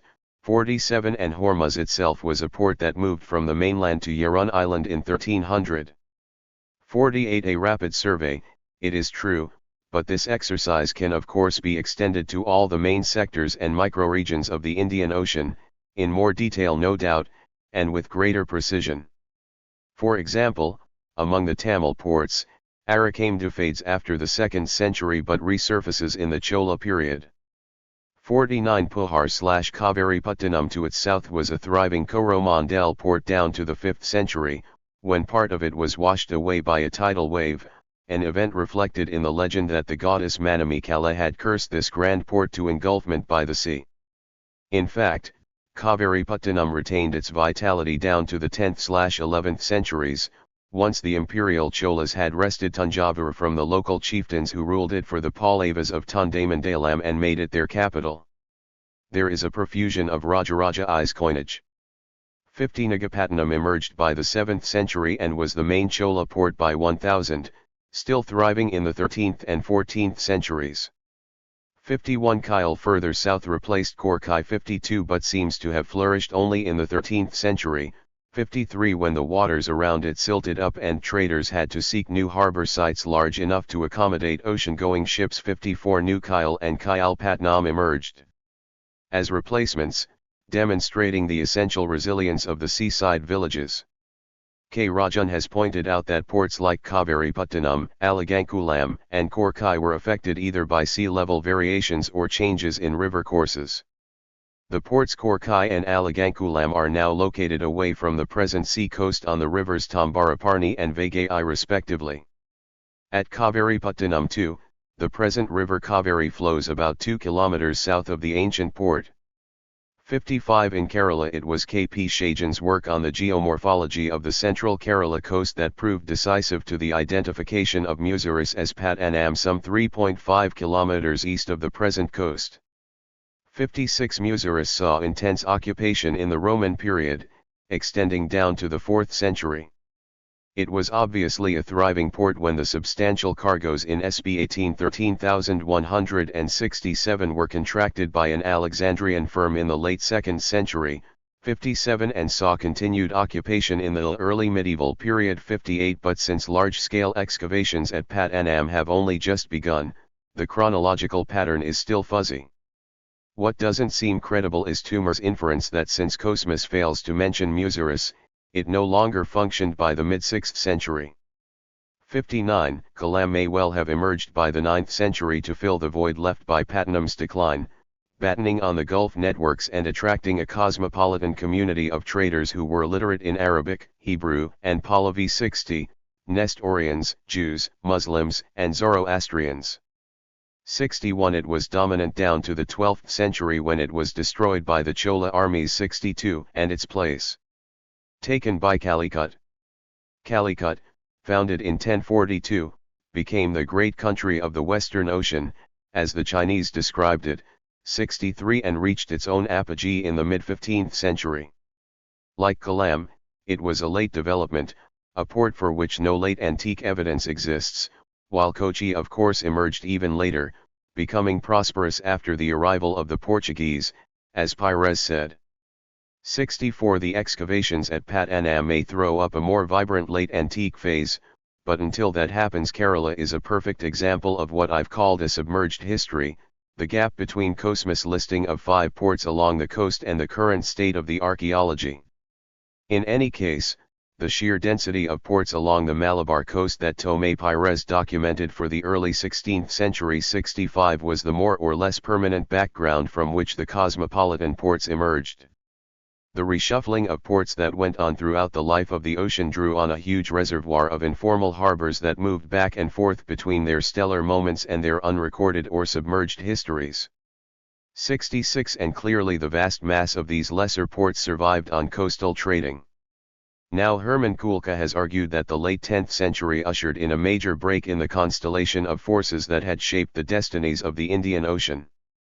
The Fatimids, Cholas, and Northern Song emerged more or less simultaneously and redrew the economic map of the ocean for the next 2 or 3 centuries, indeed, in a sense down to the advent of the Portuguese. 67 A key upshot of this conjuncture was the further dramatic expansion of the trade with China as well as the more aggressive role played by Indian merchants, both Hindus and Muslims, in contrast to the Omani and other Gulf communities that had dominated long-distance voyages till then. All the major coastal regions of India by now had substantial settlements of Muslim traders, both natives and foreigners, an expat elite, the Pardesis, who dominated the trade of the western Indian Ocean, and indigenous groups like the Marakkar Muslims of the east coast who controlled the coastal trade between Malabar and Coromandel. That the Portuguese set out to break the power of Muslim-dominated commercial networks on both coasts of India and across the Indian Ocean, shows the amazing tenacity of networks that had first emerged in the 8th century and evolved patiently and gradually through a pattern of migration that is best described by Mark Horton in his work on Shanga. This was, Horton writes, not a large-scale migration of Arabs to East Africa, but often single individuals who settled and established substantial lineages. 68 Horton dates the beginnings of Swahili Islam to c.780, 850-69. These were precisely the decades when the Rashtrakutas controlled much of Gujarat, and Masuti was especially struck by the Rashtrakuta reception of Arab traders, the respect and tolerance shown to Arabs and Muslims in a kingdom that often seemed to roughly contemporary. Arabic sources the only one worth mentioning.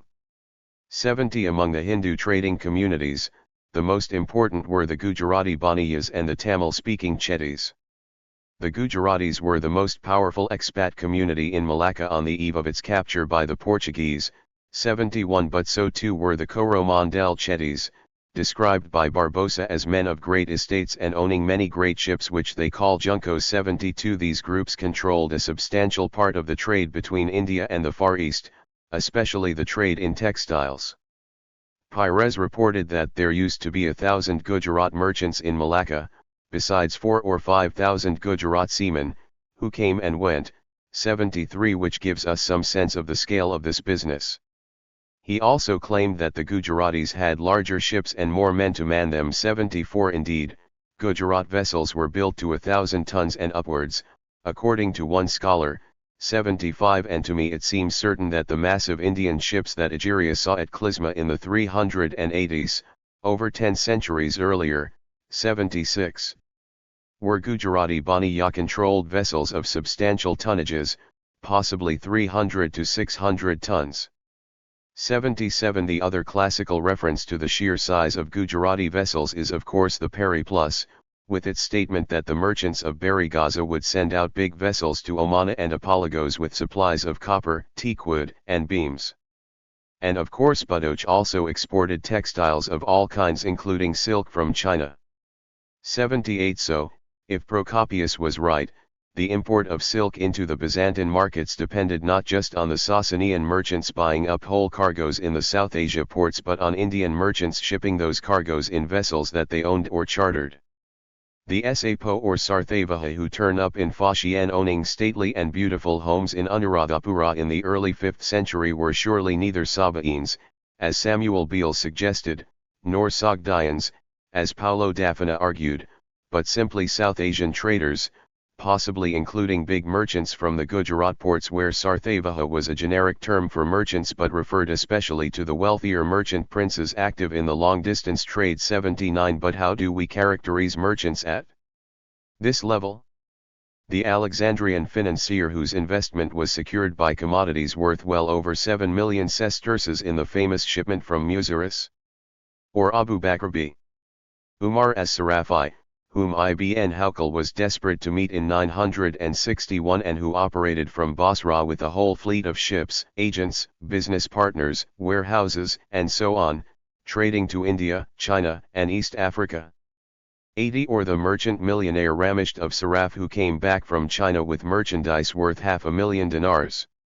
81 Ramesht was a Nakuta, as he was described on his tombstone in Mecca, a ship-owning merchant of the kind that ran both shipping and trading enterprises. 82 Margarithi has suggested that he was based in Aden. 83 And, if so, he would certainly have interacted closely with the Jewish India traders who operated out of there. Or finally, how do we characterize the great business firms that dominated Chinese shipping in the Song, Yuan periods? Lo Yongpang tells us that the heads of these joint stock companies employed factors to take charge of the merchant fleets and to transact business abroad. 84 In China, shipbuilding, like the silk, pottery, and iron industries, was based on industrial scale production. Chui Meiho has suggested that one reason why Guangzhou superseded Guangzhou as the busiest seaport in China was the spectacular growth of the ceramic industry in the Guangzhou area starting in the late 11th century, when factories sprawled over entire valleys, churning out stoneware and porcelains for the South Seas trade.